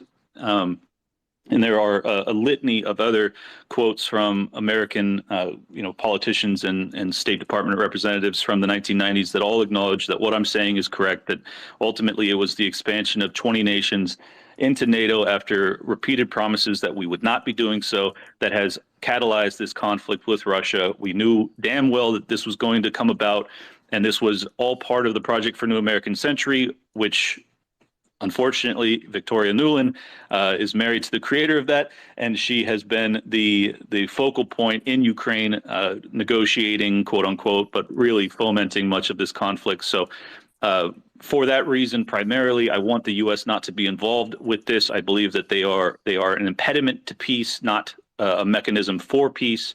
And I obviously do believe that the Ukrainian people, as well as the Polish or anybody in Europe, has a right to defend themselves against invasion. I think that the U.S. government should not be involved, and I believe that is firmly the American first position, contrary to what Vaush said repeatedly. Thank you for having me, Josie. Absolutely. I added two speakers to ask questions because I know Vaush will have to get out of here pretty soon. So Jethro, why don't you go ahead? Hi, Vaush. Economics have come up several times in this debate, and you've repeatedly tried to frame Clint as being America last, so it's worth clarifying the reality of our macroeconomic situation. To quote Ron Paul, the greatest libertarian himself, "It is no coincidence that the century of total war coincided with the century of central banking." Are you aware that the United States government has already bankrupted itself, perpetuating the past 50 years of global petrodollar empire hegemony? With over $30 trillion in debt, soon to be $33 trillion. Are you aware that the US government's total unfunded liabilities add up to over $100 trillion? Bankrupt. Are you aware that when the US government sends aid... Is this an actual question, or are you framing your manifesto with a question mark at the end? It's a question about your economics understanding in America First. My economic understanding in America First is that the American proletariat shall rise and the working class will shed the chains of the bourgeoisie. So you're openly communist. Okay. Central banking is the fifth plank of the Communist Manifesto. So thank you for clarifying that you are not actually America First. I'm America Communist First. It's called MAGA communism. Okay. You're not a serious person. Oh, no way. Oh, I thought you... You're not a serious person. And hey, man, I'm not the one quoting Ron Paul for my opinions. Anyway, in reality, obviously these questions require extremely complicated, nuanced answers. But you just wanted to, say stuff, so I can't really respond. You an hour to respond to all the false premises you laid out? My answer is glory to the working class. Is $30 trillion in debt a false premise? Is printing money to perpetuate the slaughter a false premise? We're bankrupting our country. Okay, please. All right, thank you, Jethro. I love you, whatever their name was. I love them. Jethro. Jethro, yes. Daniel, why don't you go ahead? All right, thank you. Clint, I wanted to commend you for your candor and your composure throughout this, what wanted to be a debate. And then, Vaush, I just wanted to say, sorry I don't have a question, but I wanted to say if kicking and screaming and calling names was how a debate is won. You got this one, buddy. You got it. Thank you. You won. You're welcome. You won. Thank you, Daniel. Anarchist Frodo, go ahead. Hi, Vaush. Earlier you said that it was Russian state propaganda that the U.S. State Department or anybody would believe that they think Ukraine is some sort of red line, but the director of the CIA himself said that both he and Russia believe that that's a red line in the sand. So what do you say to that? Yeah, the Russian propaganda is the framing that Russia legitimately believed that NATO expansion or the non-dissolution from NATO of Ukraine, that those things posed a geopolitical threat to Russia. These are leaked cables from our State Department through WikiLeaks. You know that, right? You didn't hear what I just said, but I'll repeat it. There is a difference between Russia saying it's a red line and Russia saying that it poses a real threat.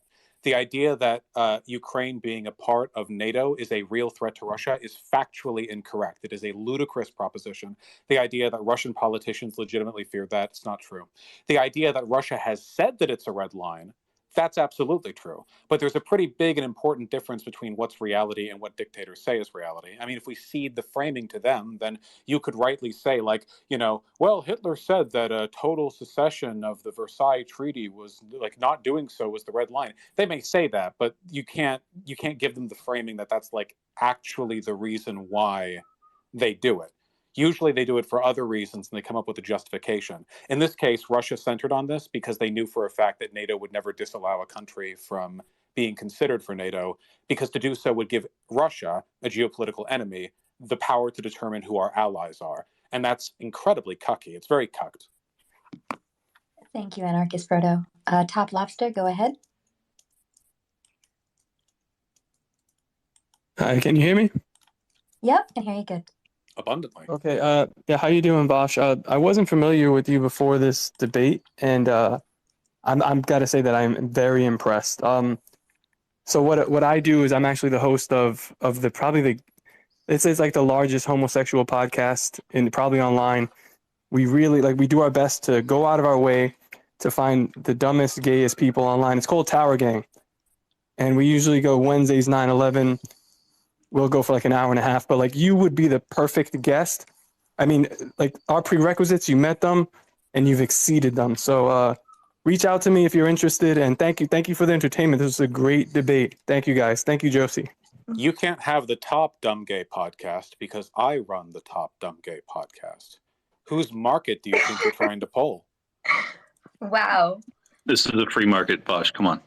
I think it speaks to some of them. Apart from the immaturity, I think it speaks to sort of like the whining or the manifesto writing. I want everyone to remember, of course, anyone who is listening, that my position here at the end of the day is one which I believe averts war and cements a strong economy and a civil democracy for everyone involved. I think that the ideology that I've had to argue here is pretty ludicrous, but I fully think that it's everyone's material interest to go along with it.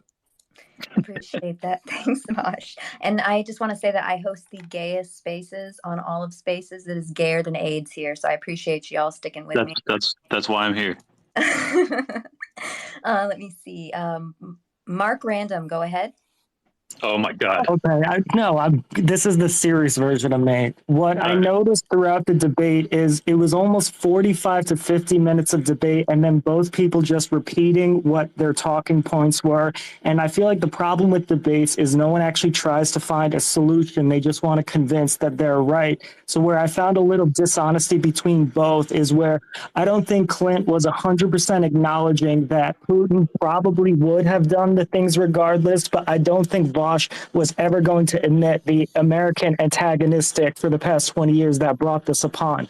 The problem is you can't call one thing fact and another thing propaganda, because there's thousands of different types of facts. And unfortunately, you keep bringing up the past, but we don't know what would have happened. We can only deal with the here and now. And I honestly don't know. I went back and forth believing both would either be a solution to peace, but that's all I wanted to say. Is it just turns into a cycle, and you never know who, like, what is going to be. You never know. But I just personally think war upon war doesn't work. And that's not me being America last. It's just that possibly going in a different direction would cause less war than what the U.S. has already done. But yes, obviously, if the U.S. had to go to war with Russia, it would be pro-America against Russia. But we're not at that point yet. And I think the only reason we should be is if it gets to that point. Sorry. Love you all.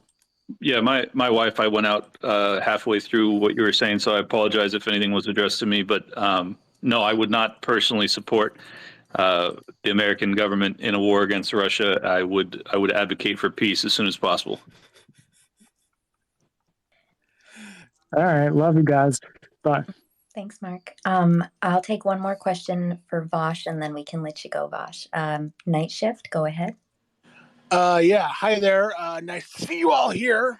Vaush, I was just actually, the problem is Mark kind of stole what I was going to say for the most part. But I would like to hear your justification for, what was it, social democracy? Like, how do you justify that? How do you justify, like, that kind of mob rule as a government? And why would you think that would be the best form of government that there is? Do you mean just democracy broadly? Well, what is, okay, so what is your general belief of democracy? Like, what is your general philosophy on it? I mean, I think that generally speaking, you should try to represent the people's interests. You should try to give them as much power as possible over decisions which it could be to their benefit to have power over. But you also need people to be well informed. If they're not well informed, their democratic decision making doesn't really mean that much. So it's a complicated process. But like ideally, you know, you want people to do stuff that works in their interest. You would need built-in minority protections, of course. You don't want like a 90% majority to be able to just fuck over a 10% minority. I mean, the superseding, the overlapping systems that you would need to get like a really, really good democracy, I think, are pretty complicated. But at the end of the day, I just want people to be free. It's all about freedom. Okay, and on that front, do you believe that a democracy would be better than an individualist anarchist system where people are individually free to make their own choices, unhindered by any kind of mob rule, unhindered by any kind of representation, or not? Like, what would you think? Well, I think the latter ultimately would be a very unfree society, because without any laws or social norms to bind people's behavior, people would take the freedom from others. It's all well and good to say, you know, let's make society as like anarchistic and free as possible. But if you don't design it properly or build the proper incentives, then all you get is like warlords. I mean, you effectively go to like pre-civilization days. So my goal, I guess, or my idea would just be see what kinds of freedom people can get and what they can be allowed to have, and draw the line where they take other freedoms away, and hopefully you can sort of build out well from that. Yeah, okay, I'm just going to leave it with this. Okay, thank you for answering. I'm just going to leave it with this. I would love to debate you, Vaush. I would absolutely love to debate you sometime, but I'll leave it with that. Oh, well, send me an email sometime. I can't make any promises, but it's not impossible. I might just. Appreciate you. Thank you so much for joining us tonight, Vaush. It's hard to get people to have debates on really anything because everything is so polarized now. So I really appreciate you doing this. Thank you. I'm sorry I couldn't do it earlier, because I know initially the idea was like Tuesday 2 weeks ago, but then something changed and then it just da-da-da. Well, anyway, thank you for having me. Absolutely, my pleasure. And September worked way, way better for me anyway. So thanks again. And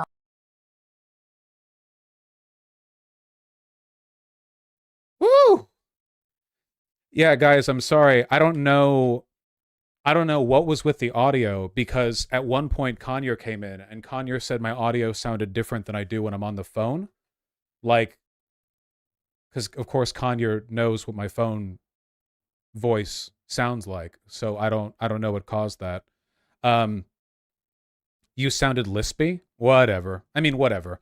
Anyway, what a lunatic, huh? Yeah, did you know America is an empire? Okay, so like, as is often the case, libertarianism is used as a front for far-right ideology. That guy was like a perfect example of it, because so I think like it's very obvious when you see and you notice that guy's ideology would be like speed running nuclear Armageddon, because he's literally like, no country should form alliances or defend ourselves, and like, hey man, if you get invaded by your neighbor, good luck. And then like the whole world gets gobbled up by their neighbors, and it leads to inevitable conflict, like literally inevitable. You know, even back in the Middle Ages, they still had national alliances. This would be like beyond anything. And I think the reason he believes all this stuff is, I mean, a lot of it's because it's like incoherent ideology or whatever, but a lot of it is also because it's kind of like a permission giving to far right. You know, I think a lot of far right people kind of want everything to be destroyed and for like super ultra far right ideology to rise from the ashes. So it's like, oh, well, this may destroy the world or whatever, but maybe like the white man will come back. I don't know if that guy had much like racial ideology behind him, but maybe. Accelerationist? I don't even know if it's, maybe it's like accelerationism except towards bad things? I have no idea. He would have literally been anti-American Revolution because I'm in Georgia, that's New England's problem. Yeah, the idea of like not having any kind of national alliances is just so silly. Vaush, when she said gayer than AIDS, that was redheaded libertarian. She's almost certainly a Nazi. Anyway, yeah, I knew that'd be a shit show. I had a lot of fun. I feel like the best thing I could have done there, or the reason I went so hard on that like America Last shit is because once I realized this guy's ideology was so incoherent that he couldn't really elaborate on it or answer hypotheticals, and when I realized that he knew his ideology was incoherent because he stopped like elaborating when I asked for explanations, I decided the best that I could really do is kind of like harp in on the idea that he wants to, yeah. You might as well make it funny if it's going to be like fucking worthless.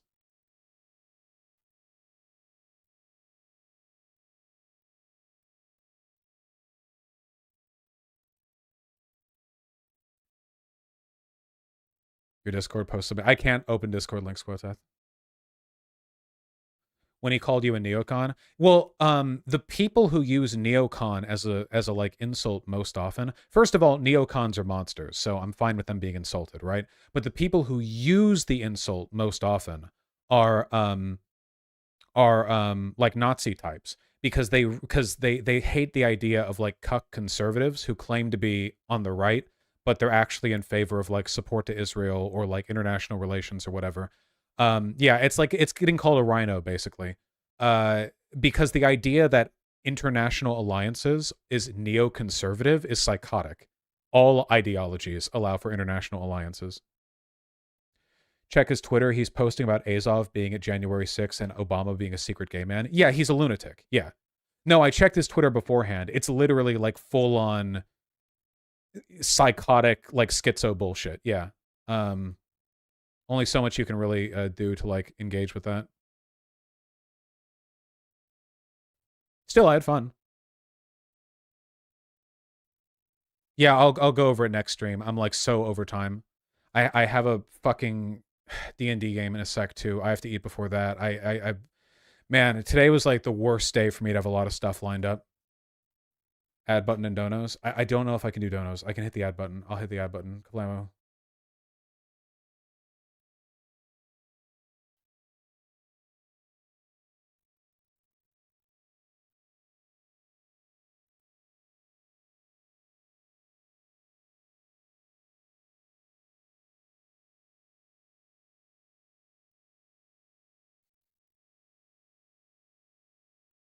Yeah, he's literally going to interview this guy who said that he had gay sex with Obama or whatever. Donetsk Airport, Ukraine. Like, we now have confirmation that Azov people were at January 6th. Like, just total psycho shit.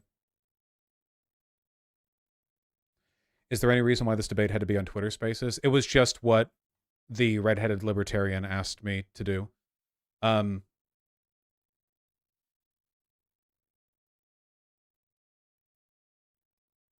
It's where the chuds are now, yeah.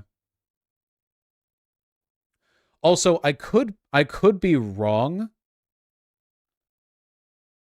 I could be wrong, but I don't think my audio was as bad to them as it was to you guys. Neptune 32, there were like a million things I could have gone on more. There's like literally a million axes of like engagement there. I don't know if my audio was as bad to them as it was to everyone watching. Yeah, they said this. It sounded fine to them. I was listening on Twitter and it was fine. No, I was listening on Twitter and it was just as bad. Okay, it looks like it was literally just like just a complete fucking dice roll.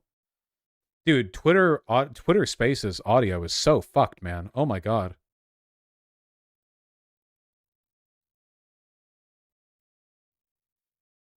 It was probably a server consistency thing with oppression. Yeah, but it was like only 1,000 people were in there.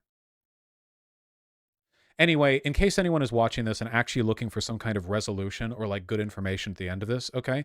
The reason why that guy kept focusing on stuff like moral right and interfering in others' business is because he was trying to distract from the fundamental moral question, which is it right to help an ally, you know? And the answer is yes. If you believe in assisting allies when the allies' cause is just, like if the allies' cause is just, assisting them is just on almost all circumstances. But he wants to frame it as though it's like an extension of American empire, you know? The problem is that anything that benefits America abroad is an extension of American empire. All of it. Because obviously, like if anything happens internationally and it's to our benefit, that's an extension of American empire. Is he a tanky? No, he's a far-right dude, like far-right lunatic. Again, the majority of like pro-Russian weird like America third positionist talking points you hear these days are from Nazis, not from tankies.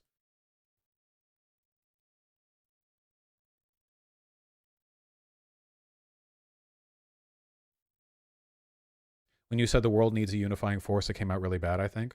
I don't think so. No. The unifying force is just like international alliance. I think you have to be acting in deliberately bad faith to misinterpret that, but all the people who are going to disagree with me on that, the only people who can disagree with me on this are lunatics. Like I was arguing with a guy who was posting conspiracies about Azov battalion dudes at Jan 6, and he was arguing that legitimately the best and most peaceful world would be one in which there are no alliances, and if you get invaded, good luck.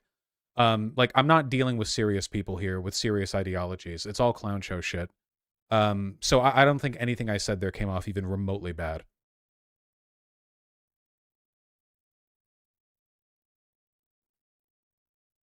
In my opinion.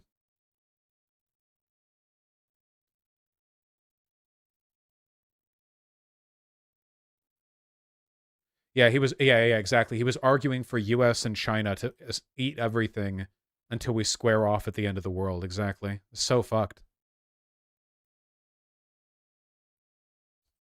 That one guy in the Q&A was really funny too. The guy who just wanted to ramble about like insane libertarian, like economic theories that no one takes seriously. And he's like, how do you dispute the fact that, and he's got like 5 minutes, as Ron Paul said, and then my answer is just like, I don't fucking care, glory to the proletariat. And he was like, oh, so you're an admitted commie. He's like, Jesus Christ. What were those questions? Again, it's redheaded libertarian. Her audience is going to mostly be nutcases. And there were only about 1,000 people listening to the space. Those people are going to be like the hardline ideologues, you know? It's not like people watching me right now are pretty ideologically motivated, of course, but there's enough like leeway that a lot of people watching right now are probably just casual viewers. Most of the people who are watching that would be like fucking lunatics. So naturally, when like a call comes in, they're going to be lunatics. Oh, she's like a Tim Pool orbiter? No. She works with Tim Pool. She's on his show pretty frequently. She's a contributor. Pretty sure. Can you simultaneously scale down American hegemony while also preventing Russian or Chinese expansion? Yes, with alliances. That's the only way to do it. If you want to scale down American hegemony, what you want to do is you want to have us reach out and form mutually codependent alliances with many countries so that rather than it being America dictating everything, instead it becomes like a plurality of nations working together. You know? That's how you do it, yeah. That's the whole point of all of this.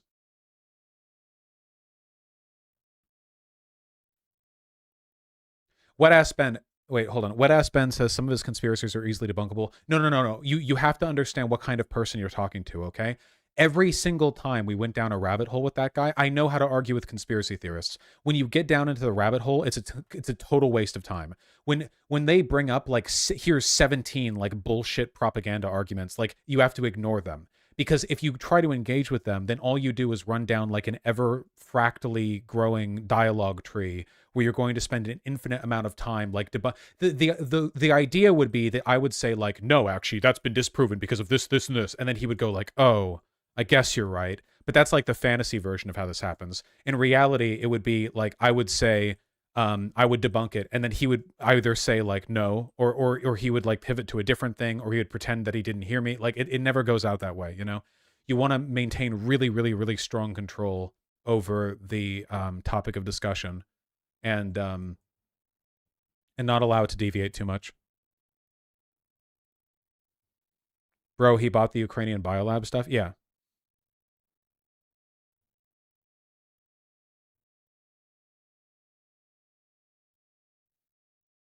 Yeah, calling us incels. I did think it was very funny how mad he got with the America First thing. The funny thing is that it really plays into my framing too, because he was pretending to be against American empire and against like American hegemony, but then he kept saying America first. Why would a libertarian give a fuck about America, you know? I should have asked him how he feels about open borders. That's always a really fun, like immediate way of working out who's a fake libertarian. What's the Ukrainian biolab stuff? It was a talking point so ridiculous that even the Kremlin didn't keep it up. It was the idea that the Russia had discovered biolabs where Ukrainian and American scientists were working on creating a specific disease that would kill ethnically Russian people and no one else. That's not how disease works. It's completely psychotic. Like a bioweapon that targets Russians. But it was such a stupid conspiracy theory that it's like Metal Gear Solid shit. That even Russia didn't keep it up. They said it a couple of times and then they dropped it because it was so fucking dumb, you know? But he's still parroting it. Like that's the kind of person we're dealing with here. Anyway, this was a total fucking shit show, but I thought it was pretty fun and informative, kind of a little bit. I hope you guys had fun. We have fun? Amazing stream. Yeah, we've been doing it for a while. Now, I have another obligation that I have to start in 5 minutes, okay? So I gotta go, guys.